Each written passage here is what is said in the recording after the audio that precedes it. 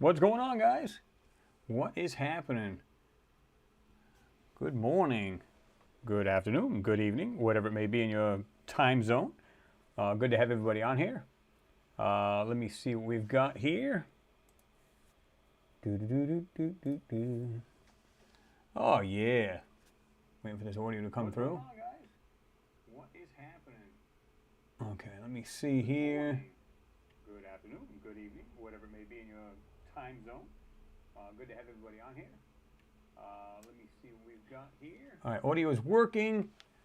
Yeah. I said glad to have everybody here, and there wasn't anybody in the chat room. Pretty funny, but I knew it wouldn't take long before everybody jumped on board. So Ricardo Petrozzi's in there. Corey, what's happening? Ricardo, is good to see you as well. Daniel Lee, what's happening? Mimi Reacts, hello. Kyle Harvey, Elaine Millard, Great for All. Billy Lewis, oh yeah. German, I'm not sure if I'm pronouncing that because you do have that little kind of asterisk thing. Castros, The Ancient Alternative View, says evening all. Tony P, what's happening, Tony? Anth Wallace, 9:30 p.m. UK. John Shop is in there. Jaws D, what is happening? Folks, I'm sorry I'm late. I said actually on my community page I'd be on like 4:15. Problem with it is that we had probably 8 inches of snow here, which is not an astronomical amount. But I don't know about anybody else's spouses, but my wife doesn't like to drive in the snow. So I had to take my son to work and pick her up from her job. And then, of course, I came home and, yeah. You get these people. And, folks, I'm the first one to say, listen, drive carefully, be safe and everything else. But some people are, like, ridiculous with it, where the road is pretty much cleared up now, and they're still doing 20 miles an hour and a 45. Now, again, I'm all for being safe and being, cautious and everything else. You shouldn't throw that out the window when it's icy or anything. But when the road is pretty much good, I mean, you don't have to worry about it anymore. But that's why I'm late. So my apologies for that. We'll try to do the best we can to get here. Eric Bauer's in there. What's going on, Eric? Lee Herring's in there. Mind Blaster 80, what's going on? Goathart, what's going on, Goathart? Good to see you in there. David Clark's in there. Pete Ferrero's in there. 22 degrees. Oh, we got you beat, brother. We're like 19 degrees Fahrenheit right now. Wild Mountain Bear is in there. What's going on? Here, present. Mars the Second Genesis. What's happening? Good to see you in there. Hi, Chris. Hope all is well. Just watched your video earlier and enhanced it, and yep, you are right. Yeah, there's some crazy things in these photos, man. I'm telling you. They make everything blend and look so bland, but yet there's things in there that you wouldn't expect to see in these photos, right? I'm glad you are doing the work as well, and many others is doing it as well, and I think that needs to be done, right? Let's see. Dave Jones is in there. What's going on, Dave? Good to see you in there. Thing just jumped on me here. Noodles, what's happening? Good to see you in there, man. Let me see. Limey Watchers in there. He said,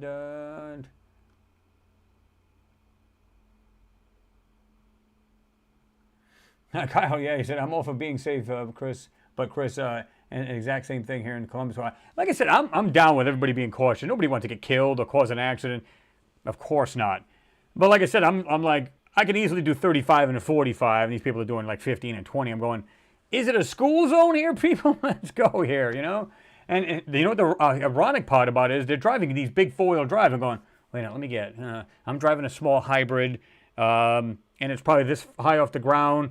They're driving in a monster truck, basically, compared to my car, and they're crawling. I don't know. When I had a four-wheel drive, I drove, not crazy, but I drove good. I knew, have it locked into four-wheel high, and I was cautious, gave plenty of room between myself as well as the driver in front of me in case something happened to them. I didn't rear end them.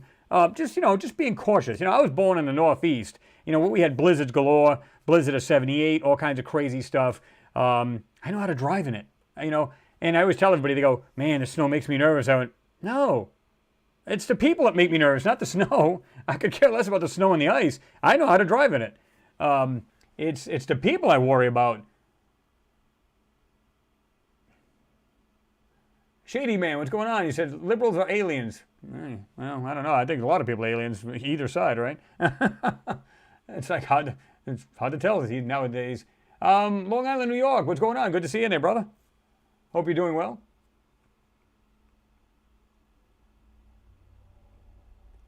I'm trying to see if I can go by anybody here. Oops. Hate it when it does that. Kyle, thank you very much, sir, for your support. I do appreciate you. Always continued support of this channel. That's awesome. 20 miles an hour is stupid slow, though. It is. You know, again, I mean, this morning I had to be at work, and my wife had to be at work at 6 o'clock in the morning, and the roads are horrendous. I mean, ice everywhere. I mean, I get that. But, you know, even though they plowed all night, salted and everything else, dropped some brine, even before the snow started, they were putting down a liquid brine. And, you know, so you don't have a problem with that. You're like, oh, good, at least the roads will look better. And they didn't look half bad, but they were still a mess. And, but now they're like down to the bare pavement. Some patches, not so much, but, and I'm going, people, if you're that afraid of the road, please stay off of it. You could create an accident just by doing what you're doing, and let alone driving like a mental case. You know what I mean? So I don't know. Maybe it's just me. I don't know.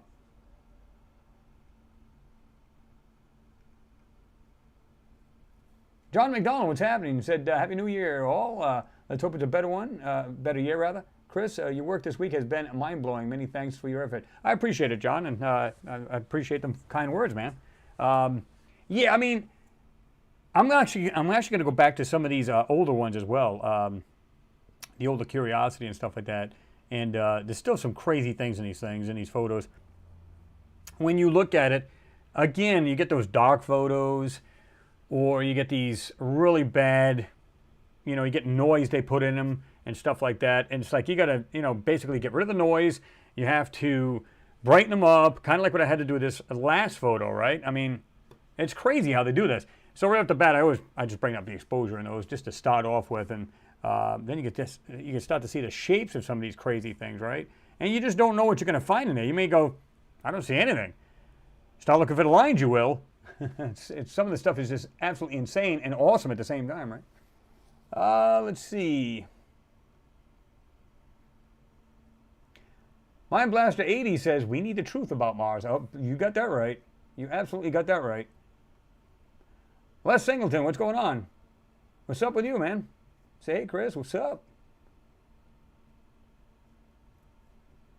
Michael Kadurka here. What's going on, Michael? Good to have you in there, man. Cameron, what's happening? Good to see you in there, man.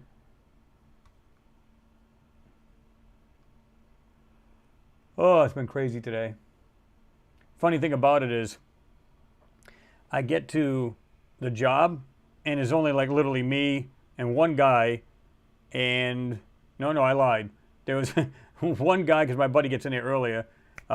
He's stock crew, and he's the only one in there, and this other guy, one vendor's in there, and myself. I'm going, where the heck's everybody else? It's like, are you serious right now? But I'm the one that always usually opens the place, and sometimes I'm the only one there when it's this kind of crappy weather. It's nuts. And you're talking about a whole store here, right? So yeah, sometimes you got to go get one of these cashiers or something like that just to bring them in. And again, I'm driving around in a small car, and yet these people driving four-wheel drives. I don't know. I can't get it. Ron Reviews, what's happening? Yo, what's going on?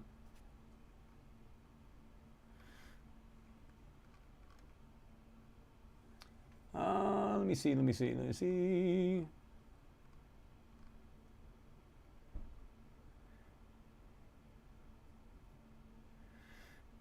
David Clark, he said, I just saw a picture of the Jade Rabbit from the Chinese rover on the moon. Seems suspiciously not the rock they saw a few weeks ago. Yeah, imagine that, how it transforms all of a sudden, right? Now it'll look like a group of rocks, or, oh, there was nothing but a hump, maybe just sand, and that's it, right? Honestly, I didn't have a chance to look at it yet, but I said that was going to happen. I said, you watch and see. It's going to be like, oh, it's this cube thing, and all of a sudden, it's just a group of rocks, guys, we were wrong. I knew that was going to happen, and it's not that at all. Billy Lewis, he says, here on behalf of Mr. Ed and Universal Digest. Okay, good to have you in there, Billy.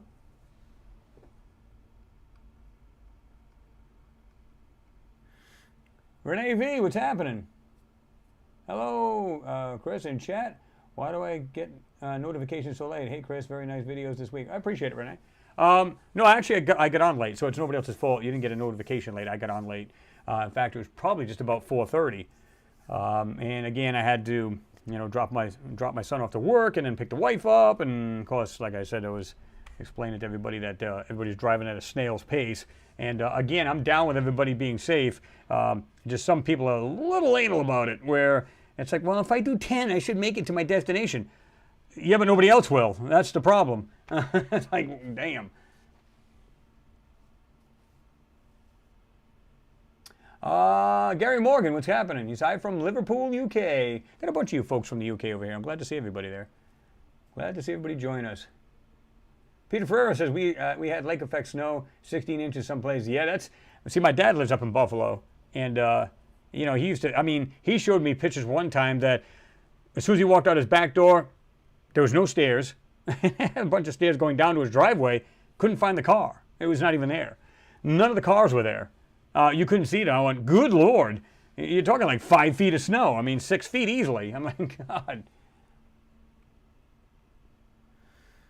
Elosta, what's going on? Or is that Elosta? Maybe I'm pronouncing it wrong, but I think I'm pronouncing it correctly.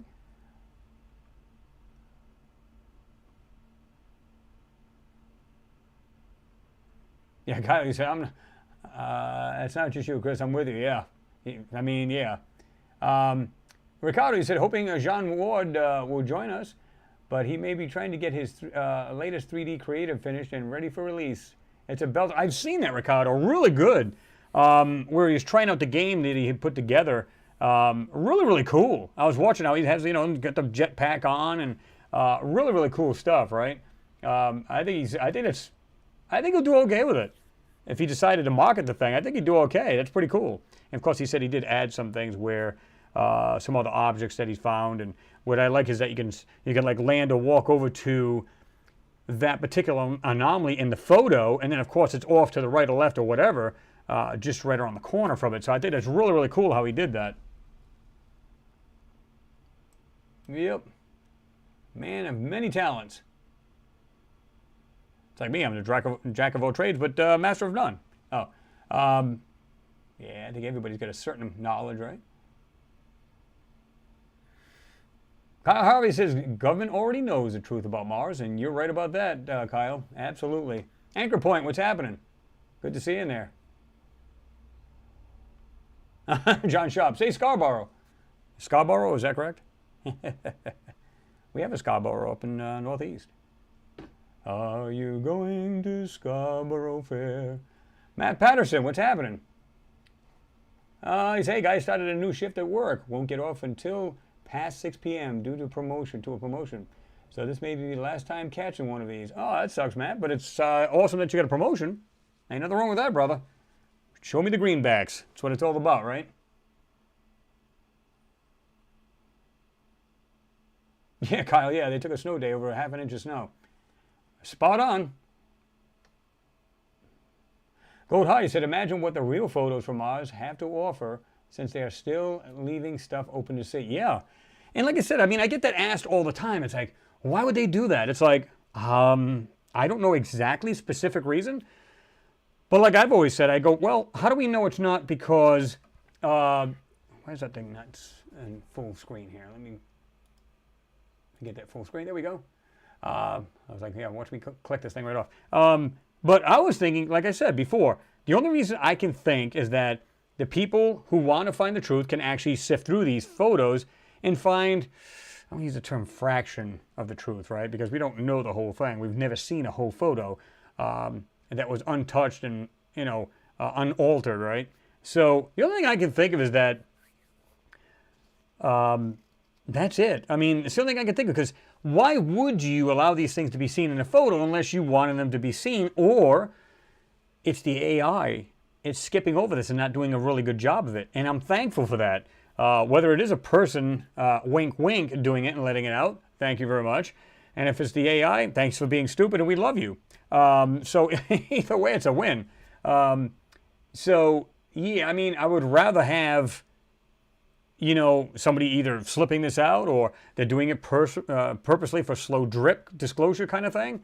I think we're all down with that. But if they could squeeze out just a little bit more, that'd be great. Love to see more of that.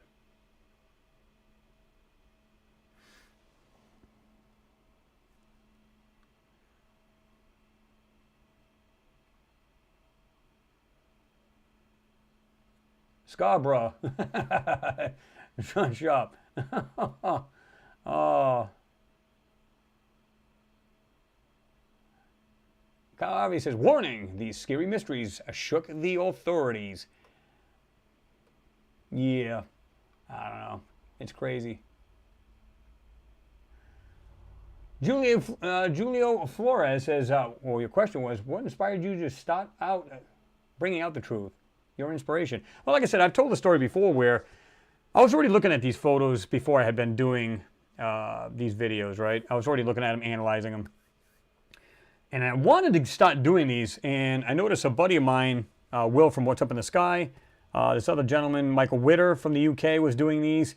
And of course, I don't know if his job or life got in the way or whatever as far as Michael Witter, but he stopped. I need to ask him because I'm friends with him on Facebook.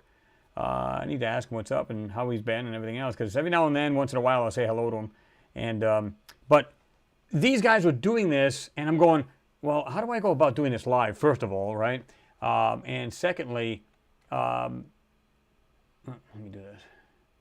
And secondly, you know, how are they not seeing these things that I'm seeing? You know, they're looking at the rocks and the small anomalies surrounding them, sticking out of them, whatever, but I'm seeing these other lines in the backgrounds and seeing through rocks. I can see shapes inside rocks. For some reason, they weren't seeing this. I'm like, wait a minute. So I got Photoshop, started dismantling these photos, and then started from there. And I said, you know what? I'm just going to jump in with both feet. Just get them wet. And start doing these videos. And that's where I started. I guess it's because other people didn't see it that I wanted to do it. And I don't know if there's anybody else doing what I do. In other words, drag these things out from the obfuscation. Now, there's plenty of people out there, really good people. You know, Jean Ward. We've got Art Alien TV. You got Joe from there. Many people doing these where the real Jimmy Roberts bringing out the truths of what's in these photos. So they're doing a fantastic job. I just look beyond that. I look into the photo, not at it. And I like to try to bring these things out the best I can. You'd be surprised just how aggravated I get when I can see something there but can't quite bring it all the way out. So I just discard the photo. It's not worth it to me. Like I said many times before, I don't want to waste your time. And I'm not going to waste my time, that's for sure. So I just, next photo, right? But yeah, that's pretty much how I got started in it. John Sharp, thank you very much for your support, sir. I do appreciate you. I really do. That's awesome. But yeah, I mean, and then as time goes by, as far as doing these, you learn to tweak what you do. Because they've changed over the time. You have to roll with the punches, so to speak, and you have to, you know, basically evolve through because they've changed their manipulation software, the different tactics, the way they do it. I seen a photo today that was so bad. Here's the thing. You've seen people, I know many of you guys have seen this, where these people have taken these photos and they put a bunch of noise in it. Well, you see these little white dots scattered throughout the whole photo. So you can denoise that. You can literally remove the noise and it gets better and better. But here's the other problem. Once you get past that, there's a bunch of these swirly patterns they put over the photo too. I'm going, oh my God. Talk about taking a photo and crapping on it. Total, it's a mess. It's basically, I said, okay, it's a wrap. I'm good with this photo. And next it goes. That's all you can do. And it's frustrating. You wouldn't believe how many times you see something there, but it's not, you can't bring out enough to show of anything of any value. And that to me is frustrating, whether I just want to see it for myself or make the video as well, and I can't do either. I mean, it's frustrating.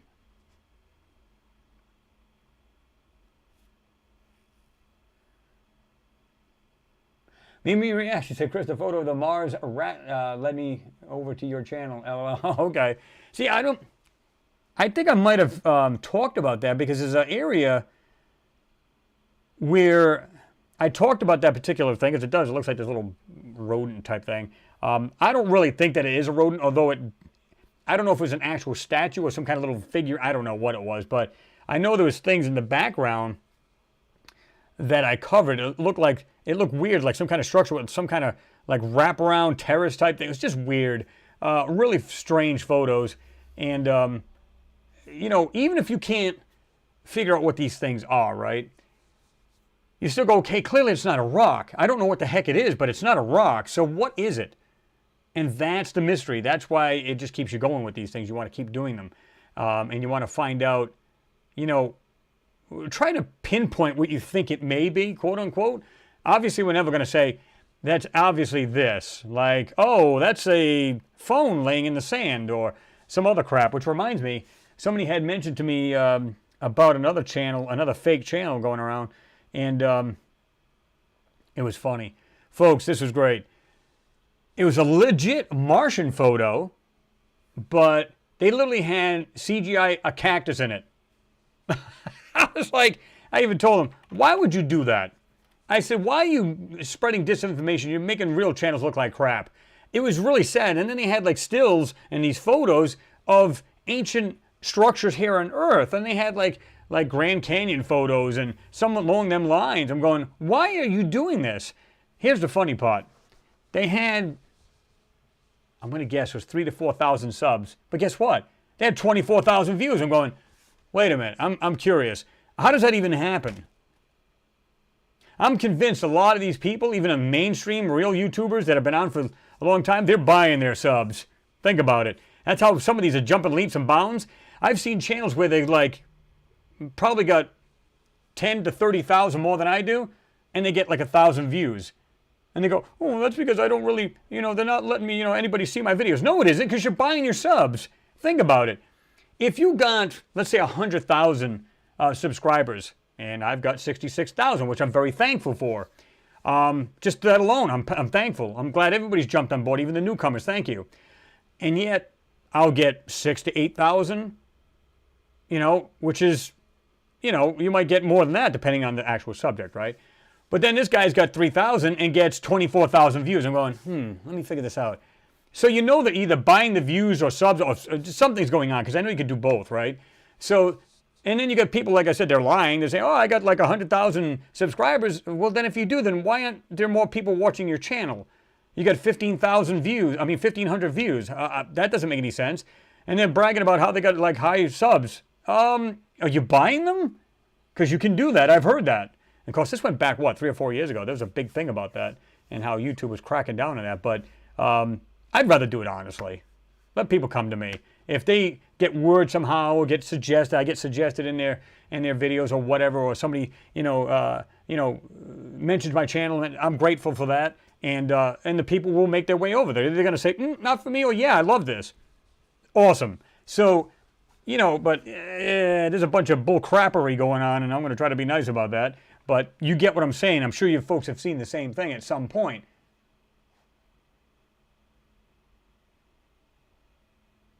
Yeah, Goat Heart, yeah. He said, Joe from Art Alien TV did point that out too.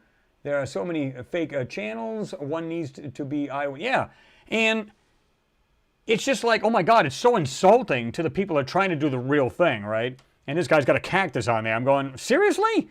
And some people are like, you know, don't get me wrong, there wasn't 1,000, like a million friggin' comments on it, but they were like, oh wow, like Mars is really like very beautiful. I'm going, oh my God. They're not going to let you see that kind of stuff, people. They're just not going to do that. It's all about secrecy. Why would they let you see it? You know?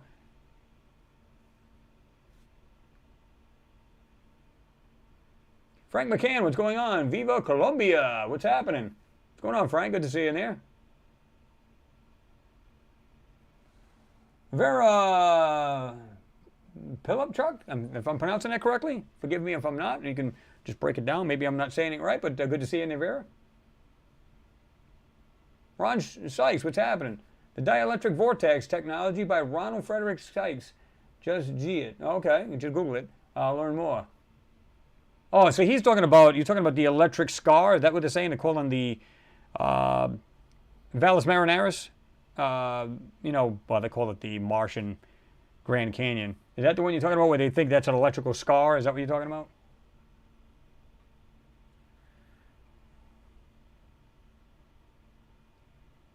David Clark, I'm available for purchase. All right, how much you need? Oh, um,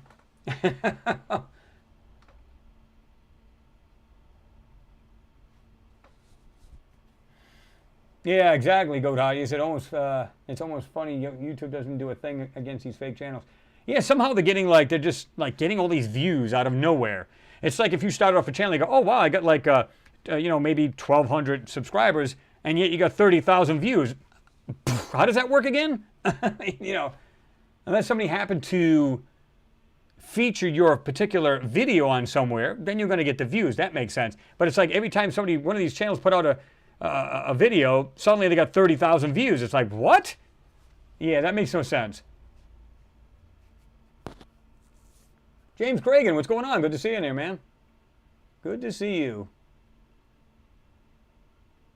Oh, you're talking. Okay, I got you, Ron Sykes. You said the Blue Planet Spacecraft Club uses the dielectric vortex technology for superior levitation. Okay, I got you now. I just had to go back a little bit in the comments. MG Toe, what's happening? Good to see you in there, man. Good to see you.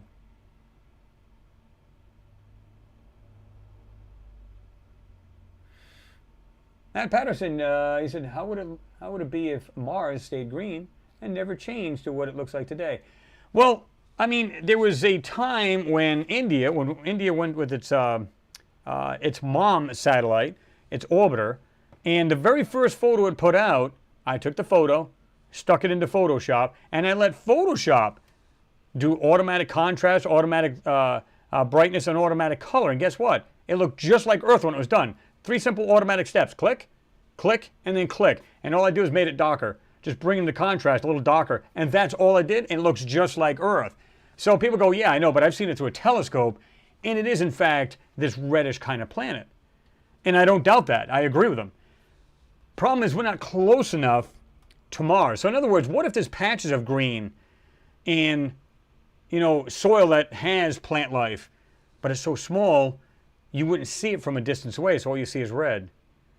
But if the closer you got to it, it would literally look greenish and brown and have a blue atmosphere type thing. Yeah, I think that's a very strong possibility. I think that's the real case. Because obviously from a distance, it's kind of like here. It's the opposite here on Earth. When you look at, now don't get me wrong, we have an atmosphere, quote unquote, but if you were to, so that kind of throws everything off, but if you were to get closer to Earth, you would see more land. You would see browns and stuff like that, but you see mostly blue because it's what? What is it, 70%, somewhere around there? Roughly around that as far as, water on the planet. So you would see the land masses and everything else. You'd see all that, but keep going away from it. Just keep going a distance to distance. Suddenly it looks all blue. Well, it's just the opposite here. How do we know the closer you don't get to Mars, there's actually patches of life, organics, plants, things of that sort? How do we know? And when I saw that photo of India, I was like, what is going on here? That absolutely looks like Earth. No doubt about it.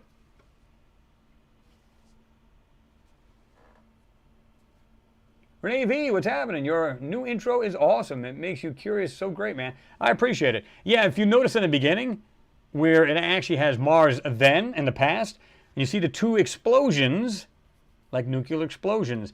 Watching it from the very beginning, you see a boof, boof, and then it starts off in the video. And so that was intended to show you that it had its demise through perhaps a nuclear explosion, or 2 of them. So, yeah.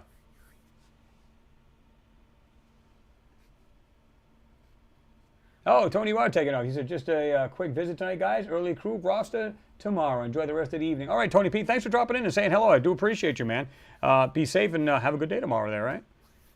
Always good to see people jumping in, even if it's for a short time, to just waving, saying hello. Hello to everybody else in here and all the other usual suspects. So it's good to see you in there, Tony, and have a good weekend there, right?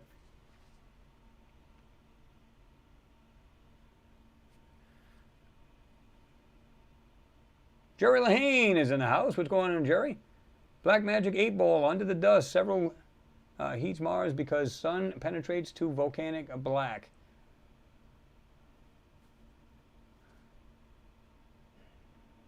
Oh, severely heats. I'm sorry. I said several. Severely heats Mars because sun penetrates. Yeah, well, that's true. But they do say it actually gets pretty darn warm in the summertime in the equatorial region. So it could be anywhere between 60 and 100 degrees in the shade. You know, they found this out through curiosity, said that when it first landed there in Gale Crater. So even if it's only 60 degrees, let's say that's the hottest it gets. I don't know about you, but I can walk around like this on the planet. Well, wait a minute, it's a thin atmosphere or barely any oxygen. Not a problem. Apparatus. I'm good to go. I can walk around it all day. Of course, I don't know if I'd want to be there at night, so you'd have to burrow underground or get in some kind of housing in order not to freeze. But yeah, so yeah. What's going on, Planetary Protector? Good to see you in there. Been a while since I've seen you. Have you been in there lately? Good to see you in there, regardless.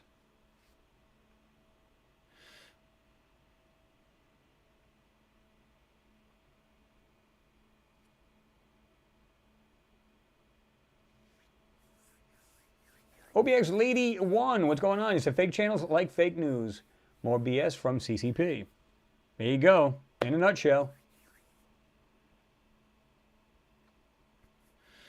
Mimi reacts, fake sand and rocks, gets lots of views. Yeah, I mean, here's the thing too. It's funny because, you know, it's one thing to try to dissect a photo like we do on this channel, right?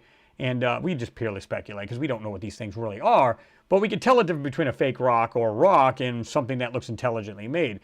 Even if we don't know what the heck it is, we still go, okay, it's anomalous. So this is the reason why the channel's there and here today. But when you start putting cactus in an actual Martian photo and putting these like ancient structures in photos of Mars, what are you doing? And I even told Matt, I said, you know, I basically didn't swear at him, didn't say he was an idiot, didn't say anything against that person themselves. I just said, why are you spreading disinfo? I mean, this is just BS, you know? Of course, that stayed on there, but I said, and this other person said, oh, is this really Mars? I said, for the real Mars, check this channel. Of course, I put my link. And I typically don't do stuff like that, but I hate to see people being stared the wrong way. I want to see people being stared in a way where they go, okay, they can go on a channel and make their own decision. Not, hey, look at this. This is an ancient civilization, and I show something from like Göbekli Tepe and say, oh, this is from Mars. You know, so people believe in this, thinking, oh wow, I'd rather have them come here and say, it's kind of vague. I'm not really seeing it, so I don't really know. And we're not here to jam it down anybody's throat. That's the key too. So, you know, when I said that, of course, that link disappeared. I did it twice and it disappeared. I went, imagine that. Imagine that. Yeah. Josh D said it said yes that the fake crap gets so many hits, so much hits. It's ridiculous. And I don't really care. It's not even about the views. It's the disinformation that's being spread. And that's not right. Would we love to see an ancient structure like in all its glory in, you know, like in 1080p? Of course. But you're not going to see that. You can see by the photos that they give us, they're absolute degraded photos of something that a phone from, you know, or a camera that it took from 1960s. I mean, well, actually, they probably took better videos and photos. But you get what I'm saying, right? It's crap. Kyle, he said, I think the crap gets more views because nobody can handle the truth these days. Well, that's true. In fact, I've seen at least 2 or 3 of them today. Not today, it was on the one we had done a few days, like 3 videos ago, where the people were literally said, oh, that's Earth. And I'm going, how do they come up with that? Because when I see it, I go, oh, this is clearly from Mars, but I guess because they don't see it, they go, it looks like something I'd see on Earth, but therefore it's not from Earth.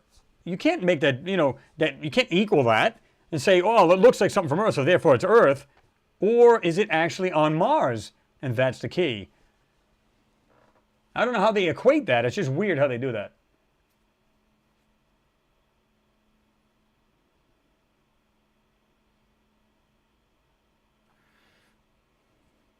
John Schaub, he said, hey, Chris, what's this about a force field pushing a comet away from Earth near Saturn? Have you seen the channel? No, I don't think I have, John. You got a link to it? I'd like to check it out, and everybody else could too. Yeah, I'd like to check that out. I haven't heard about that.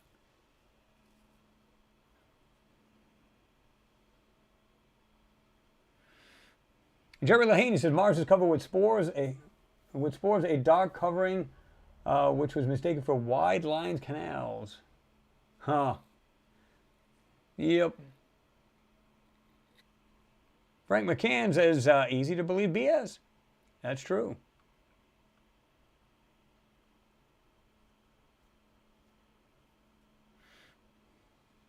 OBX81 says, reflection from the sun that depicts a different spectrum. Well, that's true. Well, again, you know, our atmosphere looks blue because of the makeup of our atmosphere and everything else. We get that.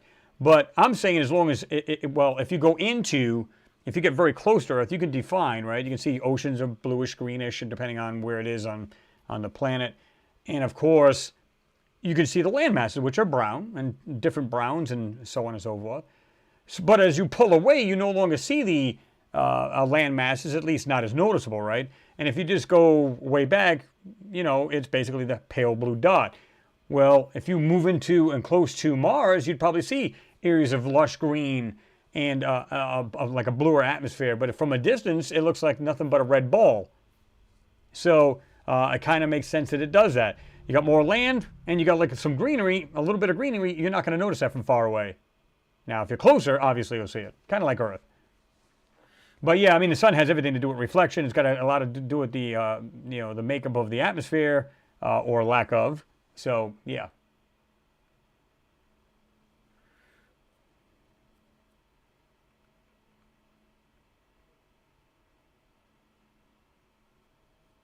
Leslie Ann Warren, good to see you in there. Glad to see you in there. Thank you very much for your support, as always. You guys are awesome.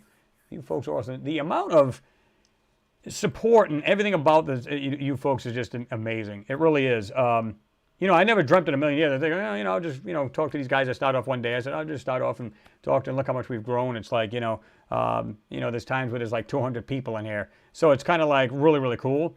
And, you know, I never thought in a million years the support I get, whether it's verbal, you know, monetary, whatever it may be. It's just awesome, the amount of support the channel gets. And I can't thank you guys enough. It's just awesome.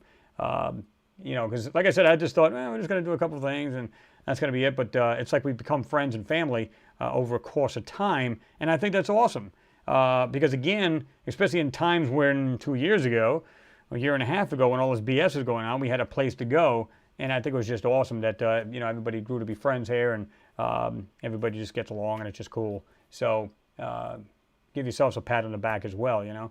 It's just awesome. But again, Leslie Ann, thank you very much. And I'm glad you're here. I don't know if were you here last week? I know I get a bunch of you here, so I'm going, I remember seeing him. I don't remember seeing him. Kenneth, what's going on? He said, I read that when you receive radio signals from Voyager 2, it is equivalent to seeing 50-watt bulb at 800. Yeah, pretty much. Yeah. It's, I mean, radio waves still travel. You know, it just takes longer to get here. But, yeah. Pretty much. I mean, it's like so dim and yeah, it's just like very, very weak. But you still get it though, right? It's just wild how it does that a radio wave can travel like that. It's just crazy. Which, by the way, on that topic, wait until you see this. And I've already predicted this. I've even said this, and I'll give you a clue. SETI. Now, some of you folks that are already following all this space news, you're going to know right off the bat what I'm about to say. Really, really cool. Metalhead, what's going on? Good to see you in there. Metalhead is in the house.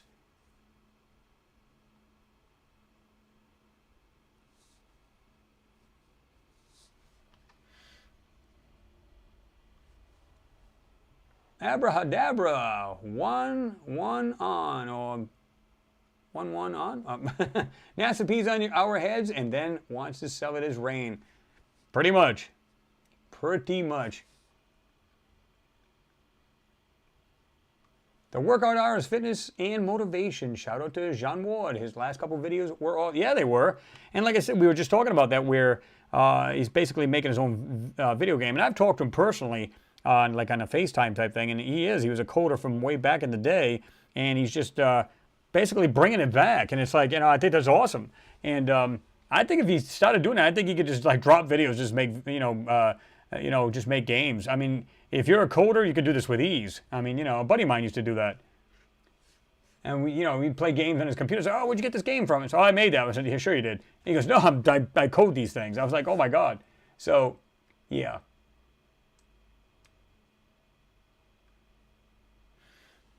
Let me bring this here.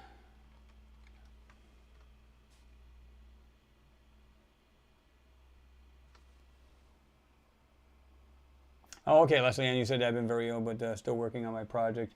Happy Van Joss. Oh, okay. Well, I'm hoping you're better now, Leslie Ann. I hate to hear that you were ill. But I'm glad you're doing better, and I'm glad that you're here. We all miss you. Jerry Lahane says, the crab actually showed me the tiny people, so it was great misfire, happy accident. Yeah, I guess it would be, right? Yeah, because like I said, I've never been a big fan of that crab thing on Mars. It's because like I said, after I went through it myself, it's not a crab. But it is not normal, and it doesn't belong on Mars. Yeah.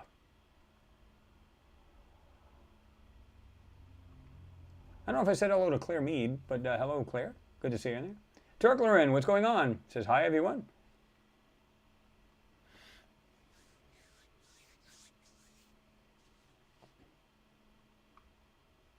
Yeah, Ricardo, yeah, I was thinking the very same thing. He said if you paste an actual URL, the chat system will squash it. Well, I was going to say you can also, if you wanted to, drop it in the community post, and I can always leave the link. So I can just go to the community post there, grab it, and throw the link here on the chat.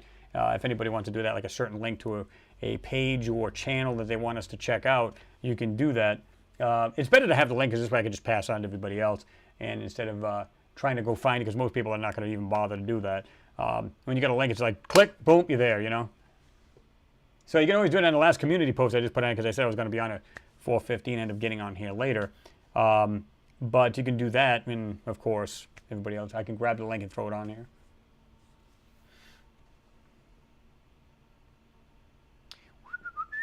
Eric Gower, what's going on? Sorry I'm late. So wasn't I, Eric. Don't worry about it. I had to get a hall pass, so yeah, I feel you. We Are Sovereign, what's going on? You said, great new video intro. Well, I appreciate it. I do appreciate it.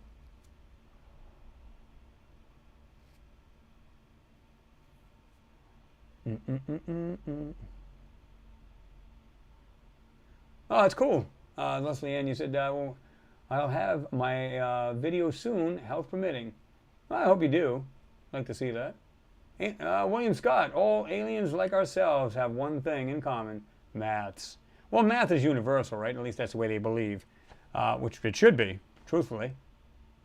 You know, but it also makes you wonder, what if, and I've said this before, you know, when you think about your everyday stuff, you go, okay, I'm in a chair, I drive a car, I drive a truck. But what if we're so off, just because we label it that, and it's not that at all? In another language, it's like Klingon, it's a I mean, how do you know? I mean, they might go, look at that, they gave it a little pet name for the things they drive in, or, you know, whatever. I mean, that's so cute. I mean, how do we know we're not so badly off, or our math is completely different than some other math? Think about that a minute. How do we know that what we think is the real deal, according to our mindset, this is the way it is, and this is the best that science has to offer? But what happens if they look and they go, man, that science is so badly off? How do we know? And something totally mind-boggling is out there, and maybe that's what they don't want to show us, what's on the moon and what's on our neighboring planet Mars. How do we know? Because I've seen some real freaky things on Mars, like what looked like, remember we did that one that looked like an aerial view of this, it looked like a city with roadways, and it looked like it had greenery and the structures in between these roadways. That's creepy. That does, and a couple of you folks had said that, where you go, it just gives me this weird eerie feeling that whatever happened to Mars, it was thriving, and now it is what it is. And the fact that they had probably a thriving civilization on there, and you look at the pictures now, oh my God, that just, you know, it's like looking down at a planet Earth that was completely destroyed, and I don't mean destroyed where there was no more, well, I should say, and all you saw was just roadways and buildings and nothing else. Like some buildings are blown up, some not. You see the vehicles that these people, or the civilizations are driving, they're flipped over, they're just laying there, just not doing anything. Like a whole civilization at complete halt, nothing alive on the planet. That would be so bizarre and creepy, because you'd be going, what happened to these people? This is where we are with Mars here, folks. That's exactly where we're at. And in some way, I can understand why they wouldn't tell people. But in another way, I'd be like, I want to know. Because is there anybody else on there? Should we help them out? I mean, why should we let them perish or die completely? So on and so forth. I mean, unless, of course, they'd rather eat you than look at you, but then that's different. But You know, it's kind of like the moon.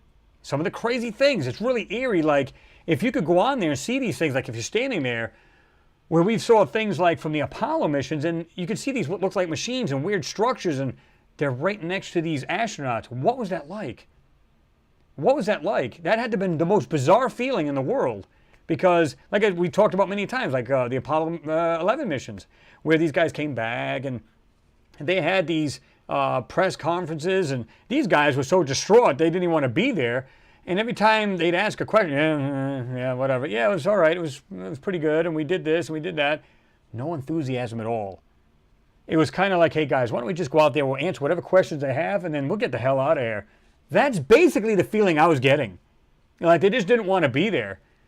And you think they'd be coming back, you know, to be on stage. Yeah, we did it. Yeah, this is awesome. No, total opposite. Totally opposite of the spectrum, man. These people were like, oh, my God, do we have to be here? That's exactly what it looked like to me. And I know you guys seen it as well, and you agree. There's no reason these people should have been like that, ever. Unless there's something on that planet that I mean, on the planet, well, it could be even Mars, what they're seeing on it. But as far as being on the moon, trying to wrap your head around that. How do you wrap your head around something that, one, it's probably very large. Two, it's not ours. Three, how long has it been there? And four, is there anything else on that planet that may be still alive, or on the moon that may be alive? Maybe it's under the surface. We don't know. We have no idea. And of course, they're not going to be forthcoming in information. We know that. So, yeah.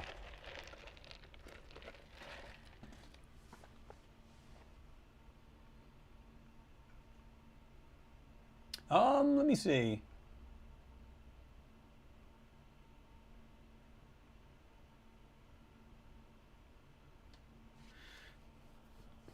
I don't know if I said hello to Gary, but hello, Gary Miller. Good to see you in there.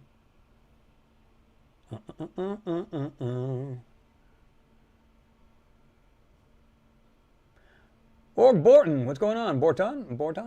What's happening? You said, Chris, do you have any uncensored NASA footage? Oh, God, I wish I did. Remember we were talking about that, folks? We were talking about, Chris, what would you do if somebody actually gave you one of these photos? Would you air it, and would you be afraid of the repercussions? Nope. Not in the least bit. You know, I know a lot of people would, because they go, what about your family? Of course you'd fear for that. But knowing that this could happen, oh yeah, I'd be on the ready. Because nobody's going to harm my family, and nobody's going to, and if I'm going to go down without a fight, or with a fight rather, I'm not going to just go down without one. So, you know, I got cameras in my house anyway, just to know them. Not because of, oh my God, they're out here watching me. You know how these people do these channels. You know, I've been hacked. They're watching me. Stop it. Seriously, stop. They look at it this way. Most people, even if you were NASA, ESA, any of these folks, even a competing other YouTube channel, they don't give a damn. They're just like, listen, you do your thing, let me do me. That's all there is to it. You know, you get these people saying, oh, I've been hacked. I've been this. Stop it. It's a play. It's a ploy to get more people to feel bad for people. There's black vans outside my house. Ooh. Now, I have said that before, but that doesn't mean it was the men in black. I said there was a van parked out. I seen one pass my house, because I can look at my cameras and see that. But my cameras, I've always had them. It's just something I put up on, in my house. It has nothing to do with, I'm afraid people are out to get me. I could care less. You know what I mean? If somebody wants to come into my house, like I said before, I hope they make real good with God. Say your prayers too before you step in. So, unless of course they drop a nuclear bomb in my house and it creates a giant crater right here, yeah, I'm not going down without a fight. But I just laugh when I see stuff like that, right? How people claim this and that, and the women, the men in black are out to get me, and all of a sudden, oh my God. Oh, they're hacking me because I got so much truthful information. Whatever. Stop it. Guy Harvey, thank you again, sir, for your support, as always. That's what Bob Lasar said about working on the UFO. It is an anomalous feeling like you shouldn't even be there. Yeah, it's this freaky kind of thing like, it's not yours. It's one thing if you are in, if you were like a jet pilot or a jet mechanic back in the day, like F-16s and, A-10 Warthogs and, planes like that. You're familiar with it. You're working on it. Oh, I got to change this hydraulic pump. I got to do this. I got to change the coolant, sensor. All this other stuff. It's yours. But when you're not, you just get this weirdest feeling touching something that is totally and literally alien. That's got to be freaky. Because, and then I can't imagine, too, picture working on this thing, right? What happens if I hit the wrong thing and this thing blows up on my face and blows up the whole city block? You know what I mean? It's just weird. It's got to be mind-boggling to even work on something like that. It has to be. Again, Kyle, thank you very much, sir, for your support. Blue Flash, what's happening? You said theory of relativity doesn't make sense. Well, it's all relative. Oh. It depends on what you're really getting into, because I know a lot of people go down the rabbit hole on that, and that could be a really lengthy conversation. I mean, really think about it. But I think they're starting to learn now through science. What's the word I want to use? You can fudge that theory, you know what I mean? So, I don't know. It's weird.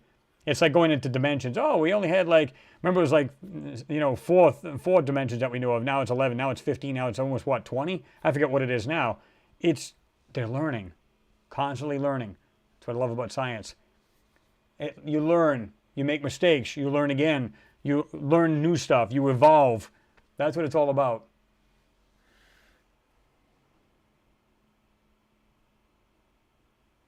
Let's get unknown. What's happening?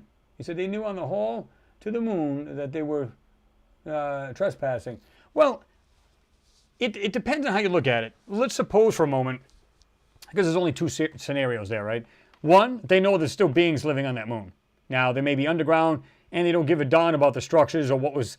Maybe there were structures that were from another civilization that either mined the moon or used it as a stopover, meaning they lived there and were just jumping back and forth. Or there's nothing alive on that planet, on the moon. I keep wanting to say planet because we're talking about Mars. Or there's nobody there, and now we have free reign. We can do whatever the hell we want.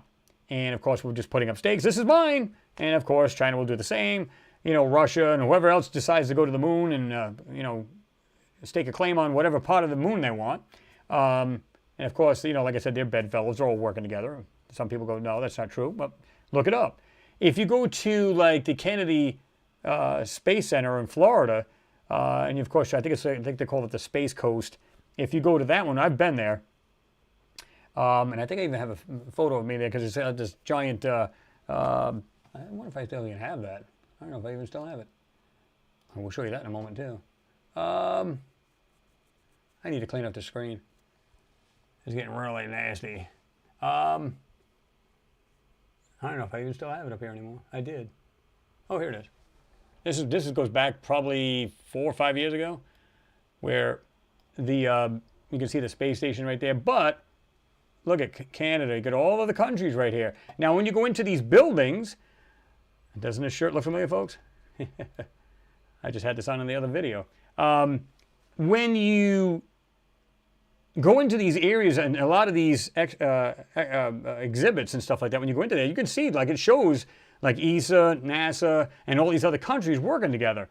They're working for a common goal, and some of these, maybe the black ops are way above that, are doing much more, what's the word we want to use, more black operations than what the PR sections of these space agencies know of, right? So, yeah.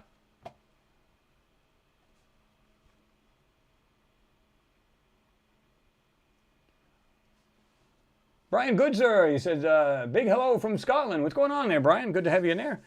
I got a few of you folks from Scotland in here, I think. Welcome aboard. Glad to see you in there. I don't know if this is your first time in here. I don't remember seeing your name, unless you snuck in last time, which is a very good possibility. Some people do. I know we have a lot of new people to the channel, so I appreciate you all for jumping on board. I know a lot of that was from Cliff High. He mentioned the channel. In fact, I went on there. I was watching his video, and he gave me that mention then. How he was talking about how the Masonics, or the Masons rather, depending on how you want to look at it, how he was talking about how things have been hidden and how they get, like there might be a Mason might be in court or something like that, let these other Masons slide for murders and all this other stuff. And he was talking about how, how do you put it? Something like, well, he's basically saying how things are being hidden from us and everything else. And then, of course, he gave me a mention about how we dissect these moon and Mars photos. And so, big thanks to Cliff High. And I'll leave a link to you to his channel, folks. He talks about everything from everything from COVID to it could be just regular politics. He talks about all different things. Very, very smart man. I'll drop a link. You may want to check him out. He's up on BitChute, and you may want to check him out. Really, really brilliant man. He's not some idiot. I mean, he wasn't getting the recognition from YouTube. It wasn't getting the views that he should have. So I don't know if they were just stunting his growth as well. But when you listen to the man talk, you know he's not a dumbbell. And like I said, I'll drop a link down there. You may want to check him out. Good stuff. I sit there and I'll listen to him. He might be on for half hour, 45 minutes, depending on what he wants to talk about and chat about. Really, really interesting topics. And I think, now don't get me wrong, he's not like my channel, but he talks about a lot of interesting things. And like I said, he's a very smart man. So I'll give him a shout out, Cliff High. Just an awesome guy to check out. So I'll leave a link in the description after the show, of course. Like I do with all the other links. You'll see all the other links we're going to cover here as well.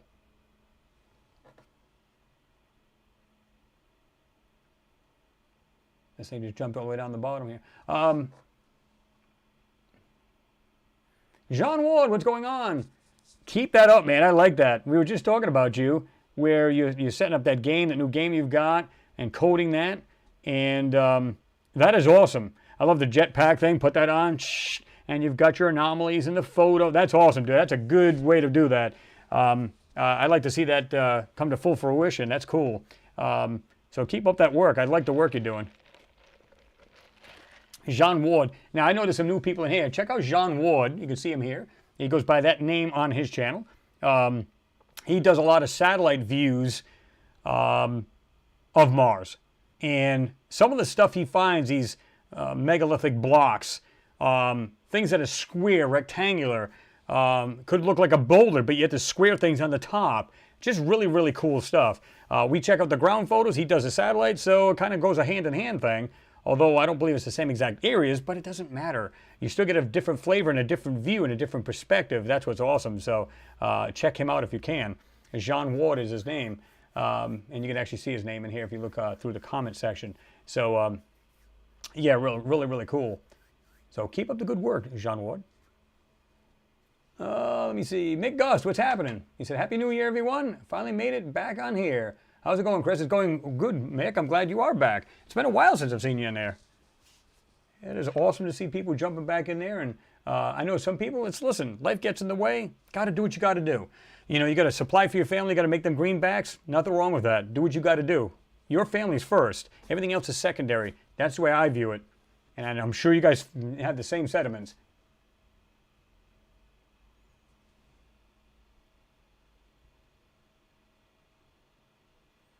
Q, kids at electronics. It says regular stuff. Kits Arduino. Arduino kits are pretty cool because I've seen people build a lot of those. I like to get back into stuff like that. I used to mess with electronics for years and just got out of it.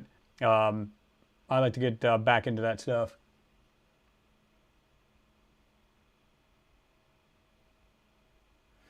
Turklerin says, Moon is ancient alien history.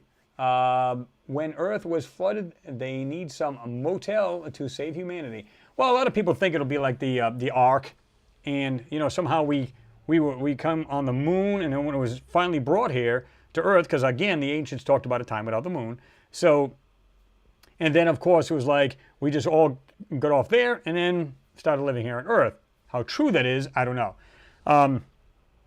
To me, that's pure speculative. I don't know because we don't know. We really don't know the truth, right? You know, but somebody said it was towed here at one time. You know, I have the idea, like, and I've said this before, that I think thousands of years ago, because again, this is our fifth cycle, where we were, like, I think thousands of years ago, we were probably just as sophisticated as we were today back in the day. And I'm talking thousands of years ago. I'm not talking about 100. I'm talking about thousands upon thousands of years ago. And that maybe, again, purely speculative, that maybe Earth was booming with life, and so wasn't Mars at one time.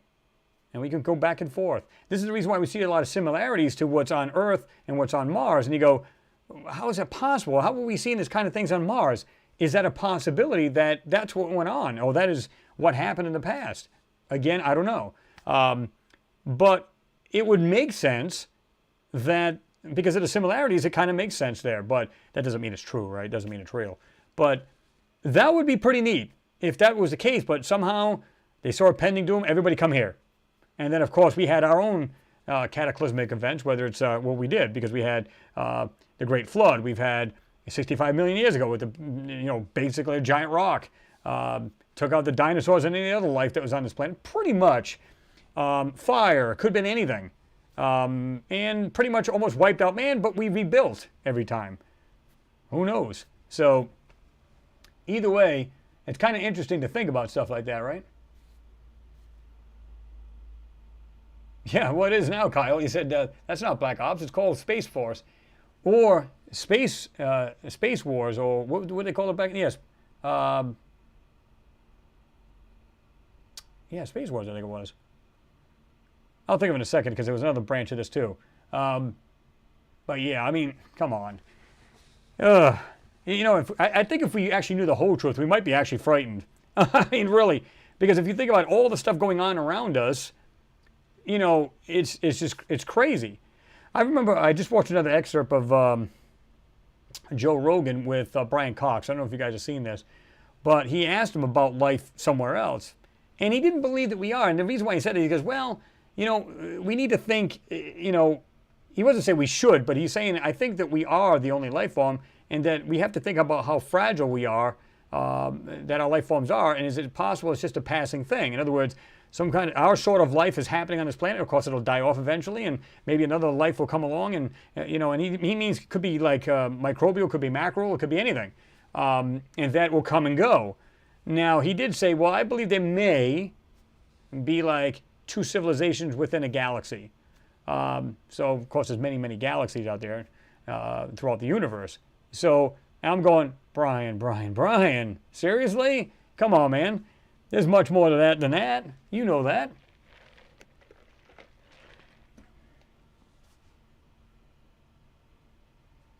Dave Havery, what's happening? Hi, Chris and fellow Martians. First time on live chat in a while, but have continued to watch videos.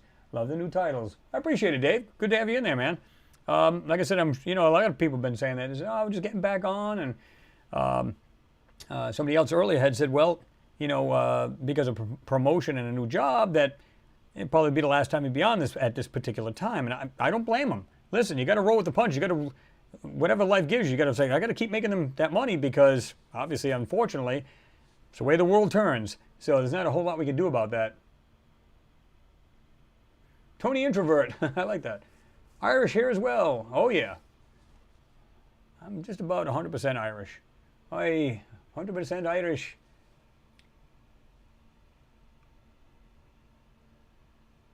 Brian, oh, okay, good sir. Good sir. You said, been here a few times, bud. Oh, okay.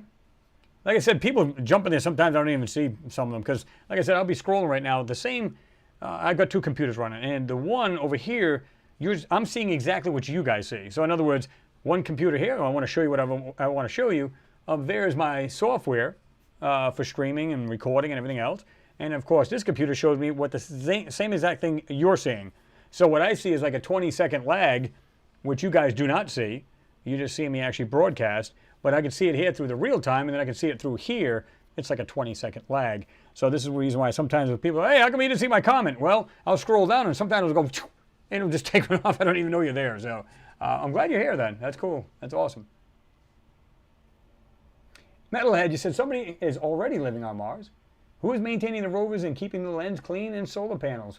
Well, Metalhead, at this point, we don't have anything with solar panels other than the Ingenuity helicopter. That's the only one thing that's solar powered. Perseverance is nuclear, as well as Curiosity rover. They both have a nuclear, basically, power plant, right? So they have a radioactive isotope that's decaying. That's what creates electricity. And of course, it has batteries on board as well, but that's basically what it is. Now, the other ones prior, like the Opportunity and Spirit, those were both solar panel. And, it wouldn't take much to kill them off. Now, I've never read this, and I don't know if anybody else has, but I know I've looked at the specs on these cameras, and something tells me, because I've done this in machine shop, where you have a piece of plexiglass, right? Let's put it, let's call it about 8 by 8 inch square. And you have it in front of a machine that may be milling something, or it's drilling something. And of course, you get these little pieces will throw up on this plastic. Well, every now and then you have a step cam, and what will happen is every time that machine makes a revolution, it goes tsh, tsh, tsh, and it does a little spray, and it blows these things off the screen, off that plexiglass. Is it possible they got the same thing? And then it just sees like something on the screen, and it's just a little air shot, and it completely clears the lens off the camera.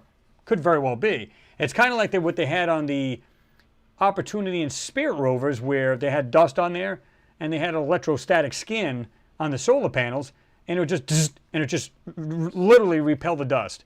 Now, of course, that didn't work the last time because they had a major dust storm, and it just didn't work, according to NASA. So basically, Opportunity became a dead stick after that. Had this massive sandstorm on Mars, and it got too much dust on it, just couldn't get it off. But then we have sometimes, what was it, the Spirit or was it the Opportunity, where it was completely dusty, and all of a sudden, miraculously, it cleaned off the solar panels. So was it another dust storm, but it was more wind than dust, and it cleared it off? Who knows? All we can do is go by the stories they're telling us, right?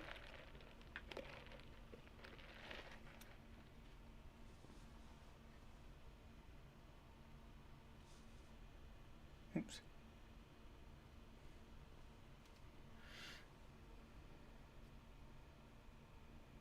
Daniel Jackson says, from Northern England, UK here. Great channel, Chris. Keep up the quality videos. I appreciate it, Daniel. I do. Thanks for being here, by the way. That's awesome. Oliver Klein, what's going on? Good to see you in there.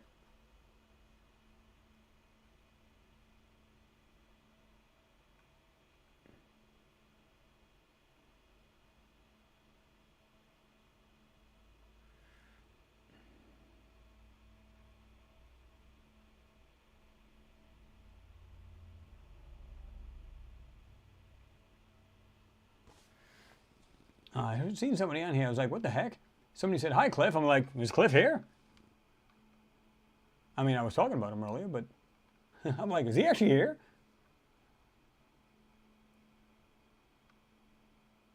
Metalhead, he said, what are the panels for? Well, it's basically to power these rovers. And again, keep in mind, it's like if you have a solar kit in your house, like I do, 2 solar panels, battery.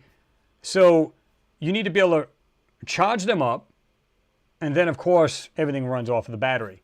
So you have to have enough charge, and this is the reason why you see these little solar panels sticking out of the sides of the rovers. It'll get its charge up the batteries, and then, of course, it does its little operations it's got to do. But what happens when you cover them? It's completely trash. It doesn't do anything. The batteries only last so long. It'll go into a hibernation until it sees it's getting enough sunlight, then it'll come back online.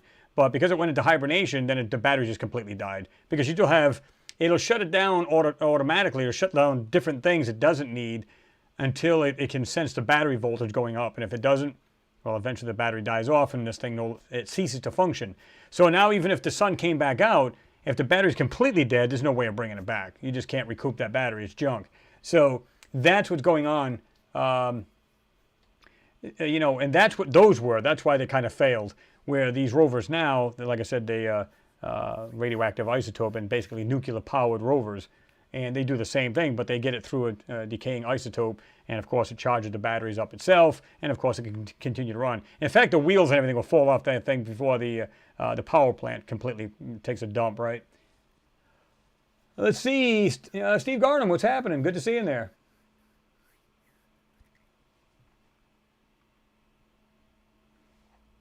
OBX81 says, I believe there is a human race already occupying Mars and the Moon in sync with extraterrestrials, and it cannot be just common, and it can't be just... Well, here's the thing, too.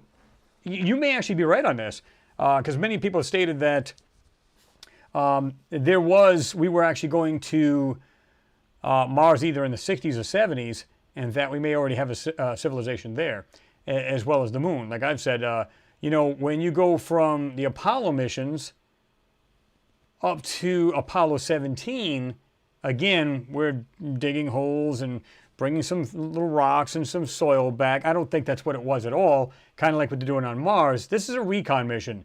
It always has been.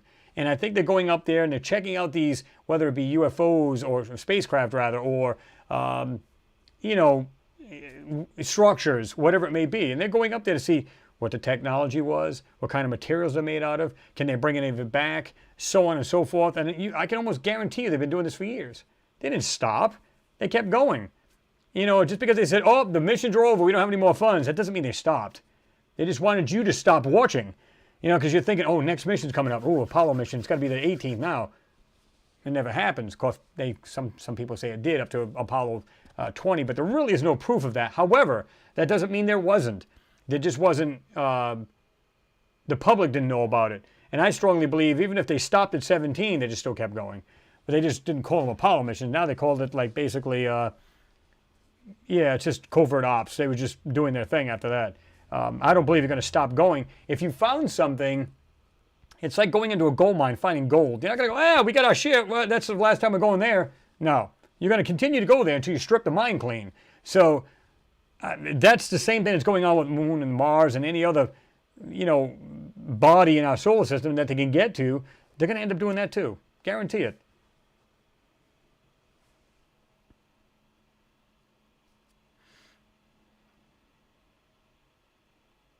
Long Island, New York, he said, what's up with the Space Force lately? I haven't heard anything about it, to be truthful with you.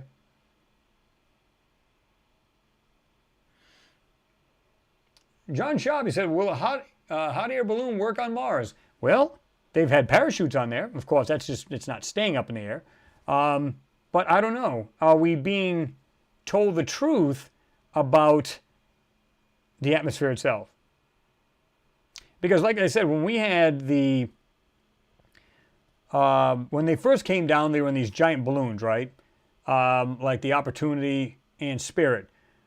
They came down in giant parachutes, and of course they were released, and they had these airbags all the way around. Of course, this thing bounced till it finally came to rest where it's supposed to. It straightened itself out.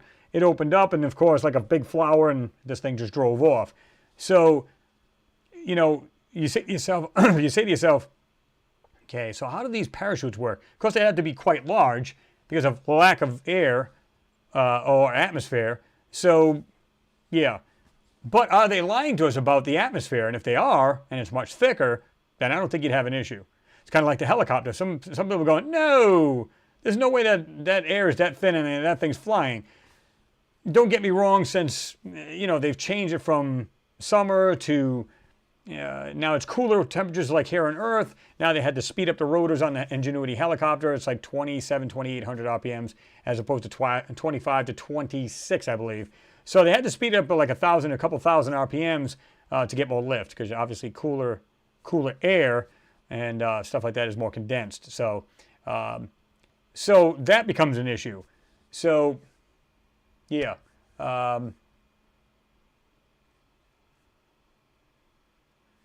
Let me see. So I don't know, John. I think, again, depending on how the what they're telling, what the atmosphere really is. So I don't know. I think they could. Truthfully, I think they could.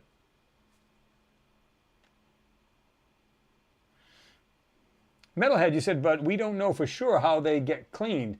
Well, again, between the electrostatic charge, believe it or not, they're not getting cleaned now, because like the Spirit has been. The Spirit rover has been dead for a while, but that got caught on something. They claim it just got caught in, you know, thick sand and it just quit. I find it hard to believe, because I've seen these things in the, they call it the Martian yacht. I believe it's in California, testing grounds. And these things are 6-wheel drive, and they have like a rabbit button. You ever see it move? Like the Curiosity thing will like crawl, all of a sudden you just see it take off. So it's 6-wheel drive, and yet they couldn't get that thing out of there. So I find it hard to believe. But when I looked at further inspection of one of these photos, it appeared something went through the wheel, and it just got locked and it couldn't get back out of it. So I think that's what killed the Spirit Opportunity. I think they just kept trying it, till finally there's no way out of it. They just said, to hell with it. We're good. You know, for all we know, they did get it unstuck, and it's still doing something in these days right now. Who knows? And then Opportunity, of course, it got buried in basically dust, and it just probably didn't clean itself enough to where it could charge its batteries, and pretty much it died.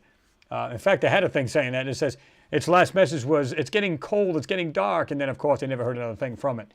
So, but I think that may be their way of saying, hey, why don't we do this? Why don't we just say it's going offline, it's dying, so we don't have to tell people anymore about this. Remember like China did recently? not with the Chang'e 4, but the Chang'e 3, where they said, oh, at night, the solar panels are supposed to close on the Chang 3, or Chang'e, depending how you pronounce it, but it didn't. So they said that the components got frozen, so therefore the rover became inoperable. So, but that was bull, because like I said, the ham operators on the ground could hear this thing pinging, because they, I think they were pinging on the 2-meter band. And funny enough, they used to do Apollo missions through the 2-meter band. So, but funny enough, they heard it going, hey, you people are full of it. I can hear this thing pinging. That thing's still alive. It's still functional. Then all of a sudden, oh, by the way, it is still working. We found it's back online, but we're not going to be showing any more to the public about it's going to go on with its scientific activities, but that's pretty much it. So they put the kibosh to that. So Chang 4 is no different. How come you're not seeing a lot of information? Every now and then, I think just recently they put up a couple of tidbits of information about the Chang 4, but they're not showing a whole lot of it. Why? Because there's a lot more going on there, and they don't want you to know about it, folks. Kyle, again, thank you very much, sir, for your support. You said NASA has not stopped going to the moon because they found something important, and that's why they're keeping it a secret. It's common sense. Yeah, and I totally agree with you. I don't think they stopped. Again, I use the analogy of the gold mine. You're not just going to grab so much and go, okay, I'm rich now, I'm good. Well, you're going to be many ways you can be rich. Technology, just materials, maybe something that's material we never heard of, or something, wow, if we put these different components together, we can make this particular steel, and it's completely indestructible. A power source that just runs on forever. Wouldn't that be something if they went up there and they found this spacecraft up there and no occupants are dead in it, but somehow this thing still functioned over thousands of years ago? You go, guess what we just found? You know what I mean? It's a power supply that just never dies. That would be amazing. And of course, you don't tell the public about it. You just put them into your spacecraft that you're building. It's perfect. Power it up. You never need any energy. It's like just endless energy, and you just go. I mean, we don't know. Like I said, we're just a bunch of mushrooms to them. Just feeding us crap. There you go. Have a great day. Mr. Frack, a Centurion, what's going on? Good to see you in there.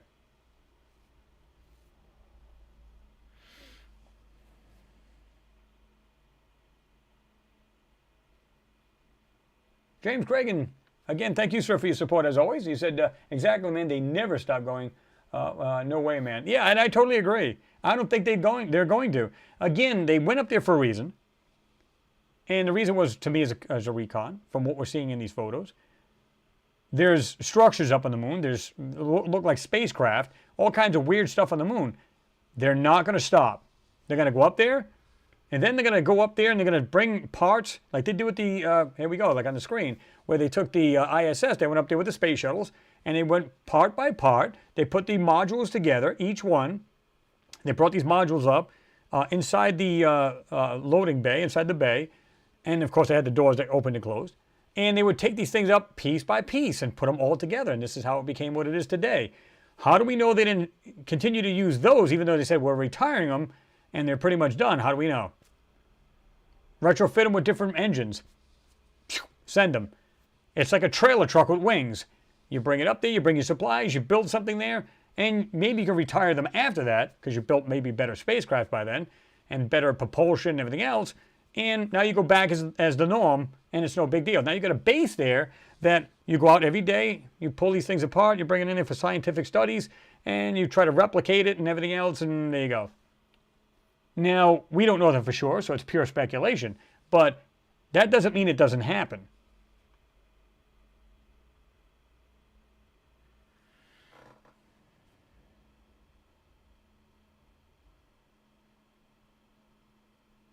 Leslie Ann Warren, you said the highest ETs are not grays, have proof they share a lot of our features. I'm working on this slow, painful work, but love it. Yeah, well, and I believe you're right. There's one of the articles I'm going to share with you guys where it says there may be other humans out there in the galaxy or in the rest of the universe. There's an article about that, and really, really cool. Yeah, hell of a client, exactly. You get it. He said, kind of great. telling there's no air on Mars, but using a drone helicopter. Yeah.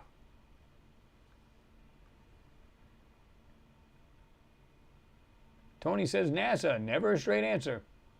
Well, at least not to the public.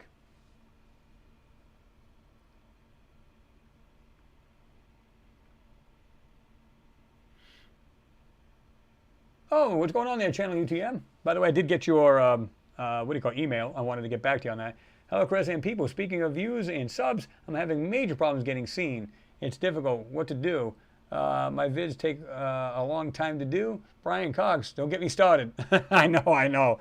But yeah, everybody, if you want to check out Channel UTM, that's his actually, you can click right on his name there, or just copy it and put it into the search box. And once you get into the search box, you can break it down into categories. It says channel, just hit on channel. And does a great job. Pretty much does the same thing I'm doing, though he's more, what's the word I'm going to use? Probably more educated on Photoshop. Uses a lot more features, so to speak, and really good at pulling apart these photos. So check out that channel. Channel UTM is what it's called. And like I said, put it up in the search box, and then once it breaks it down, you can see, like I said, categories. You can hit that box, and it's got to drop down and say videos, channel. That's what you want to hit. And you'll see his avatar right there, the UTM in that green circle. That's what you want to check out.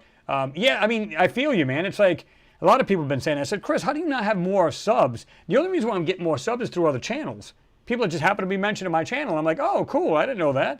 And like I said, I've had other people, mention my channel, and that's the only way I'm getting them. Other than that, but at least it's honest work. It's not like I'm like either buying my subs or any of that sort. I got people because they want to be here, not because they're being bought. There's a difference. Or make it look like I have these high subs and I don't. Would I like to see the channel grow more? Of course. This is the reason why I tell them, if you guys can spread on your social media, whether it be Twitter, whatever it may be, then please do so. It's always appreciated because it helps the channel out. It gets more views. The word gets out. And maybe that's what we're being used for by these space agencies. Not just me, of course, but other people doing this work as well. They're using us as pawns to get this information out, like a slow drip disclosure. Well, how do you do that if you can't get the word out? It makes no sense. It's like, hey, I want to take my car down to the drag strip today, but got no fuel. What? Yeah, not going to happen, right? So,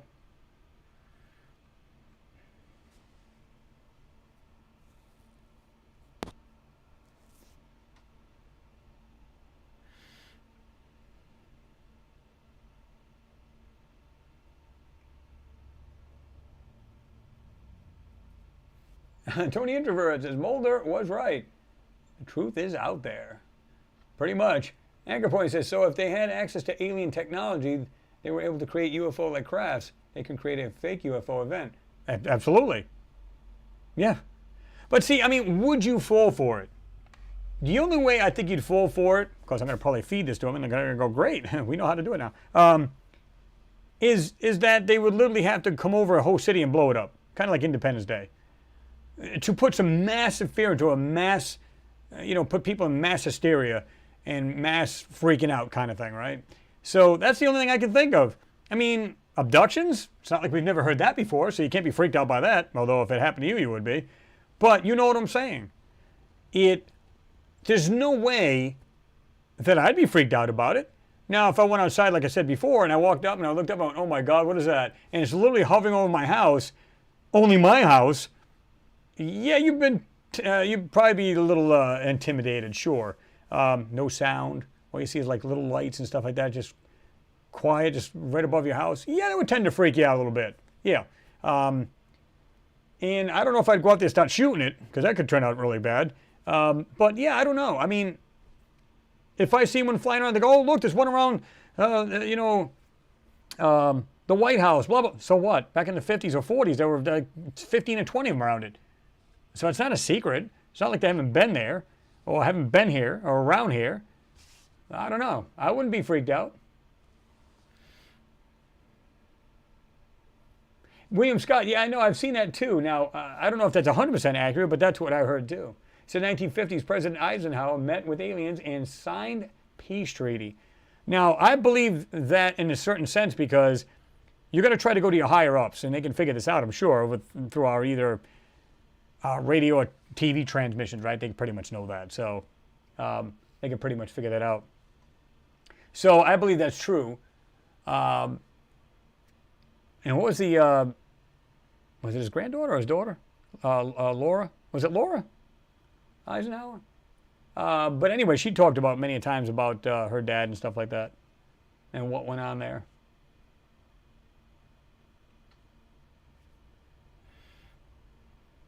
Kyle Harvey said, I think there's a big secret going on around the world and the United States knows about it. Oh, you can almost guarantee it. Dean Brazil, what's going on? Good to have you in there. Well, you asked about the channel UTM, and of course I did tell you which one it is. It's actually called just that. It's channel UTM. So definitely check it out. Noodles, you said UFO, UN funded opportunities, aka crash UAP. Yeah, amazing, isn't it? Yeah.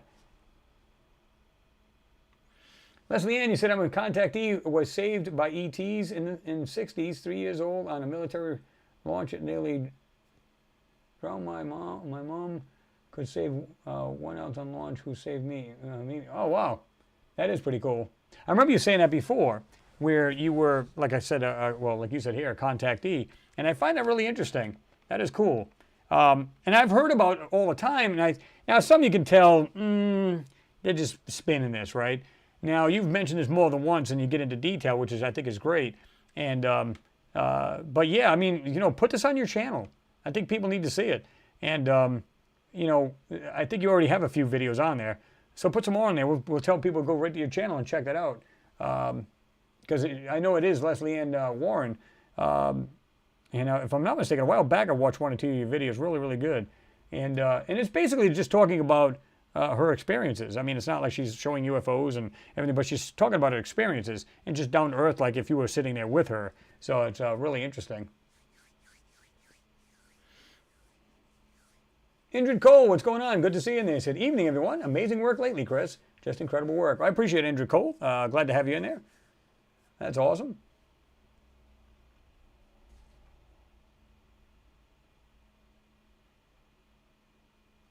This thing just jumped here.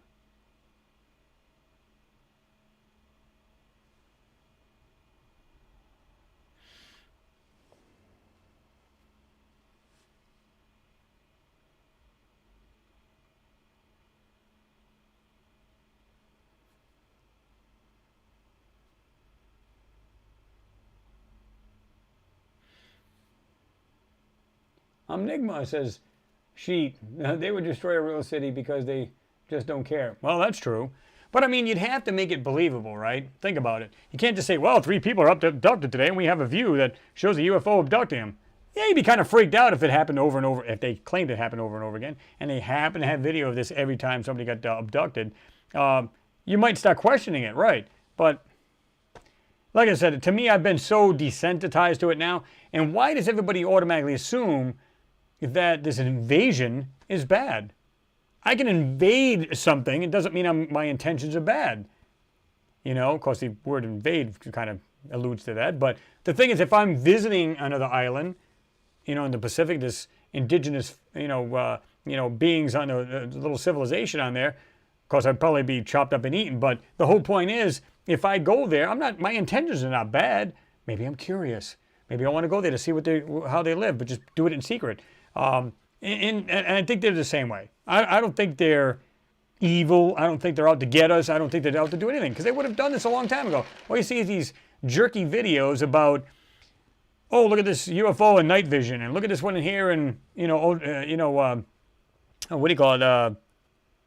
Like I said, there's always different wavelengths of taking, whether it be night vision, infrared, whatever, and it's always never clear, ever. I don't know. Of course, every time you see a semi-clear video, everybody goes fake. So, I mean, how do you win, right? But, I don't know.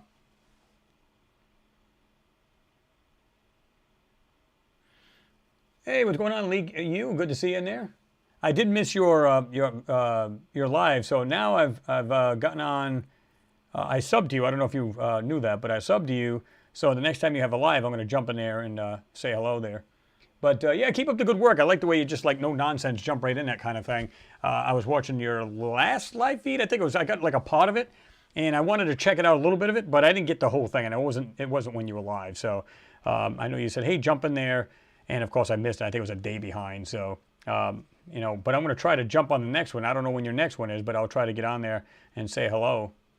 But yeah, I like the way you get in there, just like no BS going on. You were talking about Joe from Out Alien TV, where you showed what you think is like these little beings type thing, or some kind of I don't know if you were saying like it's a petroglyph type kind of thing on the rock or something like that. But you've seen like different beings or something like that. Was really interesting because Joe has come out with some pretty cool stuff, right?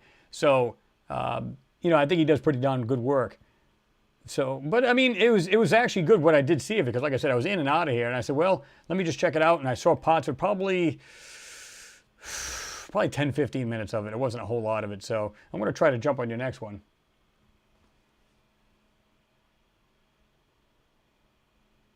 Mimi Reaction said, Chris, I believe they would destroy a fake city for a fake invasion. That's a good possibility, too. I never thought of that, but yeah. Ricardo, what's going on? Mr. Petrazi's in the hizoo. He says, be afraid, be very afraid. The Rona is out there. Dun dun dun dun dun dun dun. Third Eye Open, what's going on? Good to see you in there. So, hello and Happy New Year. Happy New Year to you as well. Hope you're doing well.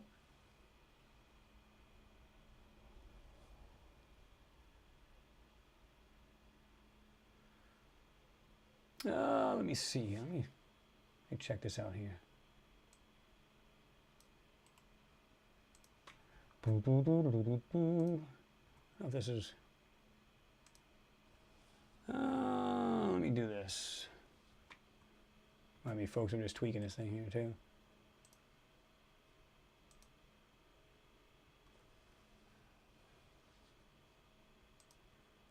Let me see. Actually, I'm just cheating. Shh. I was trying to figure out this person's real name. Marina, I believe it is. Whether there are conspiracies or not, we all know the truth because it's about space. Well, yeah, we all know that we're being lied to on a scale that we can't believe. It's amazing, you know, the efforts they will go through to cover up what's really there. And, you know, some people are still blown away. Like, why would they even share these at all? Why not just show completely fake videos or photos, rather? That's a great question. I wish I knew the answer to it.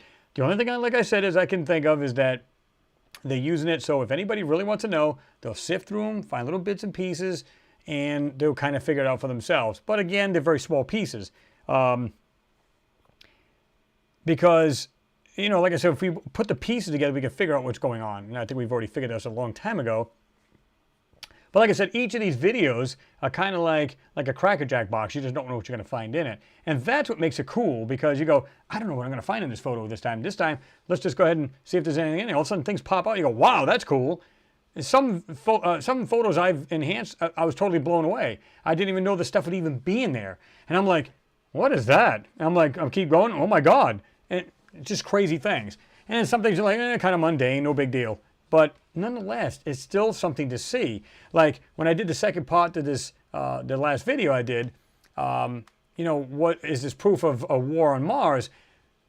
It seems like that will get less views compared to the moon. But nonetheless, folks, you got to remember something.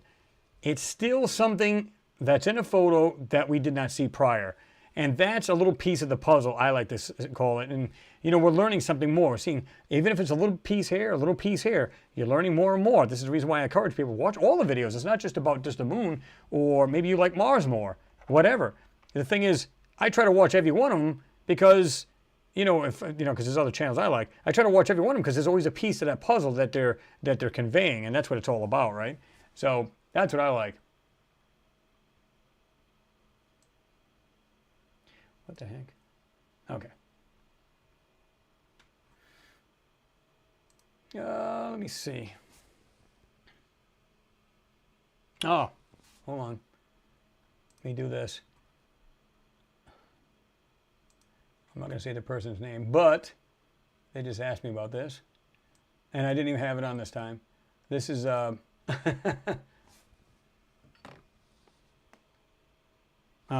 okay.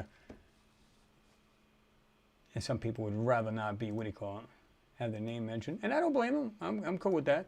They were just saying, hey, is there a way I can donate this? Because I don't see that link you usually have over there. I was like, oh, sorry about that.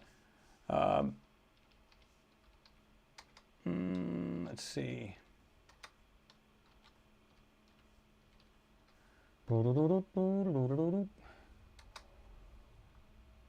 I'll put the link up there. This is for PayPal. Guys can, I'll put up at the top of the screen. Somebody just asked, he said, yeah, you usually have a link up there. And I wasn't even thinking, to be truthful with you. But it is at the top of the chat section. Anybody wants to support the channel, they don't want anybody to see who it is, you know, that's fine with me too. Ain't nothing wrong with that. Let's see.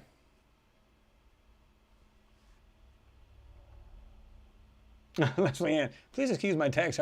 How to use keyboard, I speak better. I'm the same way. I don't know. You know, I see these, like my kids are like texting like a million friggin' words a minute. I'm going, wouldn't it be, I can say more than you can type in like a minute. Why would I want to, you know, so I like to use the, you know, the talk to text kind of thing. That's, or just leave a message so you can record your voice. It's actually better. Oops. Let's see. William Johnson says, all good stuff, Chris. I appreciate it, William. Yeah, I mean, to me, if it's a subject I like, I'm going to watch it regardless. Like I said, I like watching other space videos. I like watching, like I'm into drag race videos, you know, building car videos, you know, stuff like that. Because like I said, I used to, you know, I'm a wrench head. I like to turn wrenches too. And, but I also like a lot of space. So I like that. I like electronics. So, you know, anything of that sort, I'm down with. You know what I mean? Just not fake stuff, fake channels and stuff like that. So, but I like watching stuff like that. Max K, what's going on? He said, watching granddaughter and trying to catch this too.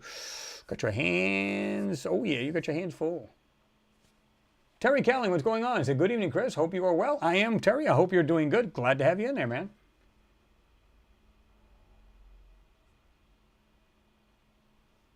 Tim Houston says, Mars' association with war is as old as humanity. Well, that's what they call it, the planet of war, right?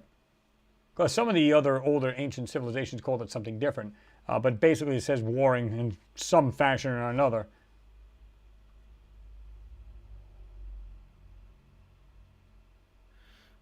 I don't know if that's, I think it's COP, K-O-P. He said, yep. They released a close-up from the picture of the hut on the moon. I actually can't believe some people actually thought they'd really show us what the thing is. Well, and I knew that wasn't, I said that. I said, folks, I promise you, you know, when they get closer to it, according to them, suddenly it's going to be an outcropping. It's a pile of dust. It's not going to be anything of the sort. And I've already looked through that picture. It's nothing of that. It's totally manipulation over something that's really there. And I knew that was going to happen. It's a given. Kind of like I did this part 2 to this last video where you can see the difference in manipulation from one photo to another. We're talking 2 days later, totally different. Now, is this, like I said, if they change the angle just slightly, well, then the pieces are going to change a little bit. Therefore, we have to manipulate a little different. So this is the reason why you see subtle differences, and sometimes you see more differences in a photo. You should not see that. If you take a picture of your front of your house, well, wait a minute, now I'm going to go off to the left or to the right of the front of the house. I'm going to take another photo. It's not going to become indistinguishable. It's still going to be your house. You're still going to have great detail. Why would it change so dramatically other than the angle? You should see every detail perfectly. Nothing should change, and yet it does. Why? Should not do that. Now, you could see the details change if you're drastically away from the house. Suddenly a window becomes a dot. I mean, common sense. But if they're not that far apart or that far away, I think the actual rover just zoomed in, because you don't see it in the first part of the video I just did. And then the second part, you do actually see the actual rear end of that Curiosity in it. You see the power plant, you see the antenna. So, but you don't see it in the prior first part video. So I think they either zoomed in to make it look like, I don't know, to make it look like they were closer. And they probably weren't even closer. But there you go.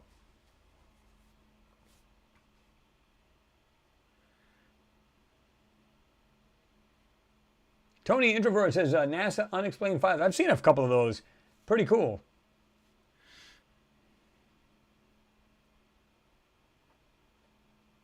Enrico Viglione says, Cracker Jack's next. So good. Oh, yeah. It is the bomb. Bex, she said, anyone knows the lifespan of solar cell panels? It depends. If they're a crystalline, and I remember there was 2 or 3 other different type, you can probably get 10 years out of them. I believe they're around a 10-year. Don't get me, it's not etched in stone. I'm not 100% sure. But I know it's like 10, maybe 15 years where they still work. They're just not at 100% efficiency. So, but you can look that up and Google it. But I think to keep the maximum amount of power, you know, you got to change them out every 10, 15 years or whatever it was to get the maximum, you know, voltage out of them and obviously watts out of them. So.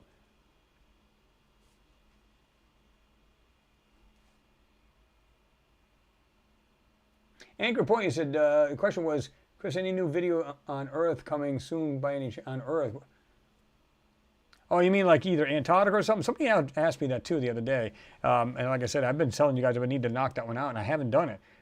Because I've had these other ones between the moon. I have like a file, a folder of these, where it's got the moon and some of these, the Mars, that I need to try to get them out first, and I've been behind. So I don't mean to not do it. It's just, yeah. It's just somehow I end up doing that. I'm just trying to get all these other ones out and then get to that one.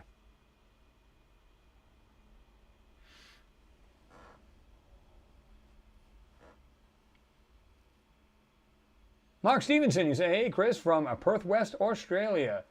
Happy New Year. Well, Mark, thanks for the Happy New Year. And then same right back at you, man. Glad to have you in there. Donald D. Geisler? Invader program was ahead of its time. They most likely walk among us without your ability to recognize them. We have been playing VR too long to be desensitized the people to never relate to them. That's true. Let me see.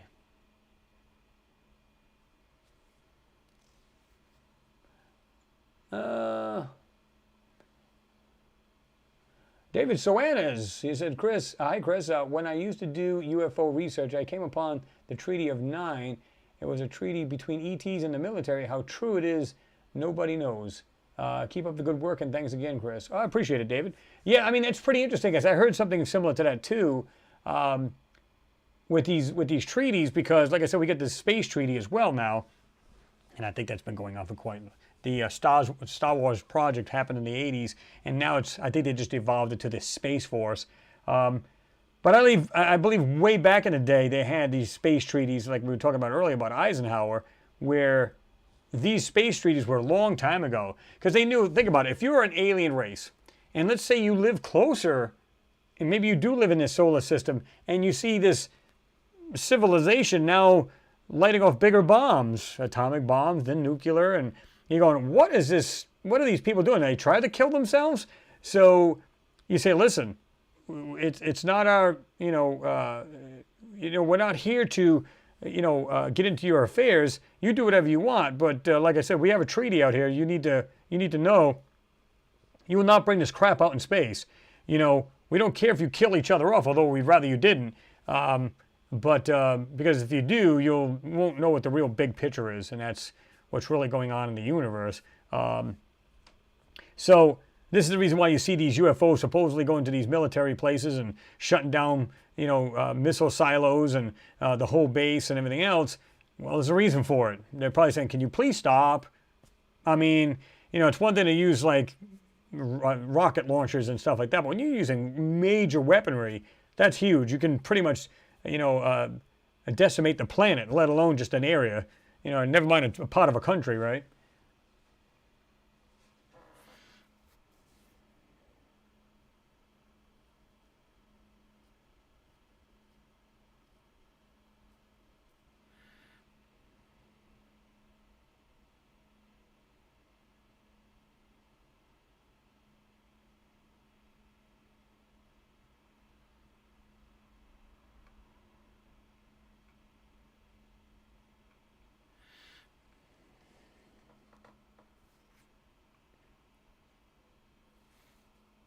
Super Matt, what's going on? He said, what's up? What's going on, man?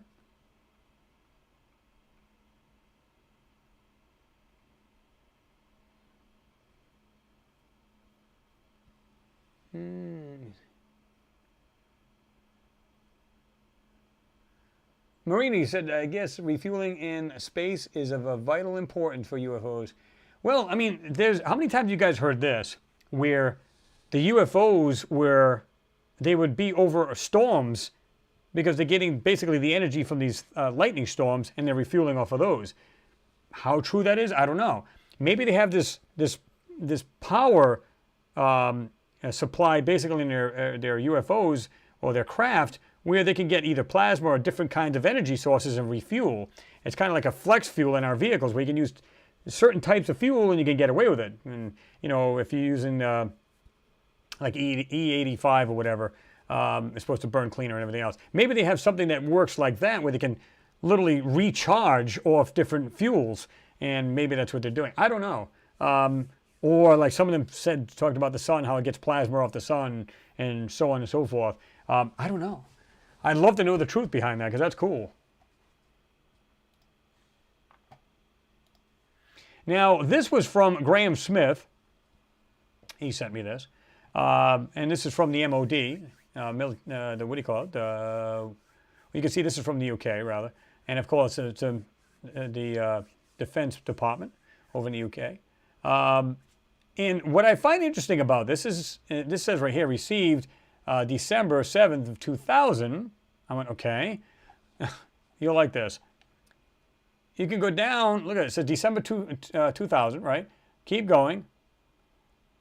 It says UK eyes only, US restricted. UK restricted, I'm sorry. But when you go down to, where did I find it here? Right here. A new database comprising separate but linked data tables covers as many as possible of the specific UAPs. So in other words, they're not using this terminology just recently in the last 6 months or a year and a half ago. It's been going back since, get this, keep going down, February 2000. So what I find interesting is this is a good read, folks. This really is. And I guess this was released by the, like I said, the MOD. And it says this was gotten from the FOIA Act or the Freedom of Information Act. Somebody had gotten this. And I'll give you the link to this because this is like 13 pages of this. However, he also gave me the archives to it, the Ministry of Defense. Now, if you look at UAP in the UK Air Defense Region, Volume 1. And if you go down, I only clicked on the first one. That's the first one you see here. And of course, that's right there. Really, really good stuff. I encourage everybody to read this. And like I said, I'll drop the link so you can get this right here. Because like I said, this is the first one, Volume 1, Part A PDF. And it's only like 3.5 meg. And you can just grab that. In fact, I'll make this much bigger so you can, whoop, can't do that. We can do that. Okay. Dude, get off with the messages and the stupid links already. But you can see them all right here. And you can check that out. Really, really cool stuff. So I thank Graham Smith for that. He's going to drop these in my AOL. So much appreciated. Now this one's cool, and you're going to know exactly what I'm talking about because we were talking about these FRBs, these fast radio bursts. Remember we were talking about that? What did I say about SETI? We were seeing these flashes from across the universe, right? Remember what's his name there, the lead guy at SETI? Well, you know, these could be from nebula or planets starting or explosions over here, and this one here is, 400, 400,000 light years away. This one's only 63,000 light years away, and just weird things. I said, how do we know this isn't light communications? How do we know that? And that there's just communications throughout the universe. They're just flashes of light, which contain tons of information, like the galactic newspaper. I put it in a funny way, but how do we know it's not like that? But check this out. Oh, SETI to build unprecedented network to detect lasers from alien civilizations.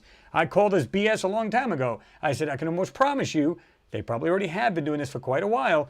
Build a receiver that can receive information through light. You get a complete flash, whoosh, instant. I'm talking within a split second, less than a second. FRB, fast radio burst, it's probably communications through light throughout the universe. And this is now, they want to build a receiver to do this. Imagine that. Oh, yeah. I've been saying this for a long time now, folks. And I strongly believe 100% that that's what they're doing now. They're seeing these FRBs going, hey guys, what if there's more to this than just a flash of light? I mean, how do we know what this is? Hey, why don't we build a receiver to figure that out? You know, they're saying detect lasers, but that doesn't mean it's not just burst of light. Same thing, right? If you think about it, it's a burst of light in a certain wavelength. And there's just a bunch of information like we have on our fiber optics cable that comes to your home or your business or whatever. You get tons of information through light. It's the same thing. It's no different. You can get light through it, like a fiber optic, not just information, right? So I thought this is interesting.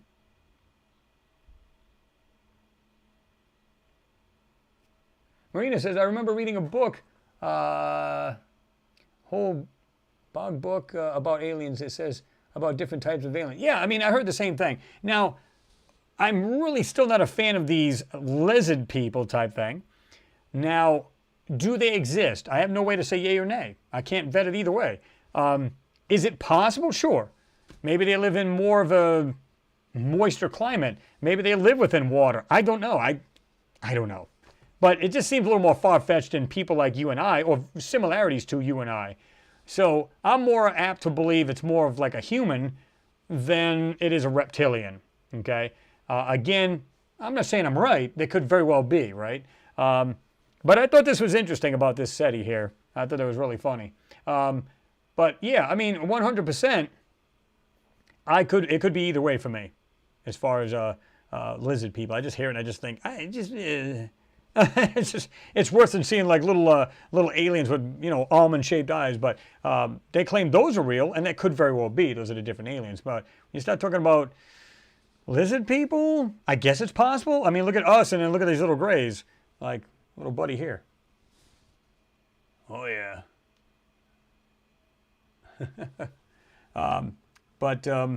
So is it possible? Sure. I'm not going to say no. 100% no. Of course not.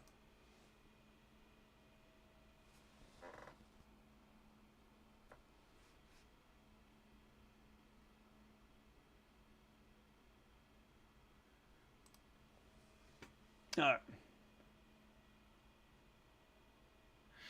Sky Blue, what's going on? He said the UK also has many crop circles. Yes, they do. In fact, they do big time.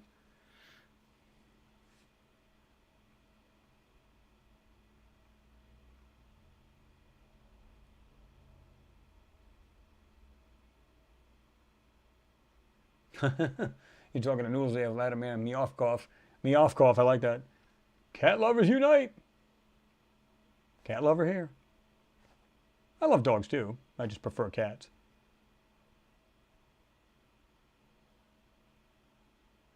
Kyle said Nikola Tesla thought of all of this many years ago. Yes, he did. Yes, he did. Remember that he was talking about how he's listened to his own radio and he heard like communications going on, and you know, some people argue, no, there's a transmissions here and here on Earth, and then he said something about, I heard a story, they were saying maybe it's from the Black Knight satellite, then they were saying maybe it was from Mars. I'd be more apt to believe that. From Mars. Again, no way to say whether that's true or not, but how do we know?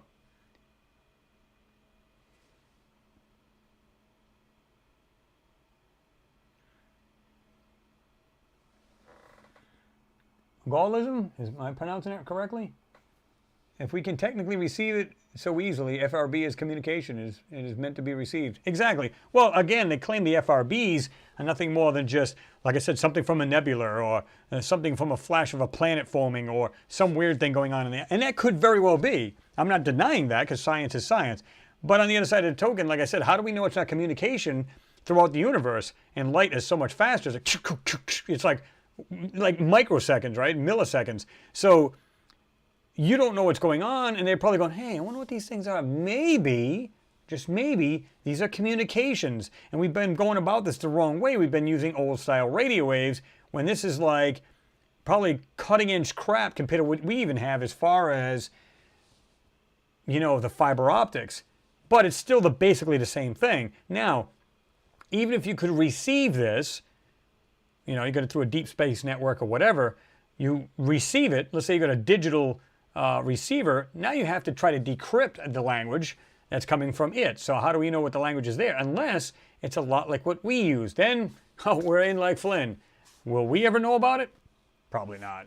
You can almost bet on, because you can almost bet they've heard radio broadcast or, you know, TV broadcast from another world thousands of light years away. Of course, they're probably dead now.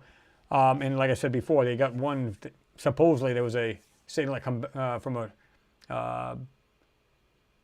from one of these planets, and it stated, oh, you know, we're dying here, please help us, and all this other stuff. How do we know that wasn't Mars at the time?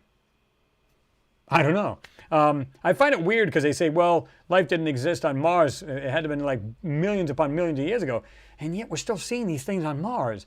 And they have these hell of a dust storms. Now, even if it's only, you know, 30, well, they say it's 300 miles an hour. It's equivalent to like 50 to 60 miles an hour to us, depending on the air density and everything else. I go, okay, I still wouldn't want to be hit in the face with 50 to 60 mile an hour winds with sand in it, okay? So now, this is over millions upon millions of years, they claim. It wouldn't be there. It'd be eroded. Be nothing left of it. Especially some of the storms they talk about on Mars, like they literally go through the whole planet. It's literally the whole planet wide. So I don't think it was that long ago, to be truthful. That's just my opinion. I'm not saying that I'm right. I'm just saying, in my opinion, there is actually a water cycle in Gale Crater, and yet we see all kinds of weird stuff in there. And, of course, we have this dust storms, and we have, like I said, we have rain. We have stuff like this. So what's that tell you? And on top of that, we have brine. We have salt water. What does salt do to metal? So, yeah. If it's in the dirt somehow, well, you can bet it's going to be basically nothing. It's going to be dust at some point, that metal. It's going to return back to basically the ground. Bolt Heyday says, Chris, we can handle the truth, but these in control over us little people will not tell us the truth. It's just not in their DNA. Well, that's true. And now it may be nothing more than, well, we know it's the DOD actually pulling strings here from my research in the past and what I've read. So they're saying, listen, we're going to allow you to do this. Let out the photos. However, you need to go ahead and cover this stuff up that's in the photo. So the people we are getting funding. So you need to produce these photos. In other words, get them from Mars, and you need to put them out. However, you cannot show this, that, and the other. Nothing to do with intelligent life on that planet. You need to cover it up. So they come up with this AI program. At first, it was just a bunch of CGI guys doing it. And now it's kind of like, here's an analogy for you. Back in the 80s, you really never heard of a self-checkout. Now you do. So what's it doing? It's taking the place of other workers, which is shitty, but that's not the point. The point is, they can ditch how many people in a CGI department that they're paying big money, and they can just have an AI do it. So, but this AI makes a mistake. It makes many mistakes, and this is how we're able to pull this stuff out. So, like I said, if it's a person doing it, thank you very much, let out a little bit more. If it's CGI, you can't tell a computer to do that, but maybe the person is programming it, maybe you can let a little more out of it. Either way, you know, but, you know, they're pulling the strings, the DOD's pulling the strings, and they're just only allowed to let out so much information. That's pretty much it. Let me see. And this is the next page here. This is pretty interesting. Scientists say there may be humans all over the universe in a galaxy far, far away. And it says, imagine, if you will, that future humans manage to travel to other worlds and find more humans. According to one University of Cambridge astrobiologist, the scenario may be more likely than you'd think. A new interview with the BBC's Science Focus magazine, an evolutionary paleobiologist at the institution's Department of Earth Sciences named Simon Conway Morris declared that researchers can say with reasonable confidence that human-like evolution has occurred in other locations around the universe. And I believe that's true. I've said that before. We're all star stuff. We're all carbon life forms. And if this exploded and these ingredients exploded throughout the universe, why would we be the only darn people here? Now, don't get me wrong. You need other ingredients to make who we are as far as DNA. But that doesn't mean you wouldn't find somebody or other life forms similar to us. Maybe breathe a little bit more carbon than oxygen, or a lot more oxygen than any little bit of carbon in the air. I don't know. Can't say for sure, right?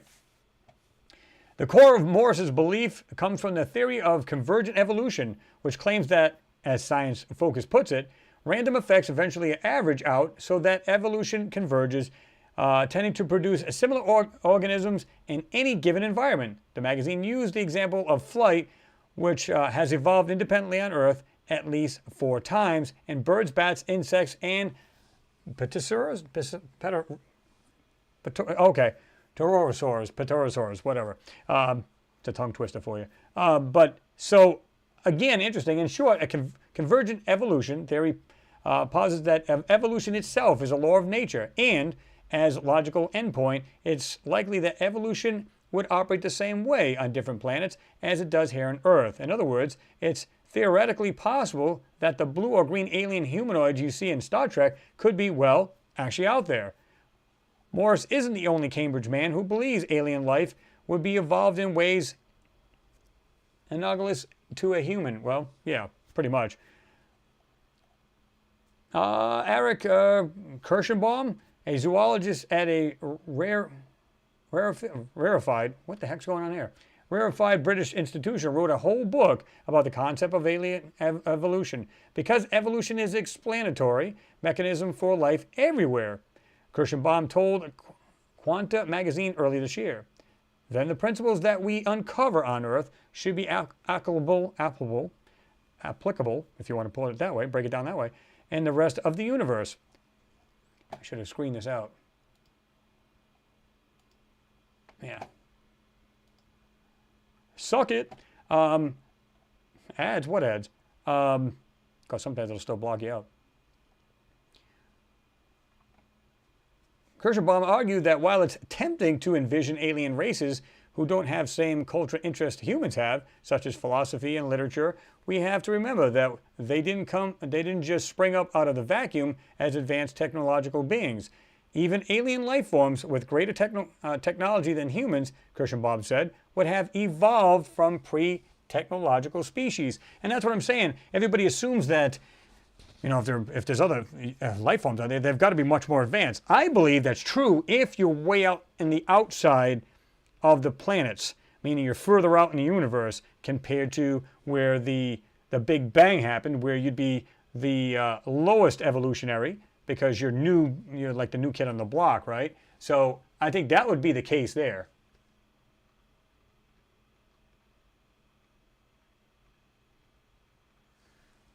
Let me see something here. James Craig, thank you again for your support. I do appreciate it. So, Chris, remember what happened to me last year in a live stream with SETI Institute when I asked when we will be shown the real truth? I got cut off. Well, yeah. Well, of course. They're going to be like, yeah, whatever. They're not going to tell you. And like I said, I can almost guarantee they've actually heard signals already. And like I said, I told you that story about that one they said they had received before. Whether that's bogus or not, I don't know. I really don't. But interesting. And it would not surprise me. Listen, I believe there's life all around us. But they're not going to tell you that. And now, what if the powers that be already know that these alien races are not a threat? And if they're a lot like us, maybe we already have a thing going on with them. Meaning, if we got the right propulsion, right spacecraft, maybe we're visiting each other. Maybe they're a lot like us and they live like we do. And maybe they're not warring. But they just, you can go back and forth, you can talk with each other, and everything's fine. I believe that may be the case. There could be certain variances in human evolution, but that doesn't mean they can't be like us. Maybe we have a lot in common. I don't know. Terry Kelling, thank you very much for your support, sir. As always, I do appreciate you guys. You guys are awesome. Like I said, I don't believe for a moment that we're the only ones out there. You don't have to be an astrophysicist or astrobiologist to figure this stuff out. Just judging by what we're seeing in these photos, and forget about that. Put all that aside. We don't even do any YouTube channels. Let's just say we're kicking it back outside and just laying out in the grass and you're looking out in space. Come on. We're the only ones out there? I think a lot of these scientists figure out the probability of, there can't possibly be life out there. What about the probability of life? It's always the negative side. You ever notice that? It's never the positive side to it. well, they couldn't possibly live out there because it'd be too cold over there. The gases on that planet. I don't give a rat's butt crack. Listen, it's about, can you make your own atmospheric conditions? Live in a dome? Of course. Can you live underground on any planet? Of course. You don't have to live on the outside elements. You can live within something. So let's say we live on we need to be there because we need, excuse me. Let me get another sip. Let's suppose we go to another planet and we need to mine some kind of material, but we can't breathe the atmosphere. Well, we'll just make a structure where we can make our own atmosphere. Like I said, on a small scale, the Perseverance rover just converted carbon into oxygen. So, you know, you can bet they're going to have a lot bigger versions of that on structures when we get to Mars. There's going to be a lot bigger version. This is the reason why they're bringing these little tests to Mars. So this way, once they get there, no problem, go inside there. You and I can walk around like this, breathing normal. It's producing oxygen. There's plenty of CO out there, right? So you can literally go out there, and of course you die. But if you come back in, you're completely fine. It's converting this to oxygen. So you're just chilling in there like nothing ever happened. And there's plenty of it out there. So unless, of course, they're full of crap and there's a lot more oxygen, which I believe, than what they claim. Gauhism. Again, forgive me if I'm not pronouncing that correctly, but thank you very much for your support too, man. I do appreciate you. But, you know, and if I am saying it wrong, just break it down in syllables so I'll say it right, because I hate to disrespect anybody. Because I don't want nobody screwing my name up. Of course, my first name's pretty easy, but last name, people going, what? Tony Introvert, you said, we floating bubble in a massive backyard. Pretty much. Pretty much. Well, I mean, again, if you look at these, like I showed you guys that video of the pale blue dot, and when you look at this little tiny planet, like the blue ball we live on, and you look at just the thousands of billions of planets out there, how is that possible? Nobody in their right mind would go, yeah, we're the only ones. We're just special. No, we're not. No, we're not. I don't believe that for a moment.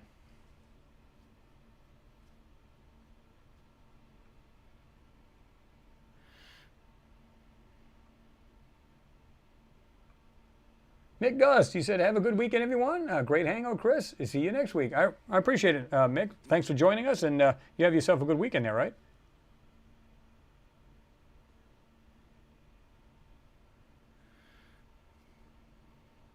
Marina, he said, I guess those human-like aliens are from Earth-like planets. Well, they'd have to be similar. They don't have to be spot on as the exact same thing, right? But they could be very well be very close to what we have here on Earth.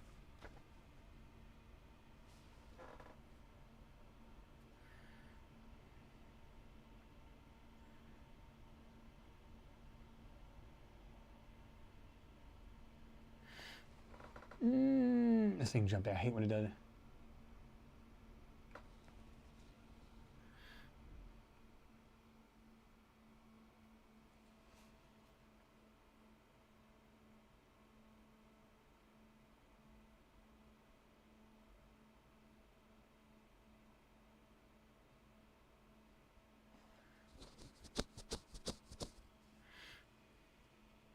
What's going on there, Mr. Bushcory? I didn't see you sneak in there. He said, sorry, all got to go. Early start tomorrow night, Chris. Night all, save later. Smash that thumbs up. That's right, guys. Hit it. Wham. And Bushcory, have a good weekend, man. I don't know if I even mentioned your name earlier. If you just crept in here and somehow the thing jumped on me, as it always does. But glad you were in there, and big hello to you, and have a good weekend there, right?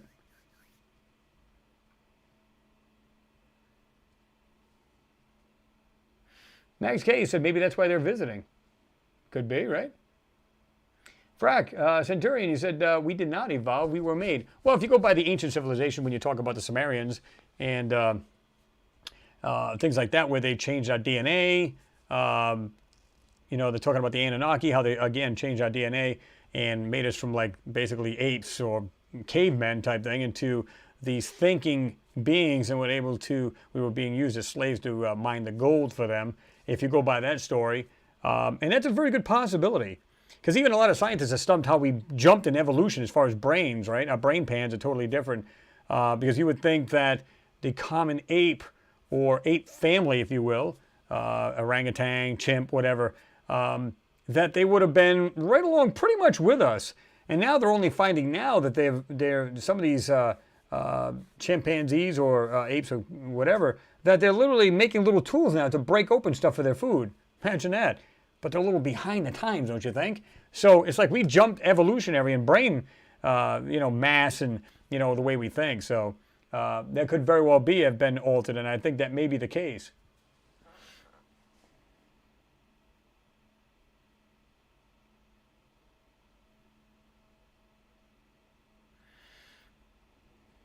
William Scott says aliens could be a real horror show for us. I don't know. I'm not saying there couldn't be evil aliens or evil, beings out there, of course. But I think the ones that have been here, they always talk about cattle mutilations, but are they killing them just for sportsmanship like we do deer and other live animals? Or are they just curious and they're taking these organs because they need them? They're experimenting or doing whatever. So that doesn't mean they're just like, oh, well, there's a live animal, let's kill it. But they do say that people who have been abducted, some of them not so good. They don't say, old joke, oh, they're going to probe me. Is it just a curiosity thing, or are they trying to do harm to you? It's kind of like, it's like when you tag an animal, like you put a tag in their ear or some kind of locating device, or you're not trying to be evil to the animal, even though it may hurt them. You're just trying to tag them, or you're trying to experiment, and you're trying to figure out what's going on. So that doesn't necessarily mean that you're trying to be evil, right? I don't know. But some of them don't sound too good to you. Some of those are abductions.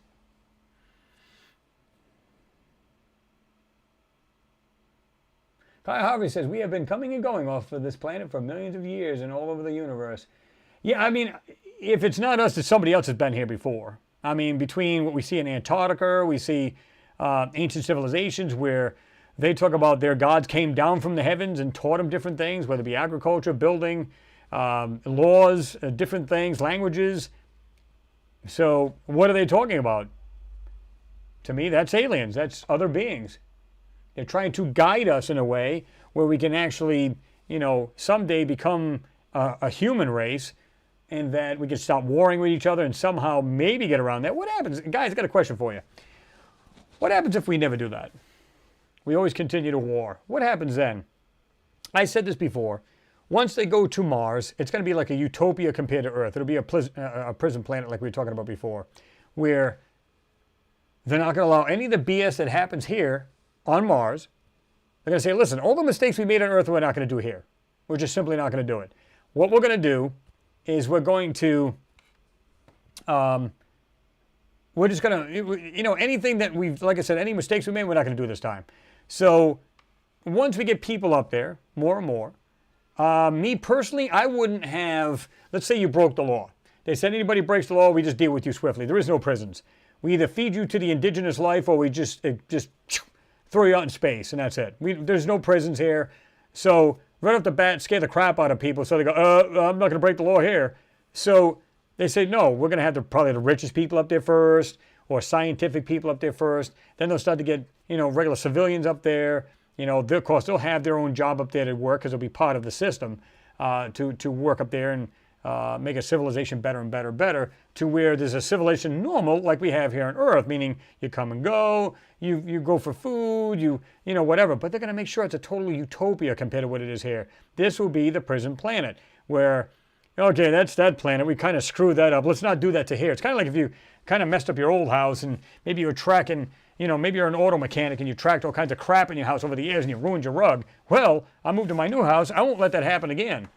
I knew a buddy of mine that was like that. He was a mechanic, great mechanic, but good Lord. Say, man, you might want to decide to start taking your shoes off, man. You're trashing your shit, like your carpets and stuff. So, yeah, but you won't make the same mistakes next time. So I think that's what's going to happen, to be truthful with you.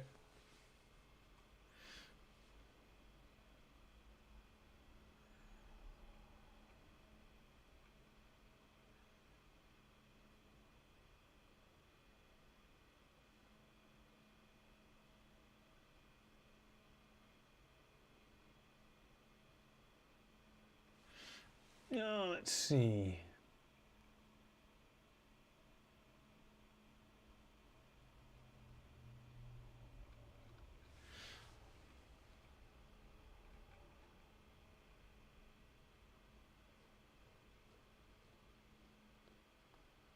Ricardo Petrozzi, thank you very much for your support, sir, as always.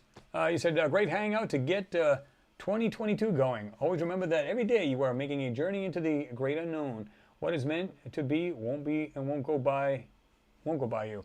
Well, and here's the thing.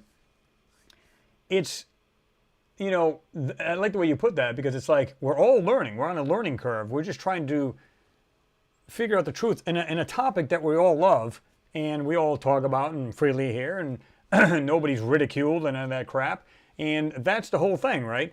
Everybody has the same mindset. Now, are we 100% accurate? Like I talk about my videos. Am I 100% accurate? There's no way to, you know, again, vet any of it. It's just the, you know, we call it what we think it is. And then, of course, you guys, you know, have the last say. But we're still on a learning curve. We learn what's going on. And we try to make heads or tails of it, if you will.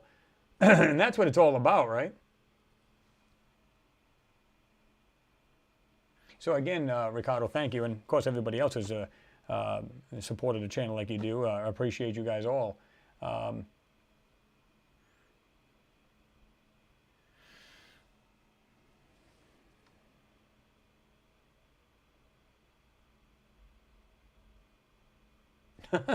Noodles, I do want the aliens to trade me something for some viable T-Rex DNA.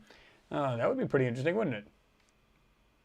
David Rains, hello and Happy New Year. What's going on, David? Good to see you in there.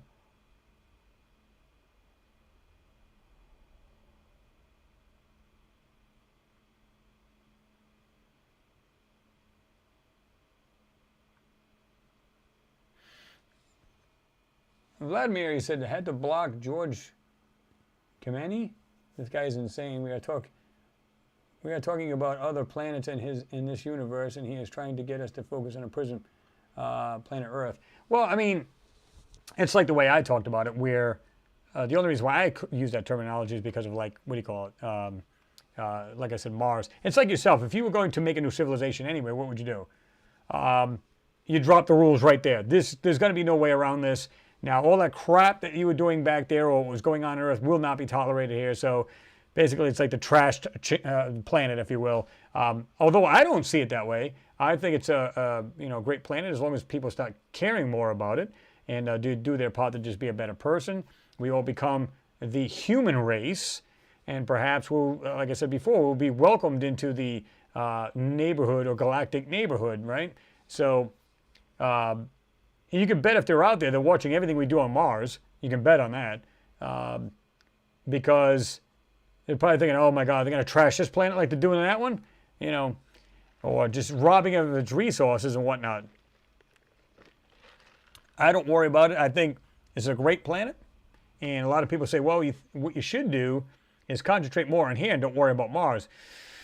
You kind of have to worry about, Mars, and you got to worry about our planet, because if something came along, good-sized rock, we're all done. Human race is completely obliterated. And if you want to live on as a human race, then you've got to venture out. You're going to have people in more than... Picture like a huge civilization right now. Let's picture 100 years from now.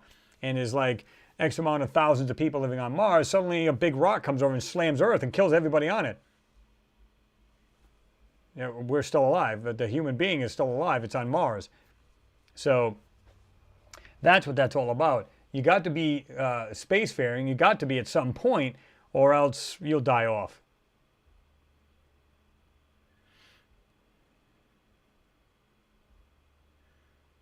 Equalizer, what's going on? You said, sorry I'm late, but I'm here now. Hope everything is okay. Thanks for the dedication to us, your fans. Well, it's not, like I said, it's not you guys are fans. You guys are what make the channel. So, yeah, it's important. But I'm glad you're here, man. Better late than never. I was late coming on here. So, it is what it is. So now I got to do like an extra half hour just to make it the half hour I got in here late myself. So, it is what it is. So I'm glad everybody's here, and that's the main thing.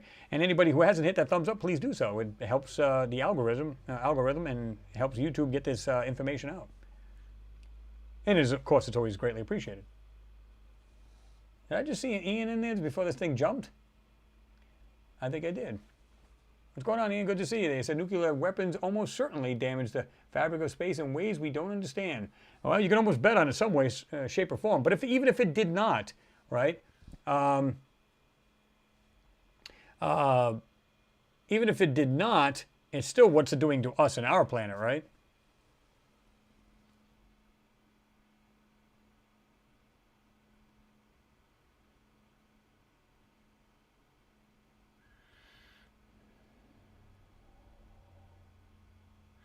All right, now I see what George Kimony is talking about.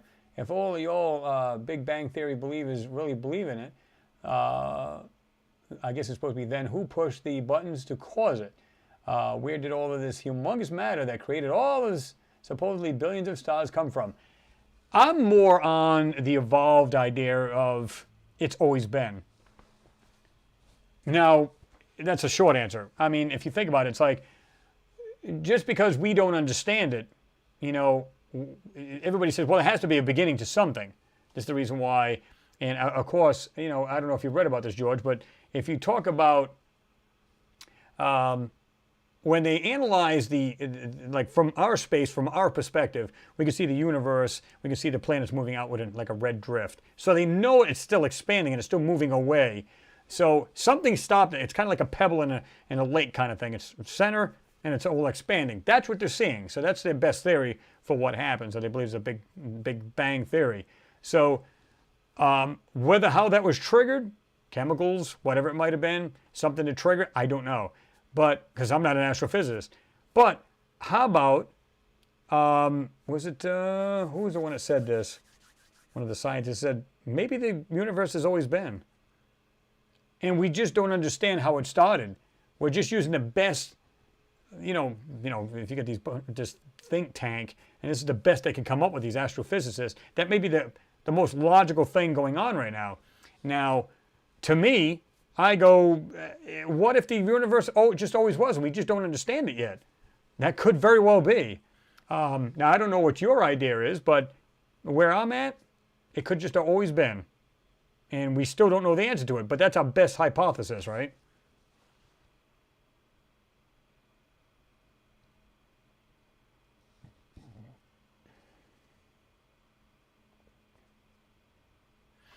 Oh, let me see.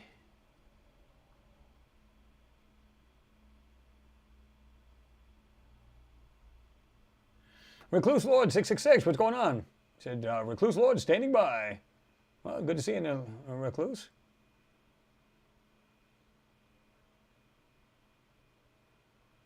John Steve said, handbag changed to PC, finally had to be on phone. Poof. Yeah, I understand that. Yeah, Interstellar, I think, wasn't as good as Prometheus, Kyle. What do you think? If you had to choose, which one do you think was better? You know, I'll let you answer that first. Yeah, that was a good one, too. Fire in the Sky was a very good movie. But you see how he was abducted, right?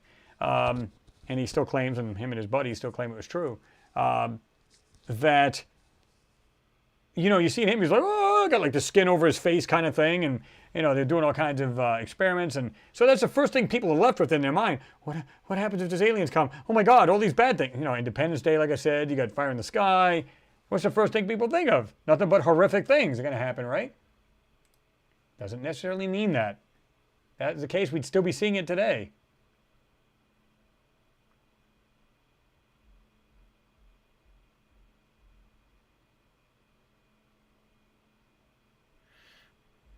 George, okay, you said my point is there's only life in this world as of today, the 7th of January 2022. Nobody knows anything beyond this world. Well, judging by the photos, I believe there's much more alien life out there. There's much more life between the moon and Mars alone. That's based on what I've seen in these photos, what I've seen them hide in these photos. There was definitely more life than us. Now, is there any life forms that we know of? We don't, not the public. But as far as, you know, well, like I said, what I've seen in the pictures, judged on those, I say there was at least different life forms. Now, whether they're still alive, no way to know. But and this is not to sound facetious or mean, but you have to be closed-minded to believe that we're the only life out there. There's just no way around that. And even some of the scientists have said, listen, judging on, and they did that, what is it, the Fermi paradox, things like that. When they've studied all these angles, they said there's still, like, I forget what it was, there's some astronomical number, there's at least, with all the calculations of the planets they know of right now, they said there's at least, I don't know if there was like 10,000 planets at least, or I forget what it was. There was some astronomical number of chance of life and other planets with life. And like I said, some people say, like I was talking about Brian Cox earlier, where he said there's probably at least 2 civilizations per galaxy. So you think about the vast amount of those galaxies out there, that's a pretty good number. Like I said, there's the same ingredients that made us here on Earth and how we evolved, chances are there's every other place too. And I don't mean every planet and body out there, but you can bet there's a lot more of us or very similarities to us out there. That's, to me, I believe that's more believable than just only us.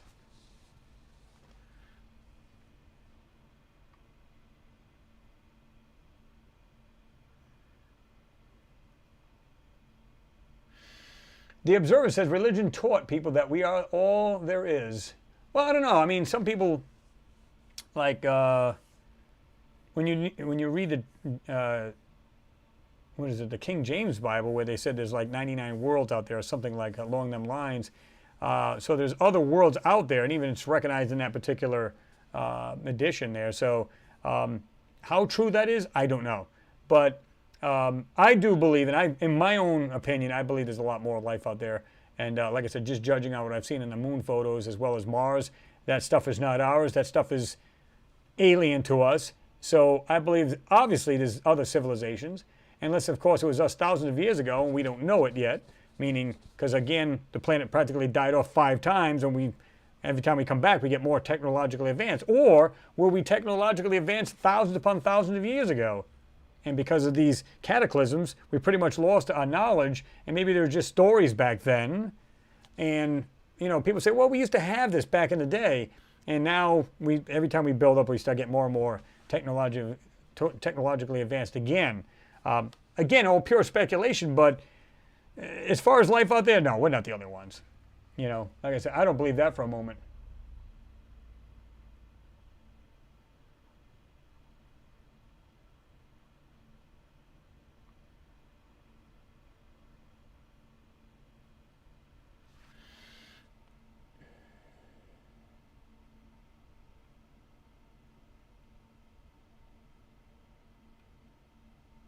Yeah, I think you should keep working on this video game, Ricardo. Work on your game, Jean Juan.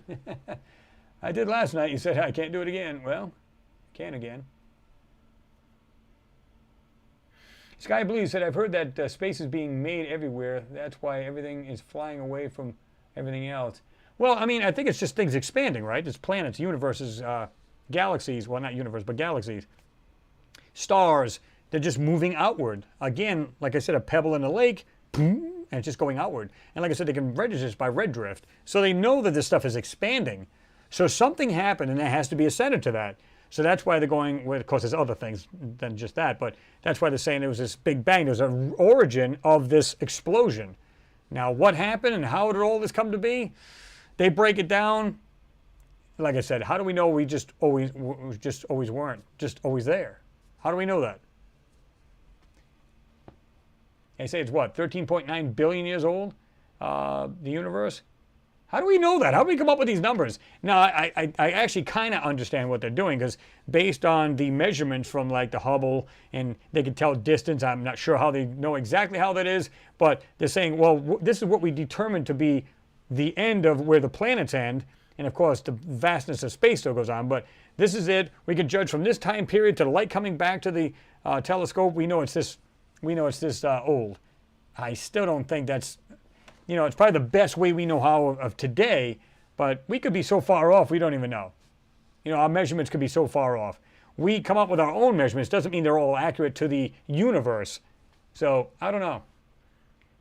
That's the best thing we could come up with our science, right? Exactly, Kyle. Yeah, Prometheus is the closest to what is actually going on in the big picture. I liked it because they talked about ancient civilizations, how they're talking about, you know, people from outer space, the gods came down from the heavens, and of course it shows them pointing at the planets and everything else, and basically gave them a map of what planets were, and this is the reason why they went, right? So I thought that was really interesting, really, really cool.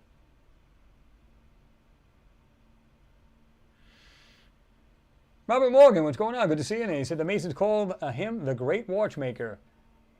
He wound it up and let it run. Mm-hmm.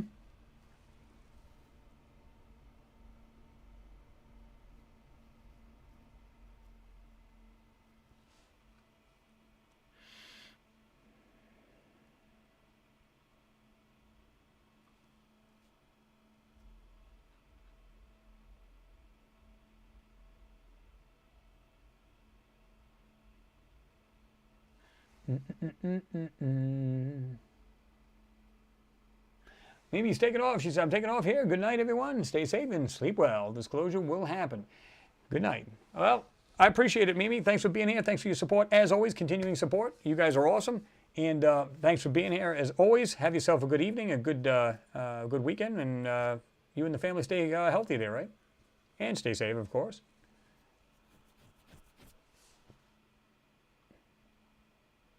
Yeah, Kyle said Prometheus was their favorite one because it was the closest to the truth of what is actually going on in the big picture.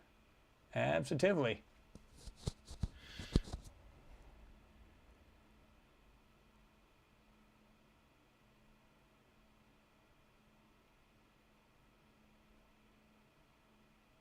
Yeah, Travis Walton is the one you're talking about, Kyle.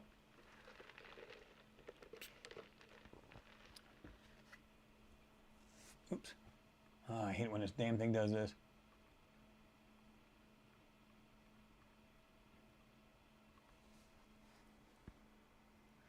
Marina, you said they say that the Big Bang is actually Big Birth. I already asked that on some channel and someone confirmed that. Interesting. Well, I guess that would be because it's the beginning of everything, right? So it's birthing the planets and all of the stars, so on and so forth, right? I'm going to drop all the way down to the bottom here. So if I missed anybody, just go ahead and either ask again or say what you wanted to say, whatever. Because I'm literally trying to go through all of these. And it's like that's why I jumped. I go, look, wow, how far do I got to go back? It's just crazy, right? So many of you guys in there, which is awesome.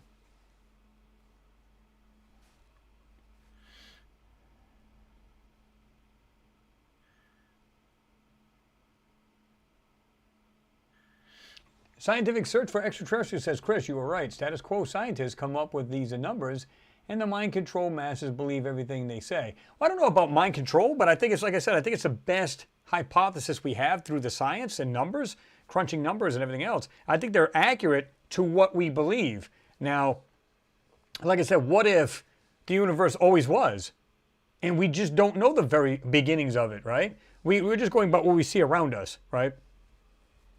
It's kind of like if you're seeing clouds up in the sky and you're going, I can see it's going to rain pretty soon. It looks pretty bad. So you're judging by your surroundings. You know this event's going to happen. So you're judging it by our surroundings around our Earth and our solar system, and you're coming up to your best guess of what's going on or what happened.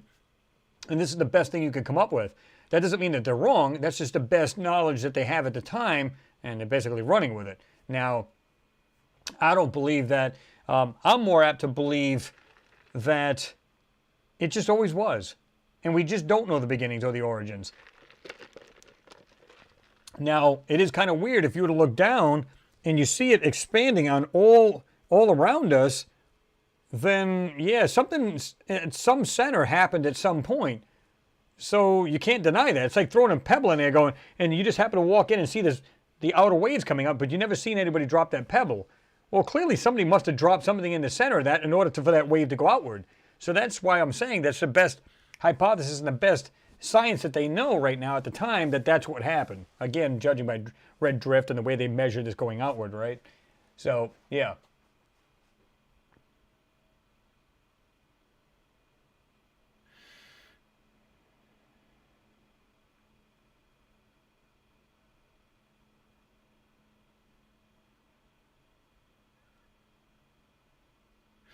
Scientific Search for Extraterrestrials says there are no truth. It is impossible to know the 100% truth. Yeah, I mean, again, we just make our best guess, right? Through science. That's all we can do. That's pretty much it.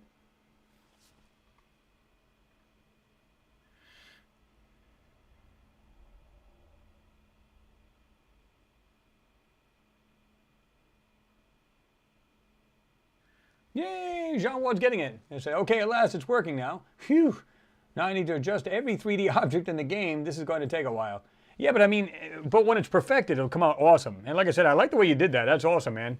So kudos to you for doing that.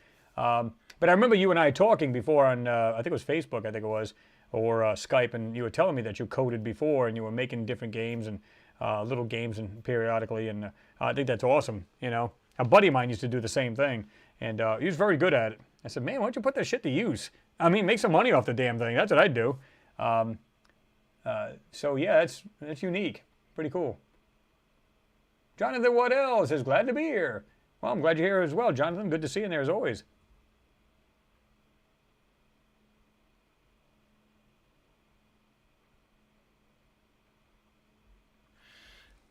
Oh, where did I just go? The Observer says our entire visible universe may only be a small bubble in a much larger universe. Yeah, they say there might be multiverses. So even if they said, okay, we got the James Webb out there now, and which incidentally is now 100% extended and opened up and ready to rock, we'll see what happens once it goes online. That's going to be awesome. And what do they say? Is this going to be like an infrared? Is that what they were saying, guys? Now you can bet it's going to be more than just infrared. You know, because they're going to put all kinds of crazy filters and, you know, different instruments on that thing to just look at every spectrum in that it can throughout the universe in different way, you know, it looks. So you can bet there's like so much high tech on that darn thing that's crazy. And if they are looking for life, they're going to look at every spectrum they can to try to recognize it. So that'll be interesting to see. But it is working well so far. It's extended everything. It's opened up as far as I know. So it's just a question of time when we get to see the first photo, which is going to be awesome. But yeah, the Observer, you're right. And they were saying that we might be multiverses. So what happens if they go, oh, okay, well, this is what we see, like the Hubble scene up to this point. That must be the end. All of a sudden, there's more universes after that. It just keeps going on and on. And I've said this before. What happens, like I said, we know of, you know, you got limitations, you got walls, you got, you know, cars and stuff like that. If you were to walk a straight line, you're bound to walk into something. What if you were Superman, you could fly out in space, and it never ends. It's mind-boggling to try to get your head around it. There's no limits. It just keeps going. The vastness of dark, it just goes. Now, well, at some point, will they see the end where the planets end? It's a possibility. But if there's multiverses, and I don't mean like, what's the word I was going to use? Well, it doesn't really matter. And I don't mean like there's one overlaid on top of the other. I mean, it just extends. It just keeps going. Maybe that it can only see so far, and that's pretty much it. And now with this new one, they're going to see, it's going to be like endless and infinite. It's going to be like infinite distance. We don't know. Again, we're just probably taking a little tiny peep out in space. But I promise you, it's probably a lot more than that. Much more than we ever imagined.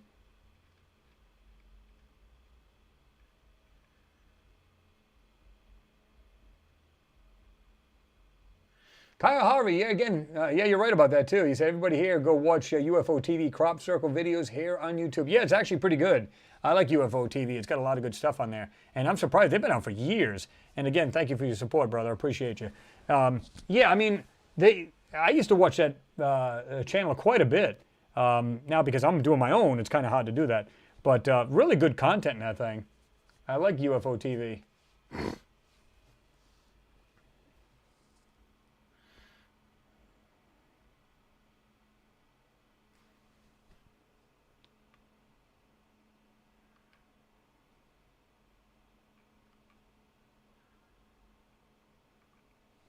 Oh, let me see.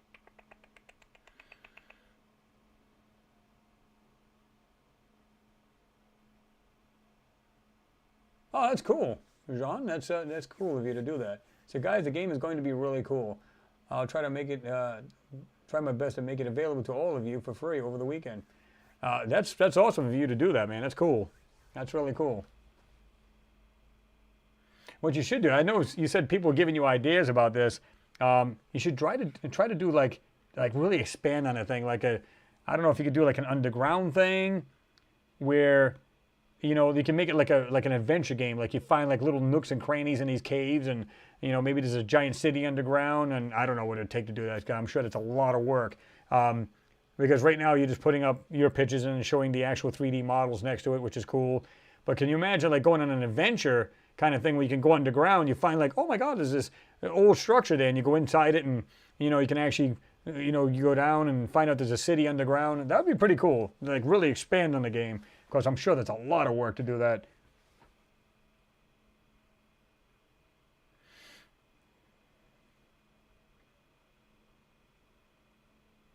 Josh D said,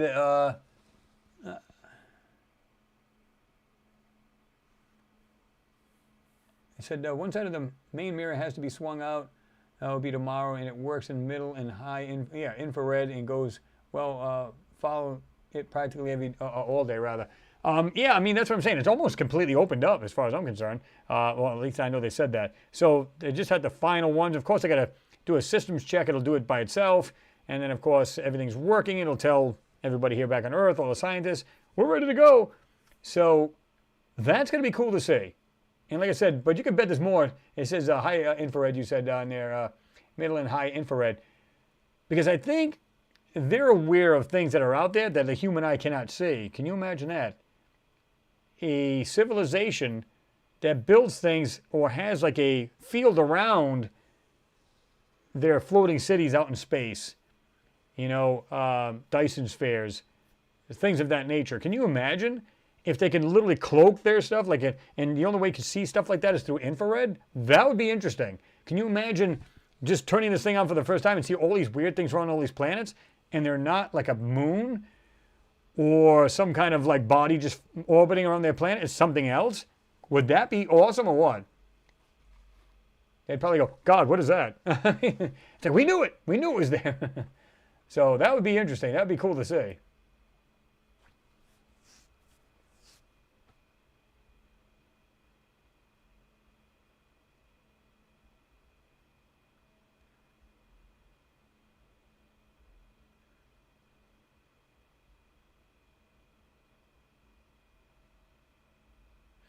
Oh, okay, John, I see what you're saying. You said, I need a team of designers, Chris. On my own, a cage game like that would take at least 6 months. Oh, I guarantee it. But then if you had to do something that big, then obviously I would charge for it, because there's just a lot of manpower into that thing. And I'm sure you put a lot of man hours into this thing, just designing it.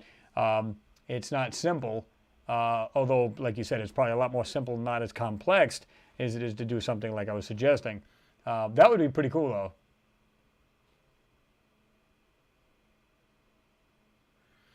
What's going on there, Mike Knapp? Good to see you there, man. I like that when you're talking to Josh.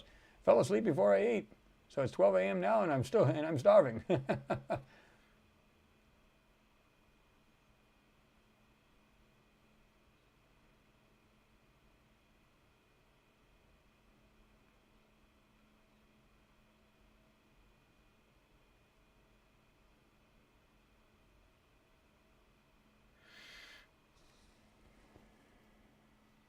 Donald, you said aggression will always be part of every civilization that's trying to survive and grow stronger. Well, yeah, because it's just growing pains, right? Now, of course, you hope not to be warring and stuff like that, but this can happen. It's kind of like accidents when you're launching, you know, rockets and stuff like that.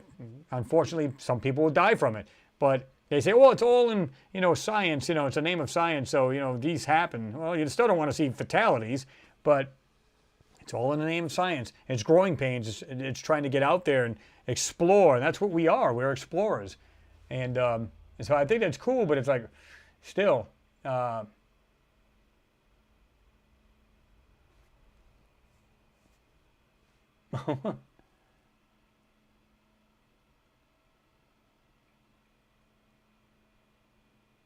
of, you're saying it's, what do you call it, Ricardo? It's smoke a doobie time, Ricardo. Yep, it's a bone session time. Let's see. Just remember, puff, puff, pass. Cameron, you said have a good weekend, Chris. Got to eat dinner with the family. Stay safe out there, Chris. All right, Cameron, you do the same. Thanks for being here, brother. Good to have you in there. And you and the family have a good weekend there, right? And stay safe. I don't know if you got any snow at your house, but like I said, we got like 8 inches here, and it's always a lot of fun. Like I said, I don't fear the snow or the ice. I fear the other drivers. It's just crazy.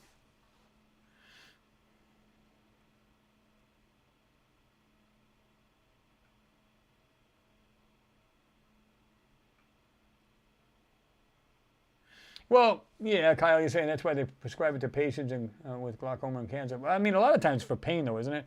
I had a friend of mine, his wife had passed on from, I think it was uterine cancer, and she used to smoke weed a lot.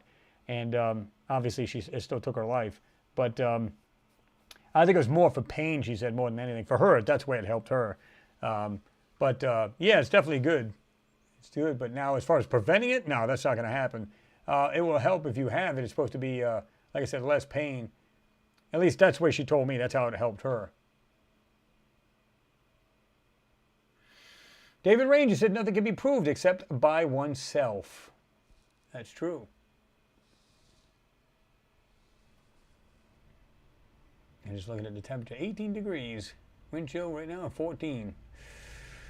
It's going to be down to like 10 degrees tonight. That's what they're saying anyway.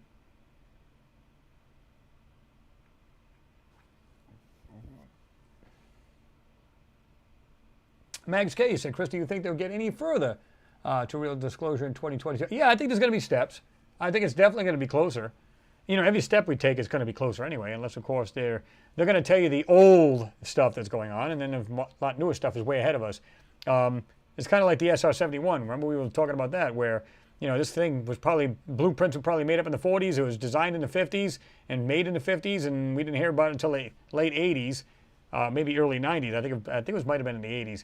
But, I mean, look at the time span. We're talking 30, 40 years that this thing existed. Now we probably got the TR-3B, so everybody's concentrating SR-71. TR-3B's probably been around, probably in the 60s for all we know. How do we know? Probably designed in the 50s, you know, come out in the 60s. And we're thinking, wow, it's a new spacecraft. So how far behind are we on as far as knowledge of secret spacecraft that we have? Well, here you go. We got a Tic Tac flying around and some other crazy crap now. You know, I don't know.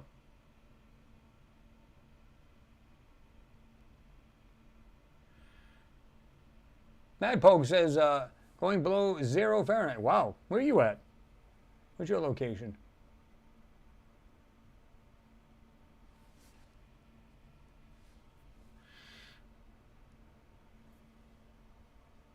Well, let me see.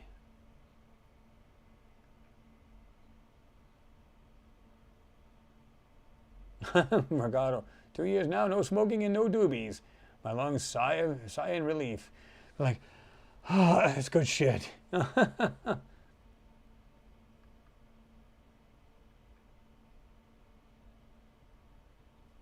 Oh, but almost no snow. Yeah, we just had some snow last night. It was pretty crazy. I mean, not that I care. I mean, I like snow, so it doesn't bother me.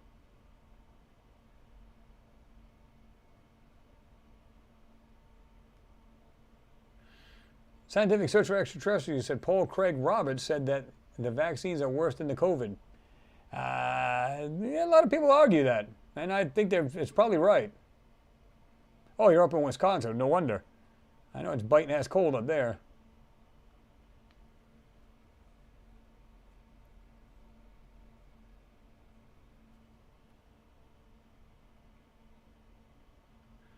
Marina, he said, I need to go to sleep, but still hanging out here. Well, I appreciate that. And a big thank you to you for doing that. I know how hard it can be sitting there trying to watch either a TV program or something on YouTube and you're going, I've done this where I'm like this. I'm literally, oh, you're trying to stay awake. It sucks, trust me. I know, I feel you.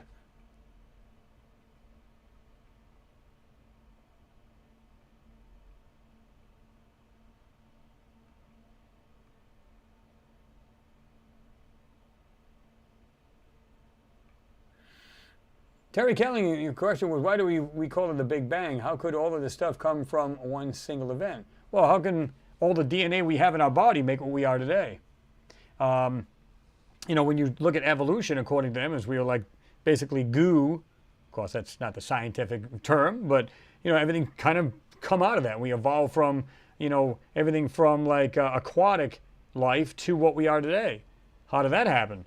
So, of course, if you go with that, that's one thing, and then of course you go by what we're talking about, how it could have been other life that seeded us here. But either way, if you go by the theory of Panspermia, whereas life was, basically you had one planet and a body hit it, and of course, ejecta came off the planet, made its way to another planet, and of course seeded life there, which could have been Mars to Earth, and maybe seeded life here. But eventually that had to evolve. So how does this all come about? And, if you read a lot about this stuff, astrobiology and stuff like that, you'd pretty much understand. But I guess it's easy to just say aliens did it. But we make it sounds silly when you say that. To me, I'd look at it this way. I go, well, how about if, what's the term I want to use? That we were altered. We were still here, but we were altered. But how did we get here? How do we start here? So on and so forth. That's the big questions. You think about it, science keeps pushing it back. Where did it start from? Where did we come from? Okay, there, and then how did that come about? Then how did Earth get formed? Then you know what I mean? It just keeps going back till the Big Bang, and that's where it stops. But like somebody else just asked you, what happened before the Big Bang? You know what I mean? Was it just vastness of space? How do we know? James Cragen, thank you again for your support. As always, a continuing supporter. That's awesome. Chris, back to the moon for a minute. It's 2160 miles, 2000. Okay, I see what you're saying. It's 2,160 miles from its equator, 1 mile less or more, and we wouldn't get the solar eclipse. It's by design, man, defo. Yeah, well, that's exactly what it is. They claim it's such an anomaly in itself. The moon is an anomaly in itself because of its size and its distance from Earth, that every time it literally gets into the sun, it's like a perfect, that's it. It's just, it's just a perfect eclipse, right? So, which is really weird because it literally go boom, and all you see is like the outer edge of the sun, and it pretty much blocks it all out. And it's almost like somebody said before, what the heck did they call it? They said something about every time there's an eclipse, there's some weird things happening, right? That it kind of throws you off and you don't know what's going on. Like something might be going on at the moon, and because you're looking at the eclipse itself, that you're not seeing the real deal. Just weird. I'm not so sure about all that, but either way, yeah, it's the moon itself is an anomaly in itself in so many ways, right?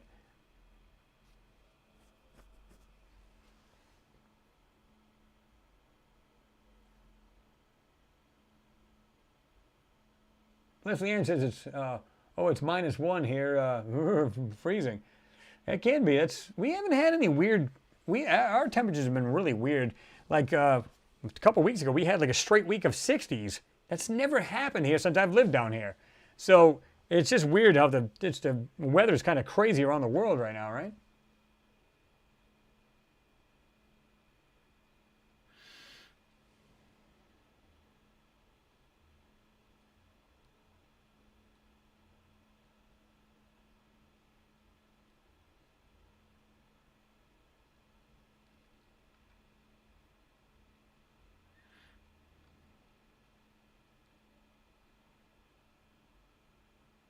Claire Mead, yeah, perfect way to say it. It's like the chicken or the egg. What came first?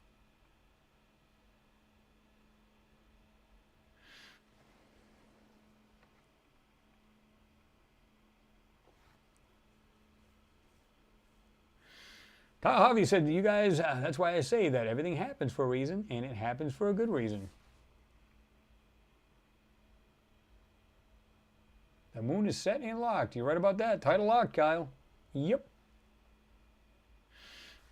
Josh D said the only reason we accept the moon as normal because we are used to the moon in the universe. It is a unique and very strange thing. Yeah, I mean, and that's the thing. It's just the way they break the moon down. It's just like, again, it's anomalous in itself.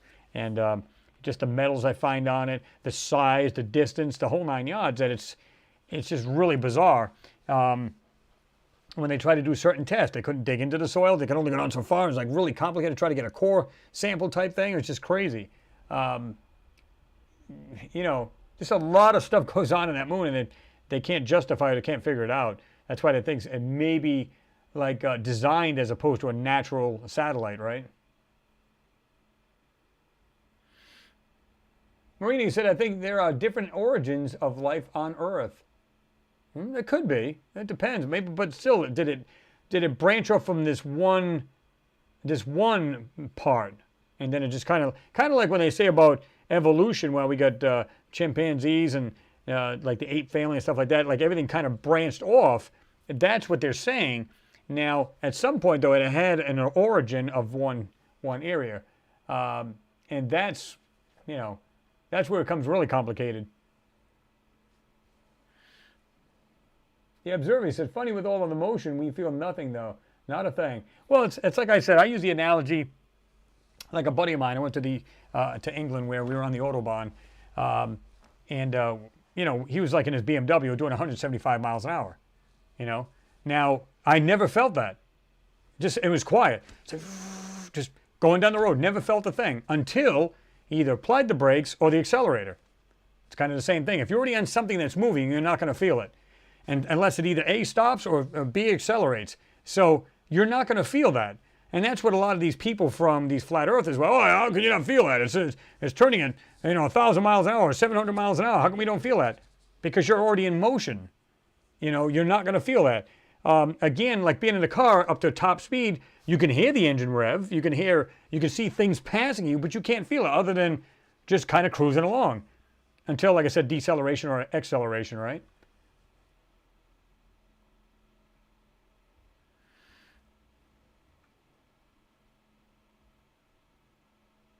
Drake 128 says, NASA quoted, it's easy to ignore the moon than explain why or how it's there. I'm paraphrasing. Yeah, I've heard that somewhere before too, where it's just more difficult to explain it because it's just so many weird things. It's probably, you know, it's not probably, it is the largest satellite to its parent planet than any other planet or moon in our solar system. So that alone tells you something like, yeah, that's really weird, you know? Yeah. Man. Steve Garman, you got any fish and chips for me, man? That sounds good right about now. Tim Houston said, someone or something parked the moon where it is. And that's, that much seems obvious beyond that. Well, yeah, I mean, like I said, when the ancients, and if that's true, and we said there was a time without the moon, then you go, oh, okay. Then it's just like, was it always cloudy and they never seen it? Which is impossible. Or is it just like one day they just looked up and said, what the hell is that in the sky? Of course, they'd have to see the thing actually get brighter and brighter and bigger at some point, right? Or it's kind of like the days we see, like you see a quarter moon, you know, so on and so forth, full moons and all kinds of different quarters. So you would probably see it as that, like, well, I never recognized it before in the sky, look how bright that thing is. And they probably never knew it was there. Well, or they did, and they'd never seen it until up to one point, and all of a sudden it's, what the hell is that thing in the sky?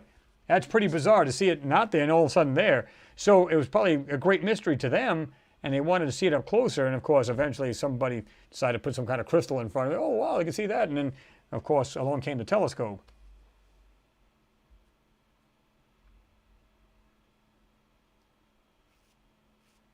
Third Eye Open says, great analogy. Well, you know, you try to think of something logically to try to, you know, break it down easier, I guess, if you want to go with that.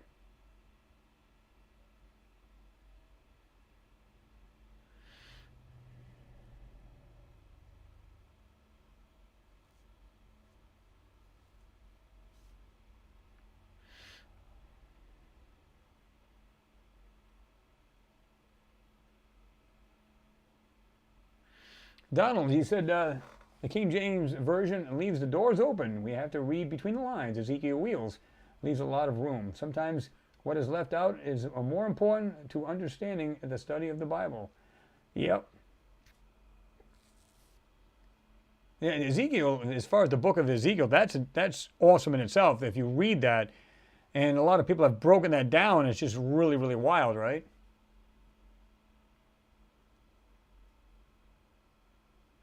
Mars Leaks, what's going on? Good to see you in there. He said, space news. Only a tiny fraction of our DNA is uniquely human.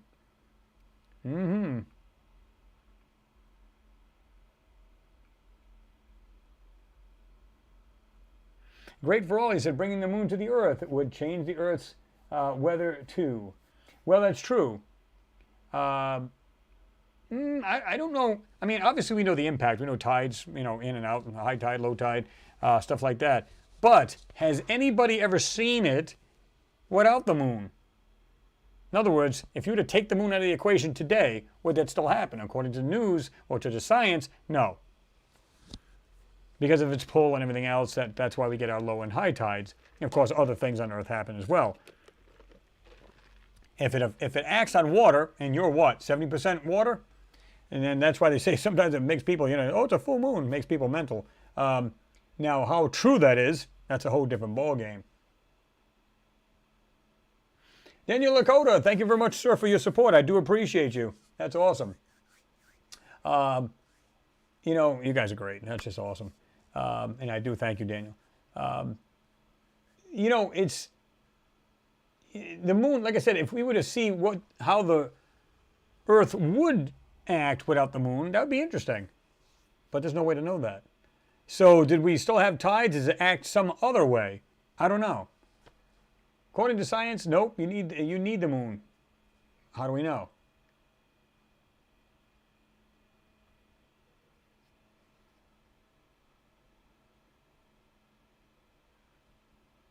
DJ Lazy Lion, is it possible that the Earth isn't spinning? I've heard that before. Now I know a lot of people would say, well, because we know NASA lies anyway, but if you watch the live feed from the ISS, it's spinning.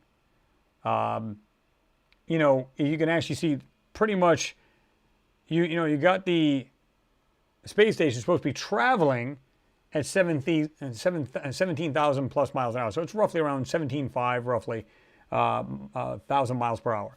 Now, some people say, well, is the Earth stopped and the actual ISS is spinning? No, all the ISS is doing, it's literally, because you got to remember, from the center, it's not very fast, right? But as you go out, like put a string on there, on a pin. So, you know, it's like swirling. You're going like this and it just swirls out. So the slower you go, the wider you go out.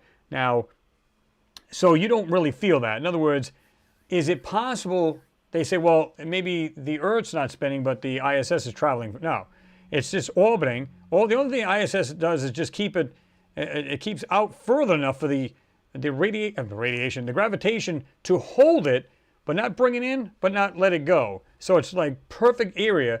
This is the reason why it is what it is. But the Earth is spinning, and it looks like it's traveling. It's not. You're just seeing it in the sky. But it's kind of weird. It's kind of this weird travel either way you look at it, right? They say it's traveling at 17,000 miles an hour. So when you see it in the sky, you're standing still. According to you, you're looking and go, shh, you see the thing go across the sky. So it's a combination of both, really.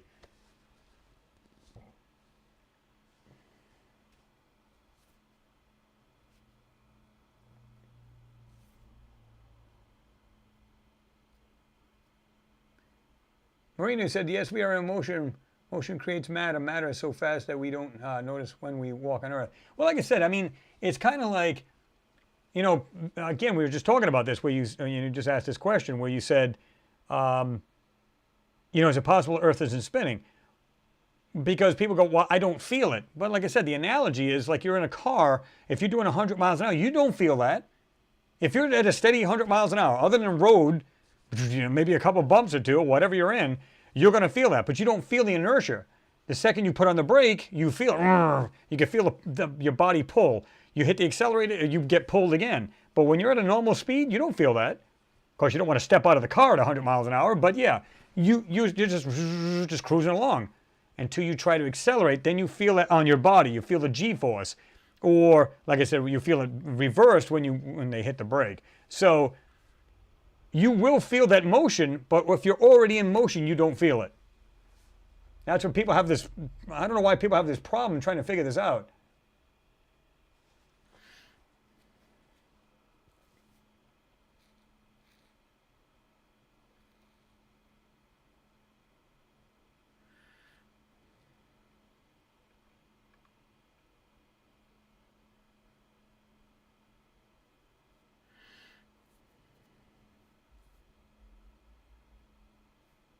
Daniel Lakota said, we're looking like them. It's obvious.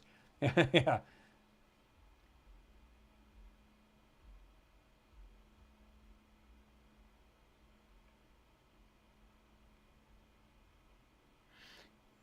DJ Lazy Lion said, I always wondered. Yeah, I mean, don't get me wrong. You know, a lot of people will question it because it's things you should be questioning. But all you got to do is just research. And please, just stay away from the flat earth people. Don't. It's like a cult. They'll try to sway you into it. And this is true. I'm telling you. You know, go with science peer-reviewed papers. They'll give you the skinny. They'll give you the real truth of what's really going on. And you know, I like I said, I went round and round with these people a long time ago. Satellites are not true. It's a bunch of crap. They're right here. It's terrestrial. It's right here on Earth. No, actually, it's not. I proved that over and over again that it's not. Things like, well, a plane, you know, the planet's flat, but because the window on there distorts your camera, it looks like it's round and it's really not. No, I've just proved that too. Like I said, my video, Our Earth Isn't Flat, you can look at it. And I actually fly in a plane at the window, and I show you this. So that defeats that bullshit line. Once you're 40,000 feet up, you can actually see a slight curvature. One guy said to me, that's because you're looking at the edge. It's like a pizza pan. Oh, okay, sure. Let me have anchovies with that, too, while you're at it.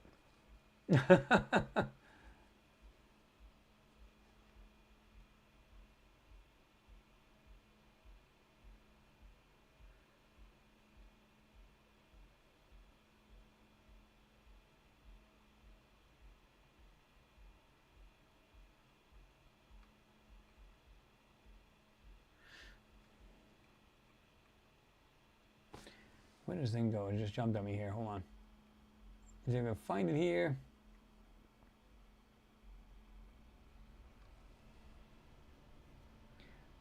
Kyle Harvey said, flat earth theory is so dumb when they look at the moon. Is it flat? Is it round when you look at the sun? Is it flat? No, it is round. No. See, our sun and all the planets round. Just Earth is flat. Oh, my God. Claire, you taking off tonight? I'll see you all next week. All right, Claire, thanks for being here. Thank you for your support, as always. And it's great to have you all the time. So that's awesome that you're here. Have a great weekend yourself, and be safe there, right?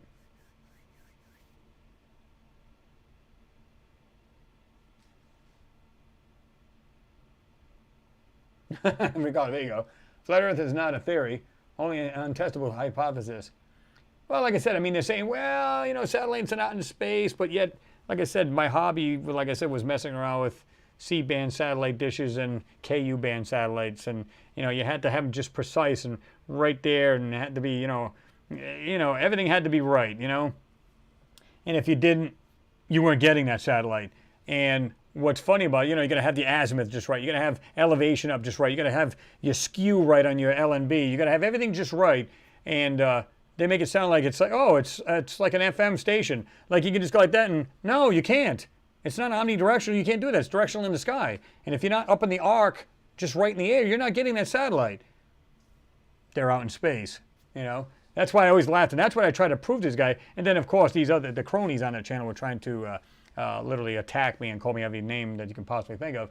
It's like, why? Does the truth hurt here? Am I bursting your bubble here? Sorry. I can't believe in this day and age that we're still falling for this BS.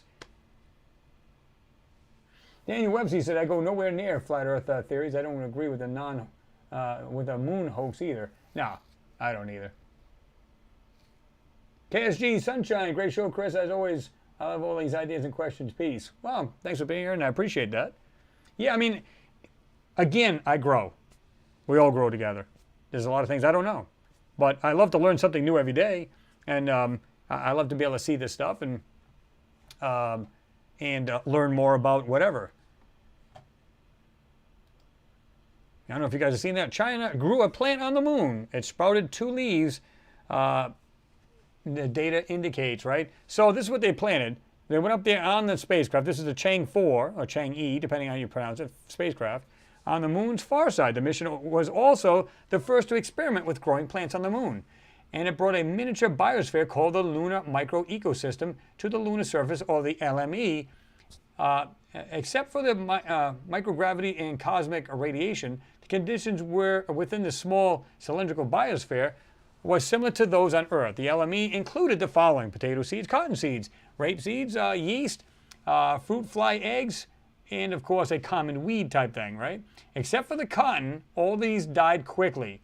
The 3D reconstruction shows that the cotton plant grew 2 leaves before dying due to cold temperatures after about 2 weeks. The findings indicate that the experiment was slightly more successful than previously thought.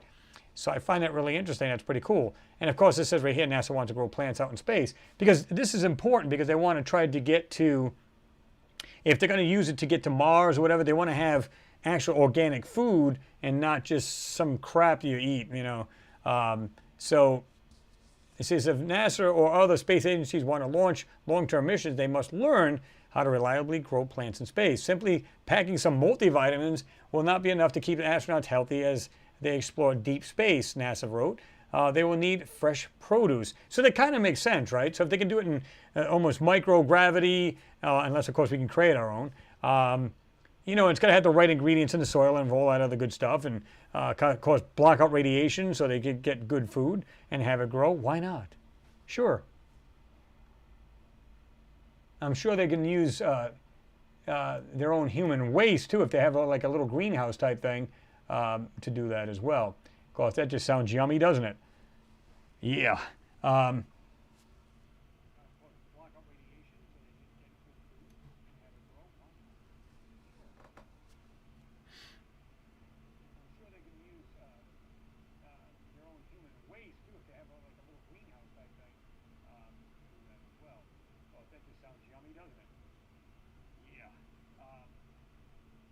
Let me see.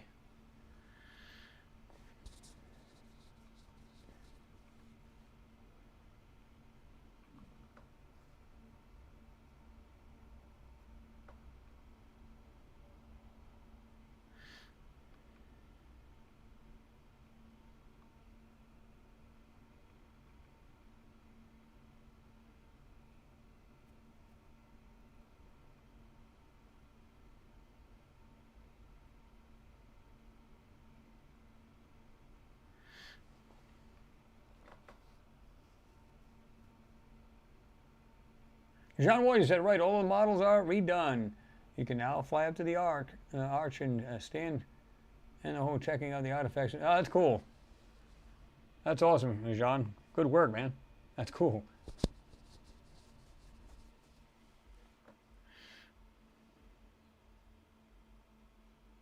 Linda Borum, you said, I find it ironically funny that the flat earthers have never provided a photo of the dome or the ice wall. I said the same thing. You know, I've argued, people would argue, oh, blah, blah, blah, blah, blah. I said, listen, I'll tell you what. Show me your, nobody else's. Don't redirect me to a video. Don't do any of that. Show me your proof of this dome over us or this ice wall. Oh, it's all around Antarctica. It's all around the South Pole, blah, blah. Show me your proof. Not somebody's yipping, yapping bullshit. I want to see the actual proof. If you're willing to spew it and diarrhea it all over everybody, you need to prove that. And they won't do it. They don't. You just totally deflate their balloon. Well, you know, you're just ignorant. You just don't know. I want to know. If I'm being lied to, then please educate me. And I said this, I think even in my video, I said, so let's assume for a moment, and this is everybody, I'm going to ask you guys the same question. Let's assume we're all wrong. The Earth is actually flat. It doesn't spin. It's literally flat. It's like a big pizza pan. It just sits there and doesn't spin. We're all on it. How does it change your life? This is what's funny about it.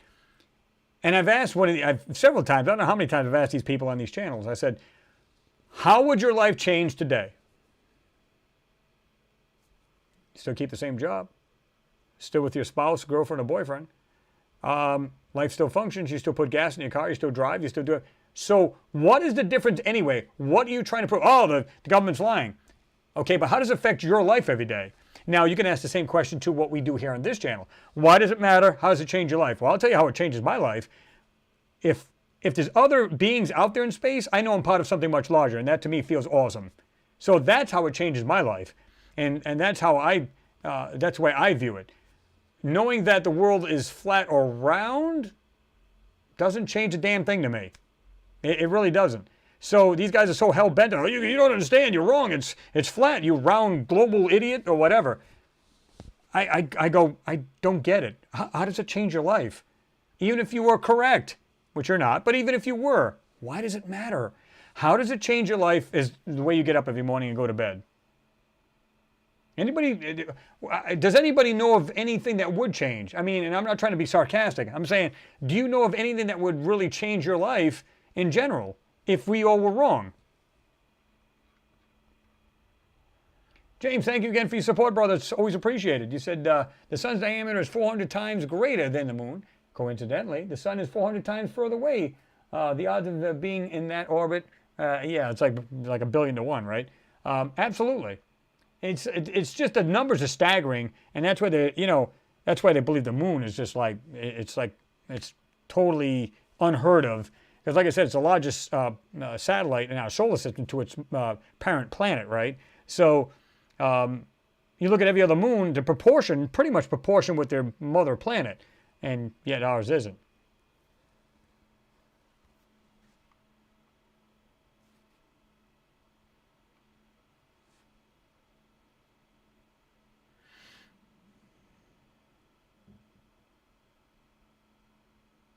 I agree with you, Great Furl. I said, hopefully we're still not doing Mars videos 10 years from now. We need disclosure. I agree. I totally agree.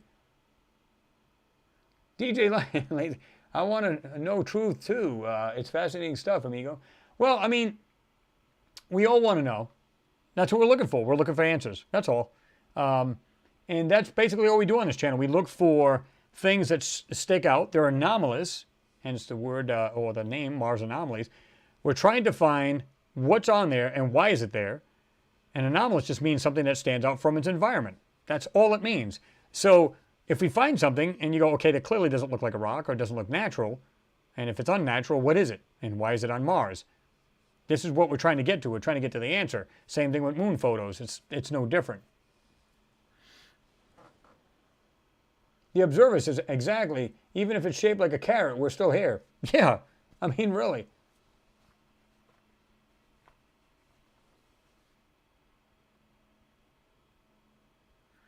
Martin Warm says, Happy New Year from all at Warmwell in Dorset, UK. Well, thank you, Martin. Happy New Year to you as well. I hope it's going to be a good one. I hope it's going to be a good one for everybody, too, you know, for that matter.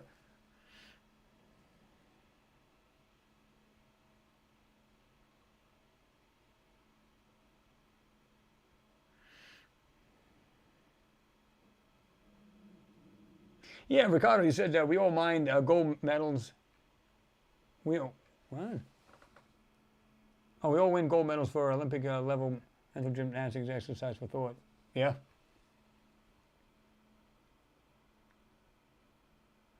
Yeah, I mean, it is kind of a weird thing too. Like you just said, Linda Borum, you said, isn't the moon too big to be caught by Earth's gravity? That's why it's pulling away slowly but surely. Yeah, it is. And like I said, it's somewhere around an inch, give or take, right? And it's literally just moving away from Earth ever so slowly every year. So, which I think is really interesting. I wonder how it started off. And was it always in a certain distance from Earth and it just started to pull away? So what does that mean? Is it picking up speed or is we getting less gravity? How does that work? Because something has to be giving or weakening to allow that. Anybody have the answer to that?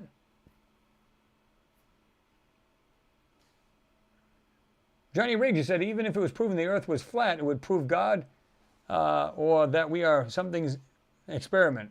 Yeah? Yep.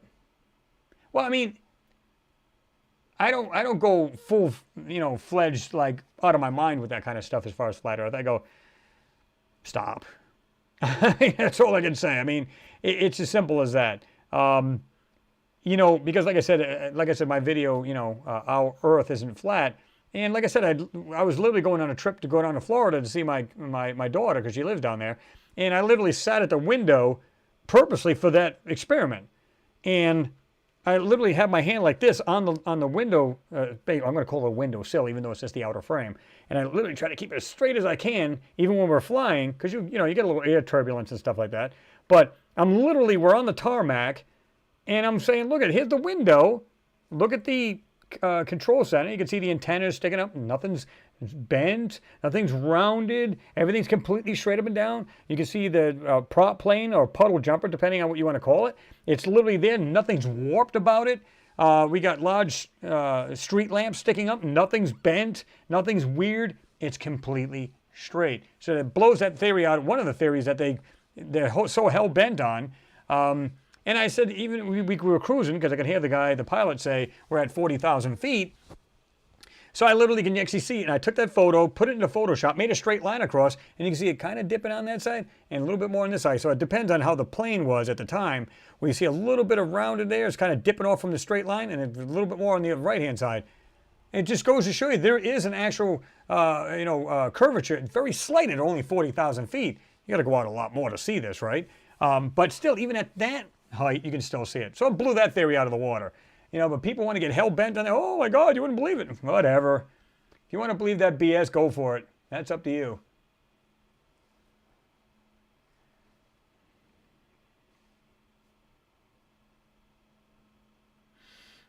Ricardo, he said the orbit of the moon around the Earth is moving away. But it does this in long cycles and does get closer again. Well, that's true. But each time it starts to move away a little bit more. It's not on a one-way trip away from us. Well, the way I've heard it, it was like it does what you're saying. It kind of goes away, it comes back, but it also is still moving out a little bit more every time. So I'm not sure if that's the case of what's triggering that, right?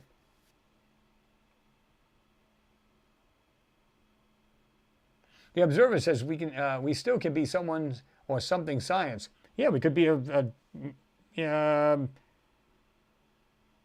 we could be in a giant ant farm. Who the hell knows?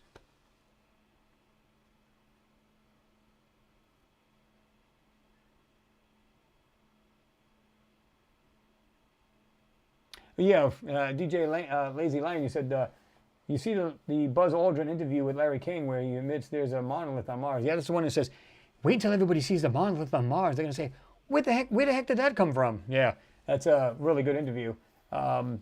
Really interesting. You also said, I really appreciate working and it's inspiring. Well, again, I'm like anybody else. I'm no different from you guys, and I've said this over and over again.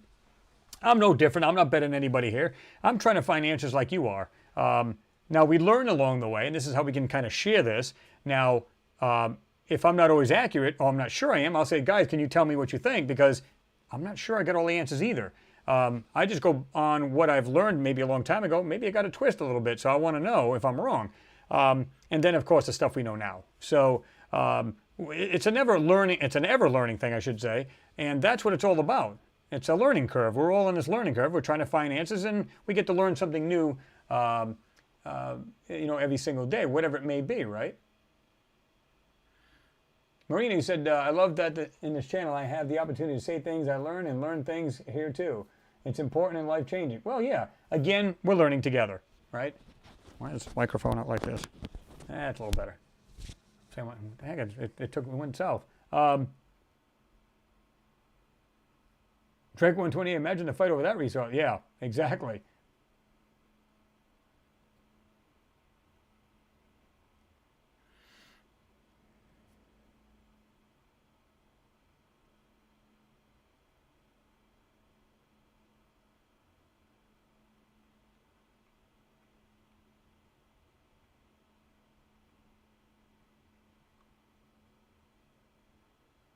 Mike Knapp says, right now I'm starving, so I'm off to eat, and have a good weekend, everyone. See you all later. All right, Mike, thanks for being here. Appreciate your support, and like I said, always being here. Have yourself a good weekend, and yeah, we're going to be doing the same thing pretty soon. We're going to jump on off this bad whamma jamma too, because I'm hearing food and I'm drinking, and I'm going, this is not filling me up at all. So we'll be jumping off this thing pretty soon as well. So Mike, thanks for being here again, and have yourself a good evening and good weekend there, right?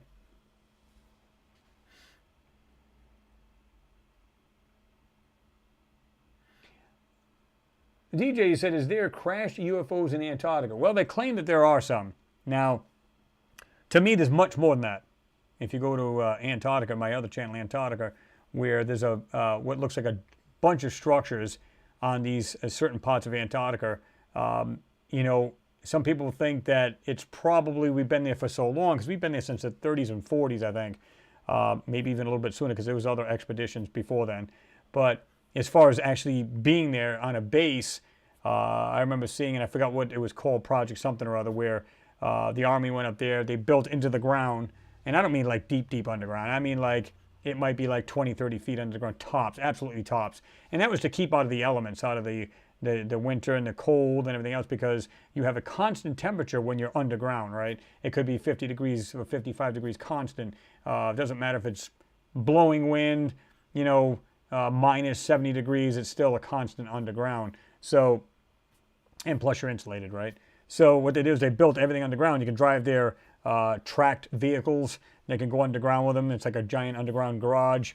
And of course they had all these rooms that looked like a regular standard house. They had the lamps. You had your living room. You got your couches and stuff. People are sitting here just reading and stuff like that. So, but there's much more there. And I think, you know, at some point thousands of years ago, and we're talking about like 100,000 years ago, someone else lived there. And like I said, this, you know, we found many things, what looked like structures, huge structures on this one island. And was it ours was the question, or was it somebody else's thousands of years ago?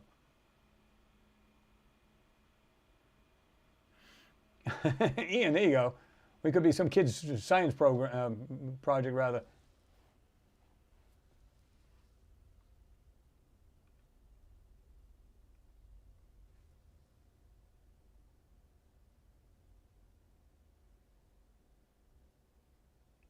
Al Bundy says, by the way, we are again in another sci-fi movie year after reaching the date of the Back to the Future 2, and Blade Runner takes place 2022 in the year of the Soylent Green and its people.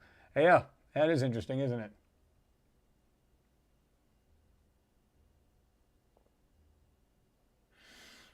Chris Turney said, Chris, love the new intro to your vids. Great to see you all in here. Top discussion. I appreciate it, Chris. Yeah, we always have you know, like really interesting topics to talk about, and try to find some other cool things we can look at here. And, you know, because to me, I find some of these things interesting and some things, not so much. So I don't really talk about it. I was going to do, I don't know if you guys have seen this either, but Lou is mad, Lou Elizondo.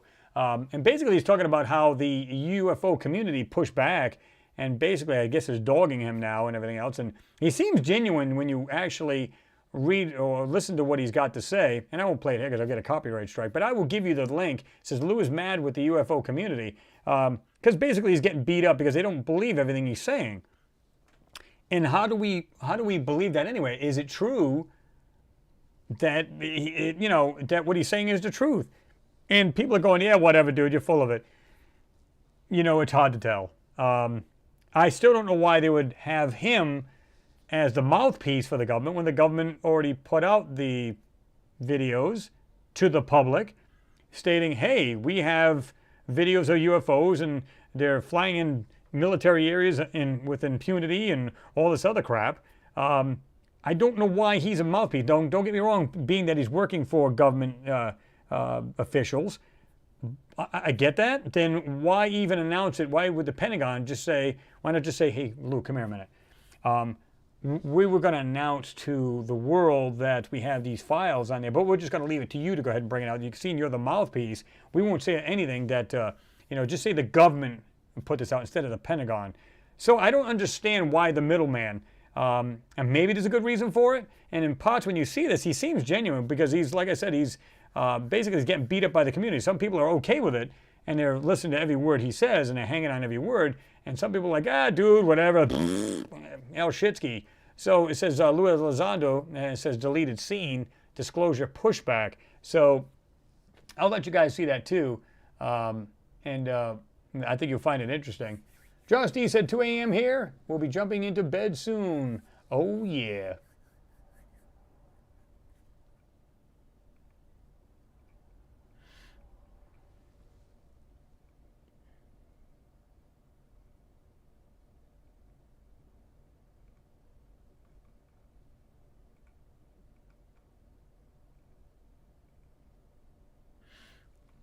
All right, Steve. He said, good night, Chris, and everyone. See you in the next time. Take care. All right, Steve.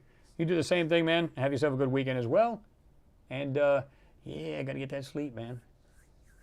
It is 8 o'clock here, Eastern time. Oh, yeah. We started off at what, 4:30? That's 3.5 hours. That's not too bad, right?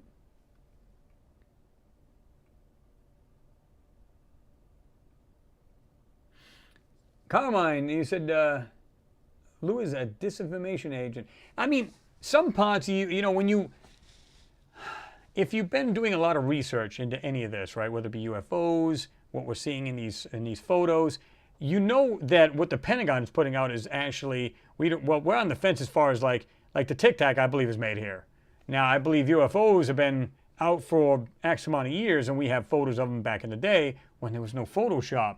So, unless, of course, somebody just threw up this weird frisbee and they took a picture then, that's not Photoshop, that's just something being faked.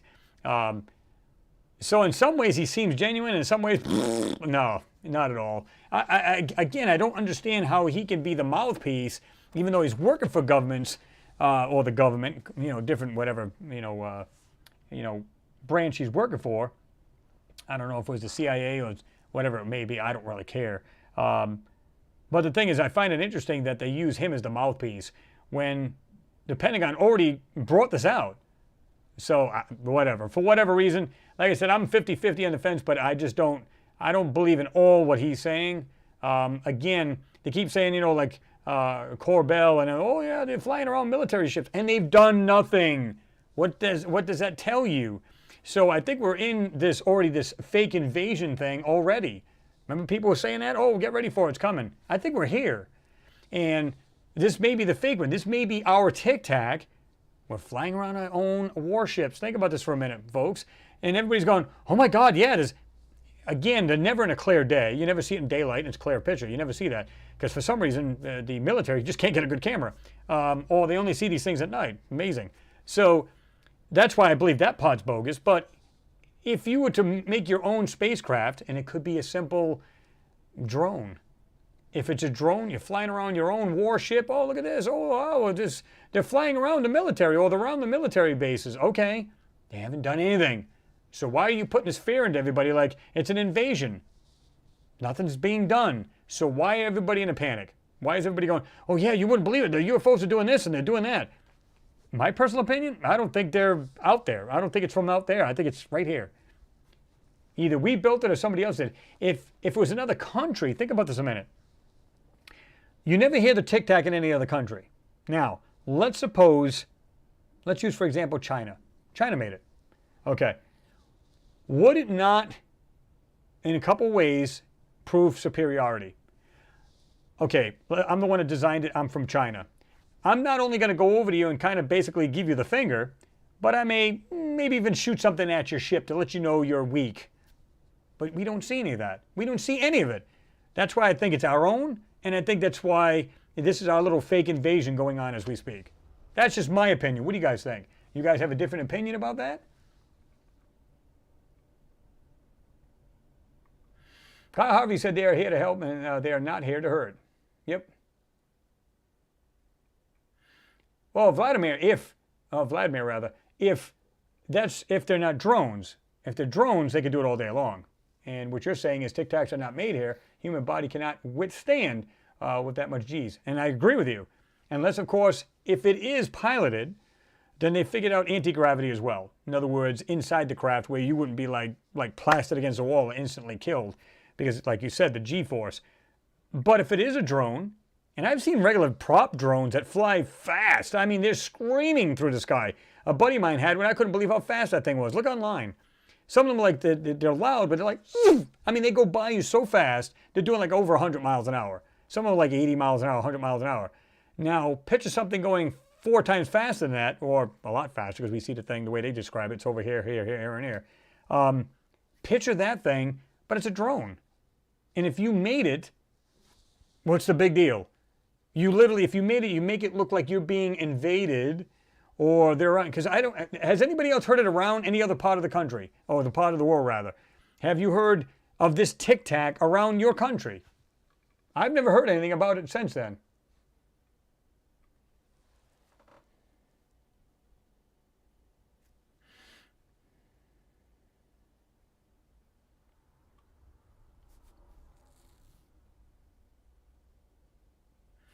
Ricardo, you said the problem with Elizondo is a part of what he says is true, but it's mixed with misinfo. It became a faction. Well, sounds factual because part of it is, but most of it is fictitious. Yeah, and that's what I'm saying. I'm on the fence about them as far as like, some of them sounds realistic because of the research I've done, and then some of it sounds al crapo. I mean, it just doesn't sound right.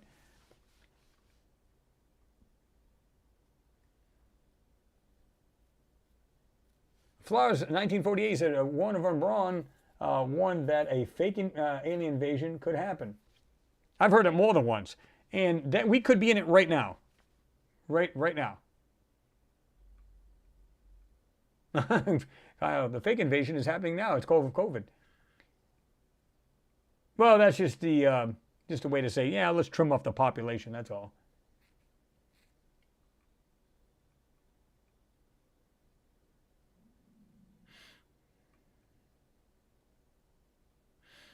Ricardo, you also said the fictitious part of what Elizondo discusses is what he has been fed to him, which he believes is fact. Yeah, I mean, it doesn't mean that another government worker couldn't be lied to too, right? It's kind of like compartmentalized, where like on the moon, when they were putting these capsules together and these rockets and everything else, everybody did their own compartment work and didn't know of the other one until it finally became one part. And even if they did, imagine all of these people putting this stuff together to send man into space, onto the moon, and then finding out later, if they did find out themselves through the government or whatever, said, oh, by the way, there's something alien on the moon. Structure, oh my God, we were building it for that. Now you feel like, wow, I feel like, wow, there's an important part I played in this now. Not just as, well, it's still important, rather, just going to the moon and back. But to be there for that particular reason, oh my God. It's like I literally built part of that to get that thing there to see all this. That's amazing.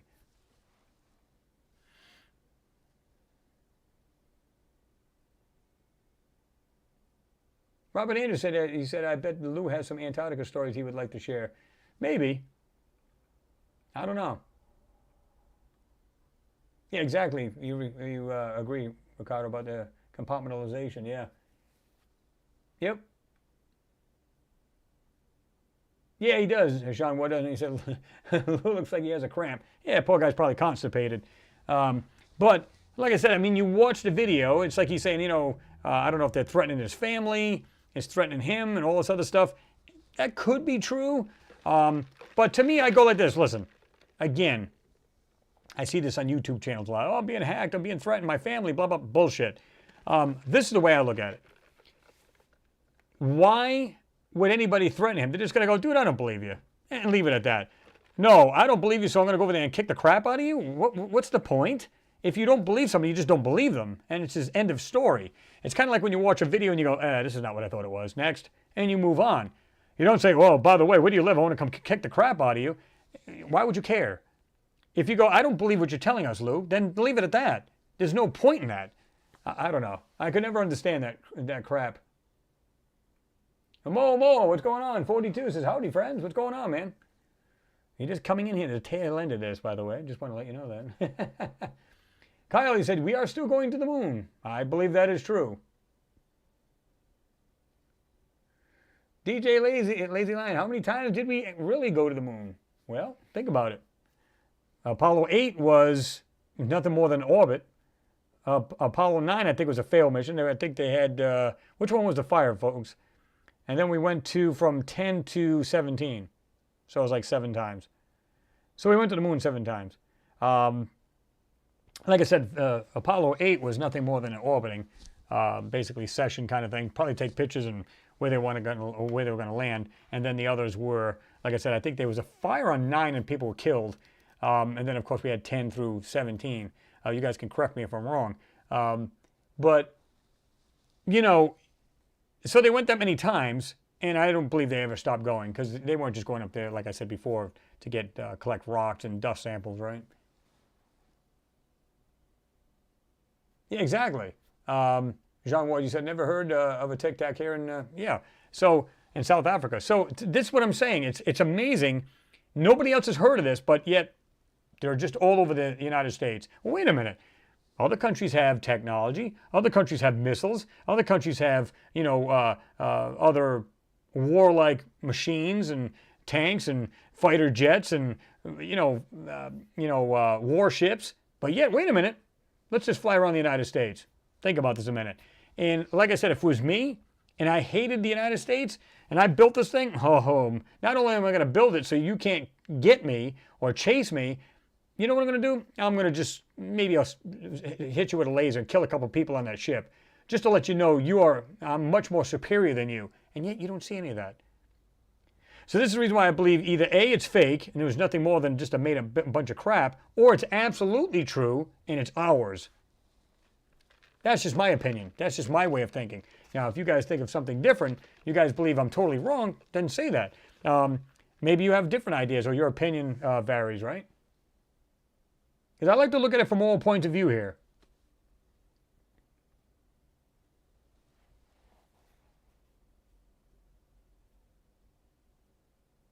Kyle, yeah.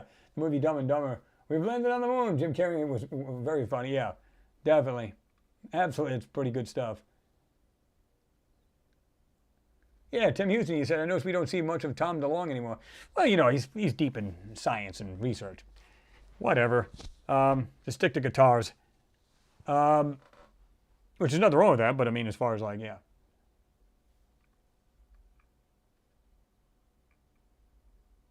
Well, Vladimir, you said there's no proof.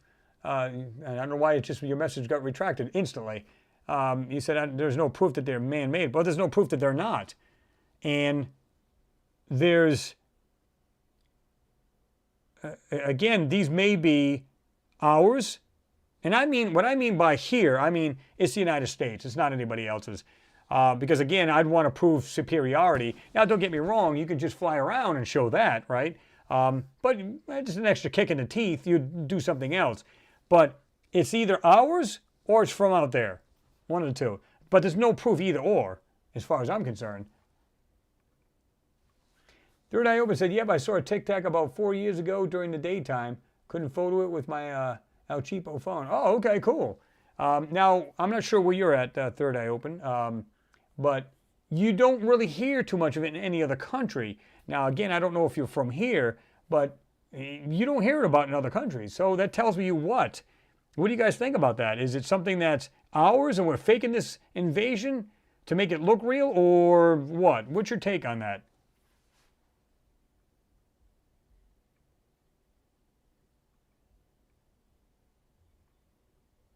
Ricardo, there you go. I always thought Tic Tacs were sweet mints.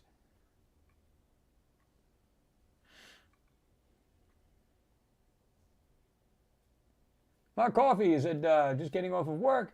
I'm glad I got home to see the live chat. I love this channel. I appreciate it. Like I said, we're on the tail end of it. We'll probably be ending this in about 15 minutes. But yeah, it's just awesome here that you guys are here. And thanks for being here, Mark.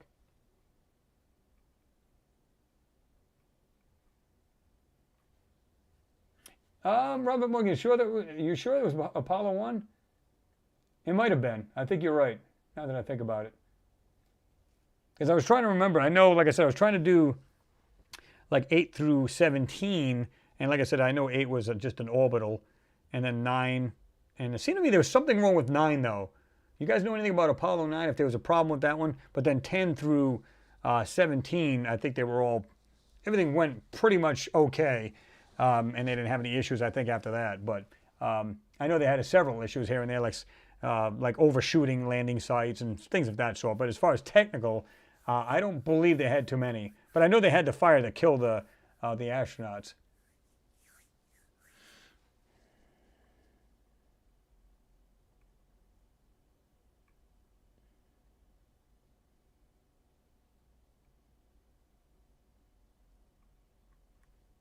Mars Leagues, there you go.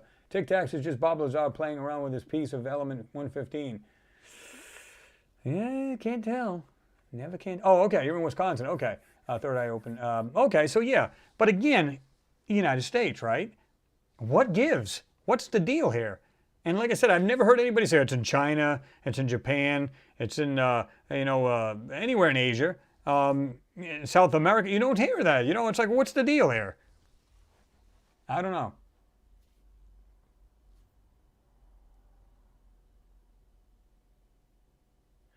Yeah, well, keep in mind, Vladimir, that you got to remember these people have been messing around anti-gravitics, anti-gravity back in the 40s.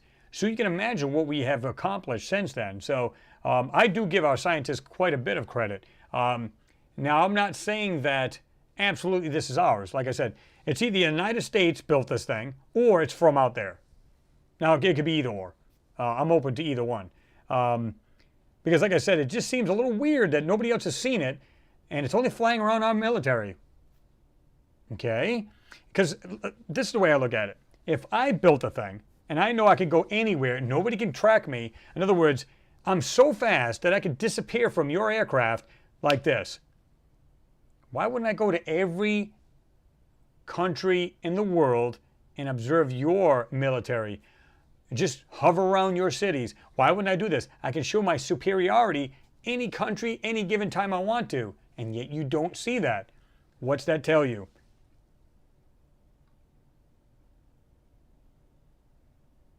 Yeah, exactly, Third Eye Open. You said, yes, I believe they are ours.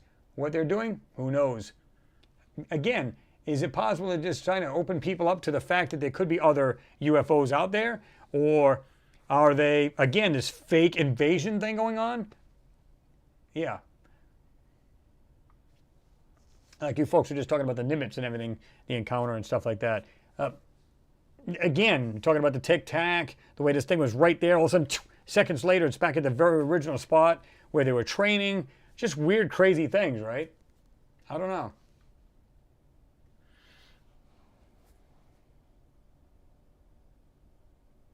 Kyle, that's what it's going to be here. Be 10 degrees. According to them, right now it's 17 degrees with the wind chill. It's really not too windy. It's like 1 to 4 miles an hour. So it's really not a wind chill. It's still at 17 degrees, but it's supposed to be going down around 10-ish. But we live out in the country, so it could actually go dip a little lower, right?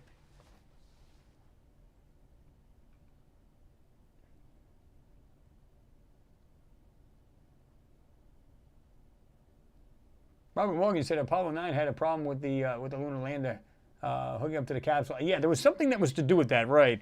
And I didn't remember what it was. I know there was an issue with 9, and if that's true, because I haven't read up on that again. I'll have to check it out. But either way, there was at least 7 missions, as far as going to the moon, not orbiting.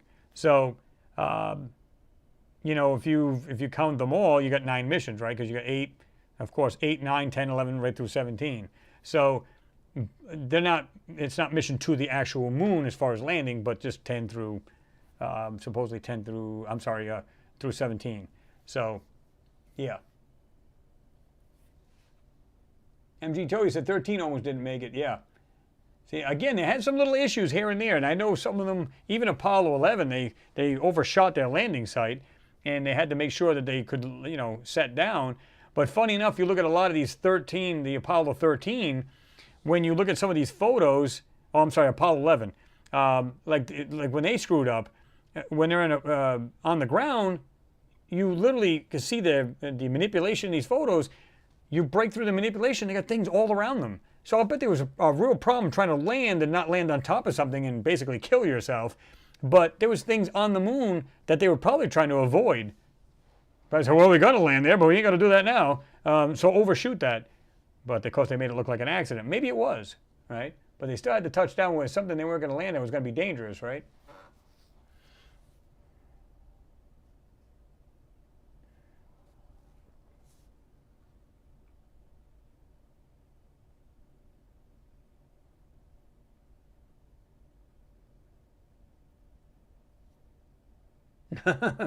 Vladimir, that's a good one.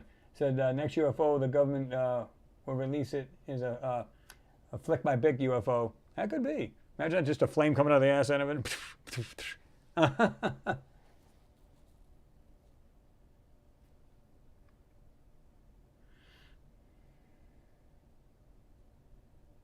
Terry Kelly said, Chris, have the powers that be ever tried to shut down the channel? Not that I know of. Not that I'm aware of. Again, it's like any channel. Nobody's going to get hacked or shut down. Now, they can limit your access, people accessing your channel by not suggesting you. In other words, every time you're on a video, you always see on the right-hand side, it's got suggested videos for you based on your search. So, but they can limit the way you see a channel, so they can do that.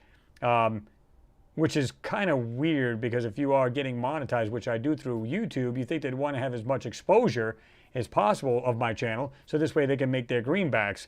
So, yeah, I mean, but as far as like the government, nah, never had any issues like that. And all these people that say they do, bull.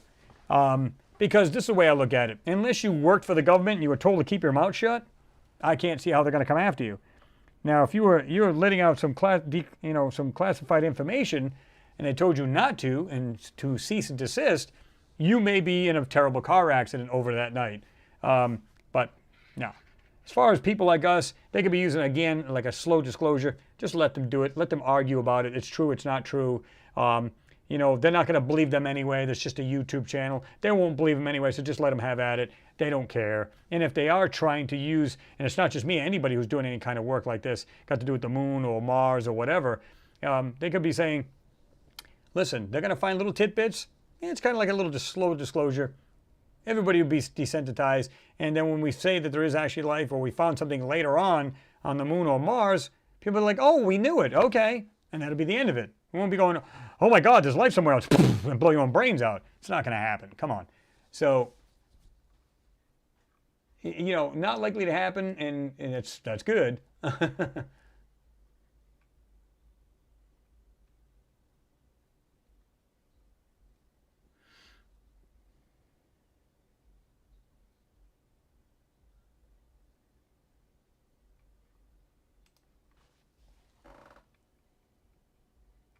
Oops.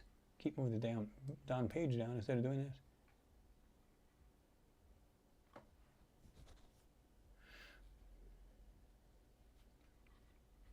Jean Ward, you said, Chris, they allow us to do this stuff as we are disclosing for them. Well, that's what I mean. They're using it as pawns, right? So, to me, I go, okay. So, what would be the reason to want to shut you down, or me down, or the real Jimmy Roberts, or any of these, like Joe from Alien TV, or anybody who's doing this kind of work? They're just going, let them have at it. Like I said, let them argue about it.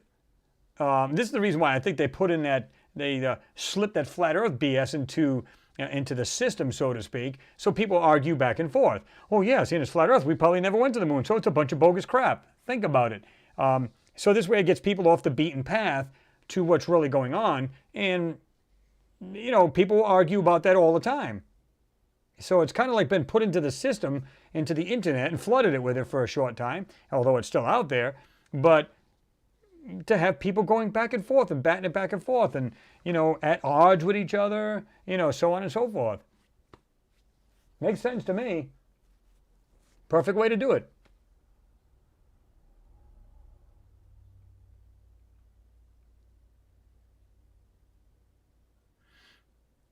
Yeah, Robert, you're right. He said, I also believe that they have cigar-shaped vehicles based on submarine bodies, nuclear submarines. And it could very well be. Could be.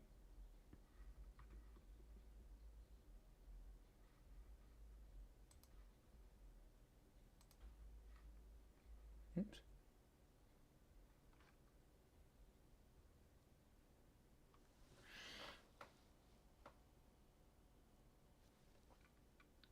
The third eye open, he said, I recently read something or heard something that the Tic Tacs are ours and are to detect low-flying aircraft. Interesting. Huh.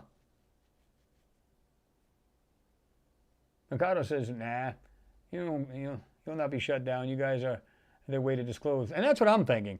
If there's going to be any kind of thing like that at all, and like I said, even if they said it's not even disclosure, let's just say they go, listen, you know what, just let them do it.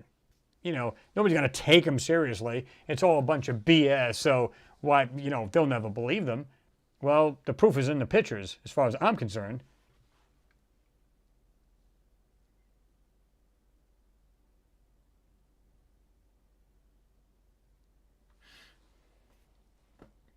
Yeah, there you go. You are their plausible deniability. Pretty much.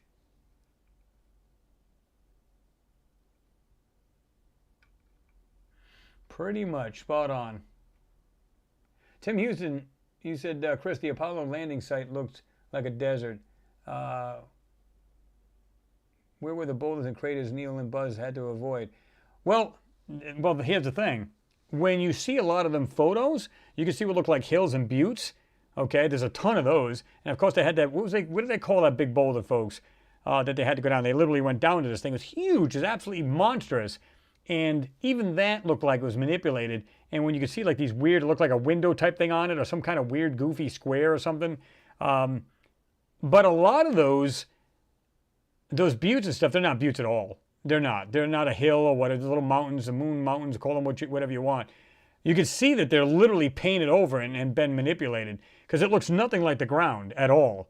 You would expect the same, sand or dust on the hills as you do on there, and you'd expect rocks and other kind of stuff on there as well, and you don't.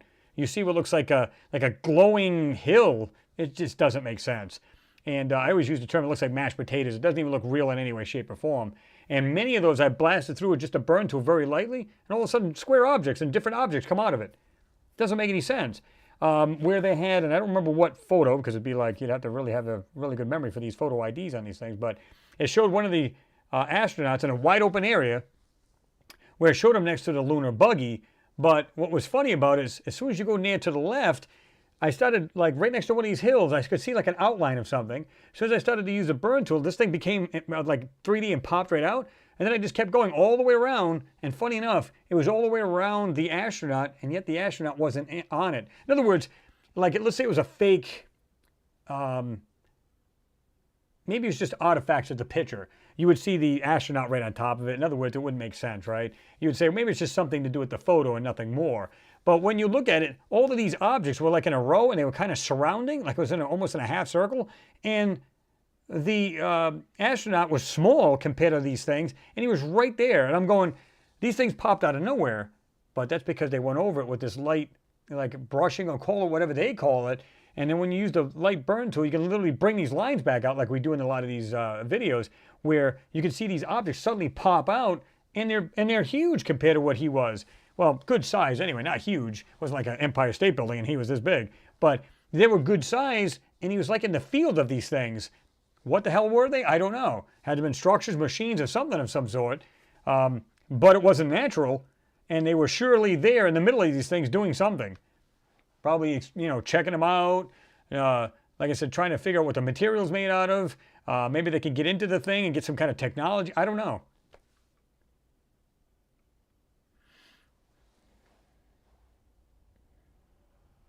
John Moore said Apollo astronauts had a mandate to search out and investigate the ancient technology on the moon. Well, that's what I think they were there for. It was a recon mission. It was nothing more. And like I said, the PR move was nothing more than, hey, we're looking at rocks. We're bringing dust back and some core samples, and we want to see how old the moon is, or maybe some debris that's come from outer space and landed on. We want to see. Well, how the frick do you know that? Well, that rock looks like it might have been from Alpha Centauri. How do you know? What happens if you collected 5 rocks and they all basically show the same age? Then what? Then it wasn't from anywhere else but on the moon. So now, would they get lucky and find something on the moon that was, a lot older? Sure. Just like we found a piece of Mars meteorite. That's why with the theory of Panspermia, it was in Antarctica. So was there microbial life on this rock, because it could be embedded in it and it could survive? They even said it could survive. So if it came here, started life here, there you go. But yeah, that's exactly what they were there for, just to inspect and whatever they were on this on the moon.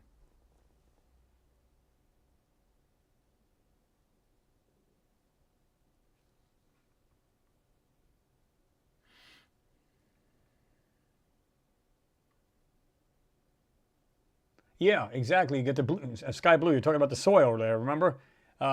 He said, I thought the orange hill of rock was fascinating. So did the astronaut.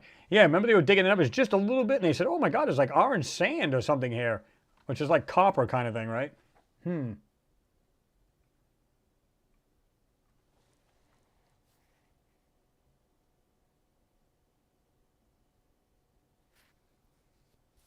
Leslie Ann, you said, I'm not surprised. Use it against them, and never straight answer. No wonder why my dad would not work for them. I wouldn't. There you go, right?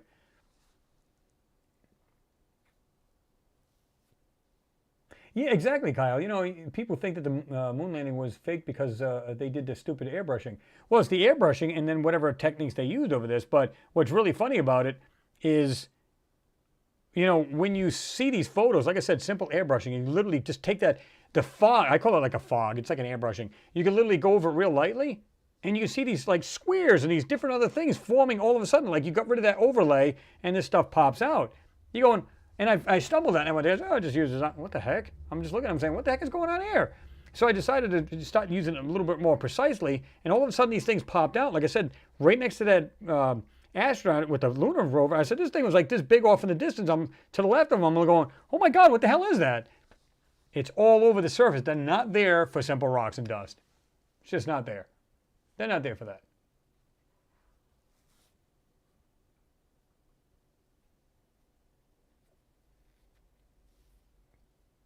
Oh yeah, Kyle, you're gonna have that no matter what. You know, they're probably like Jean Ward was just talking about. The flat earthers do for sure when he was talking about, you know, flat earth and we never went to the moon and all this other crap. Yeah. You know, if they want to believe that, they're more than welcome to. You know, I think it's silly, but they're more than welcome to.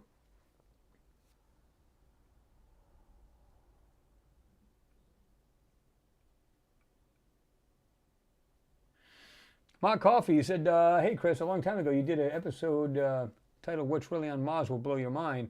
Could you check out the craft on the far upper right? I'm trying to recollect that one in particular. It's been a little bit since I've done that.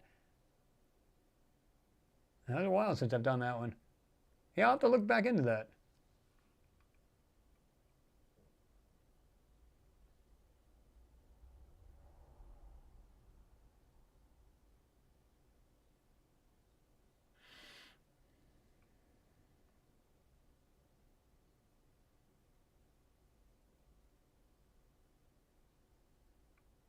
Yeah, a lot of people like that one, Leslie. Leslie Ann, you're talking about Ganymede. Yeah, that Chris did amazing. Yeah, that one there was amazing because, again, they had this kind of flat look to it, but yet when you start bringing out the shadows and depth, all of a sudden it just looked like cities and domes everywhere on there. I strongly believe that moon is definitely had a civilization on there. You look up that video, Ganymede. Oh yeah, it's crazy. And I only came upon that because I was looking at some feature that was coming down like this. All of a sudden, it kind of went down like that. I was like, "Wait a minute! Is it going off to my right, looking at the screen, or is it going down like in a lower elevation into the moon?" And after I started bringing it out, I was like, "Oh my God, this is crazy!" And you know, you could just start to bring out all of these things, and it looked like I said, domes and what looked like transportation tubes or roads or some BS. It's just weird, really, really crazy stuff.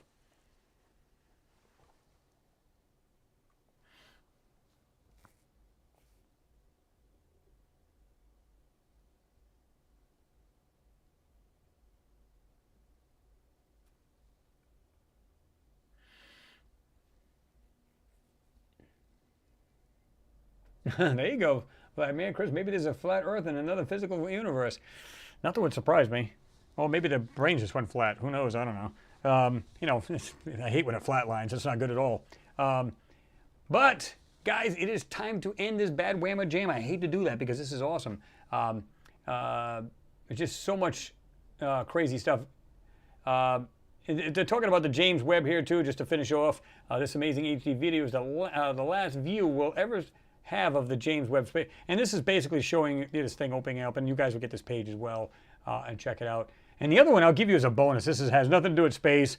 I don't know if you guys have seen this, but this lady flips out on this old guy on the plane about not wearing a mask. And all along while she's yelling at her mask is down here. And you ought to hear the trade of languages going back about F you this, and you know, put on your effing mask. And he says, sit down, Karen. And of course, everybody starts laughing on the plane. And she gives him a left hook. Boom, slugs him. And then he's like, are you kidding me? You're going to jail. And when you get off there, oh my God. This lady literally, Delta flight from Tampa to Atlanta gets crazy. You guys got to watch that video. That's insane. I don't know how this guy held back. Your first impulse is to literally push her to the side door and open it. Look at her. She's literally got her mask off right now, and she's literally screaming at this older guy to the right of her and literally swearing. So I won't play it because it swears. Not that we haven't swore a couple little tiny swears here. But either way, it's crazy how much these people are so hell-bent on this stuff. It's like, lady, he literally says, I'm eating and drinking here. How can you eat with a mask on? I mean, I'm a little confused. But if she doesn't get it, and she's just on a warpath, and she just wants to rip this old guy a new one, and she says, get up, you big ussy pay, and all this other stuff. He says, oh my God, you got to just hear it. It's just funny. So I'll put that as a bonus track. I'll put it at the bottom inside the comment section, so you guys can get a good kick out of that. Like I said, if I was another woman, I would have got up and roundhoused her, but you just don't want to go to jail for something as stupid as that, right? James Reagan, thanks again for your support, sir. I do appreciate you. You said, Chris, the best Armstrong could say in the famous interview post moon landing was, I believe it's the start of a new beginning. Then his head went down. It makes you wonder, was it a new beginning meaning exploring more of what's going on around us, or the fact that they're hiding this stuff? It's a new beginning. I think it was more, he was saying, like in code kind of thing, like, yeah, this is a new beginning of what's really happening in our lives and what's going on. But it could mean also, it's a new beginning. Jesus, it's like, yeah, well, the lies are going to continue, basically. I don't know. But either way, yeah.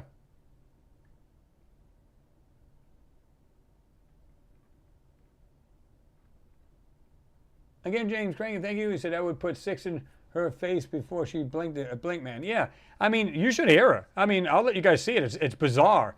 It's just like, why are you so hell-bent?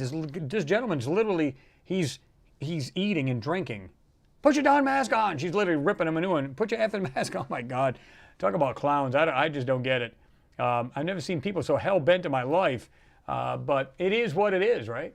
But anyway, folks, we're just going to say a quick thank you to everybody, and thanks for your support. Again, I always say any kind of support's great. You guys are awesome. It helps any kind of like monetary. It helps support the channel, and it keeps us up and running. And a big thank you to you all for doing that. Much love to you all. And I do appreciate you guys being here. Again, like some of you have said earlier, and I want to echo the same thing you've said, where you said it's good to be here because you get to express what you've learned, and we do the same, and we just go back and forth. So it's awesome to be able to do that. And like I said, I consider it like a giant family here, right? We get to talk amongst ourselves, like-minded people. We don't have to worry about any of this. Why is this not doing that? I don't know why I just looked at Elaine's and... Oh, okay. Elaine, for some reason, it like held your, what do you call your comment, but you said you left something there for us to watch. Remove spaces. Okay, so she's given an address there. Just remove the spaces, and if YouTube lets me post this, well, it's not them. It's up to me. So I just seen how it just held it, but I just go ahead and make it public so everybody here can see that in the chat. So thank you for doing that. But like I said, folks, it's like just a one big family here. We get to express what we're seeing. We learn something new every day. Again, I don't know everything. And I'm glad to be, with like-minded people who are very savvy in a lot of this stuff as well. So no matter what you know, what your knowledge is, what you're strong in, and this person's strong in this knowledge, and so on and so forth, like making video games, John would. Like I said, that'd be cool to be able to do that and play that. It's pretty cool. So, like I said, it's just awesome to be able to do that every Friday. And I love hanging out with every one of you guys. It's just great to be here. And the support is like unbelievable. I just can't get over the support on this channel. So I want to thank you all again for that, and a big thank you. So what I'm going to do, like I said, folks, it's 8:39. Well, we'll wait until about 8:50 my time, Eastern time, so another 10 more minutes from now. I'll let you guys talk amongst yourself. If you don't mind, if you haven't hit the thumbs up, please do so that the algorithm for YouTube will work with us and not against us. It'll help get this this video out and stuff like that, live feeds and stuff. So it is much appreciated either way. So again, thank you, folks. Everybody have a great weekend. Be healthy, stay, safe, and I do appreciate you being here. We'll see you guys in the next videos coming up. So with that, I'm going to let you go. Everybody, have a good one. Peace.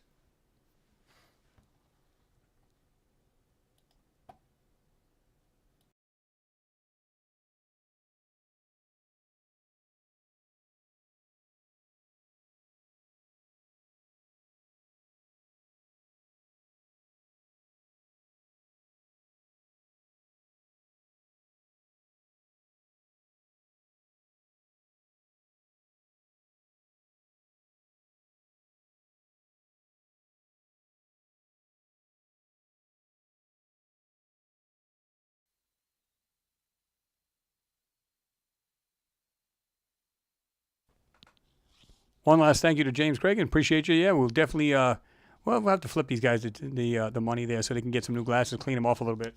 But anyway, folks, again, have a good one. Appreciate you being here. Much love to you all.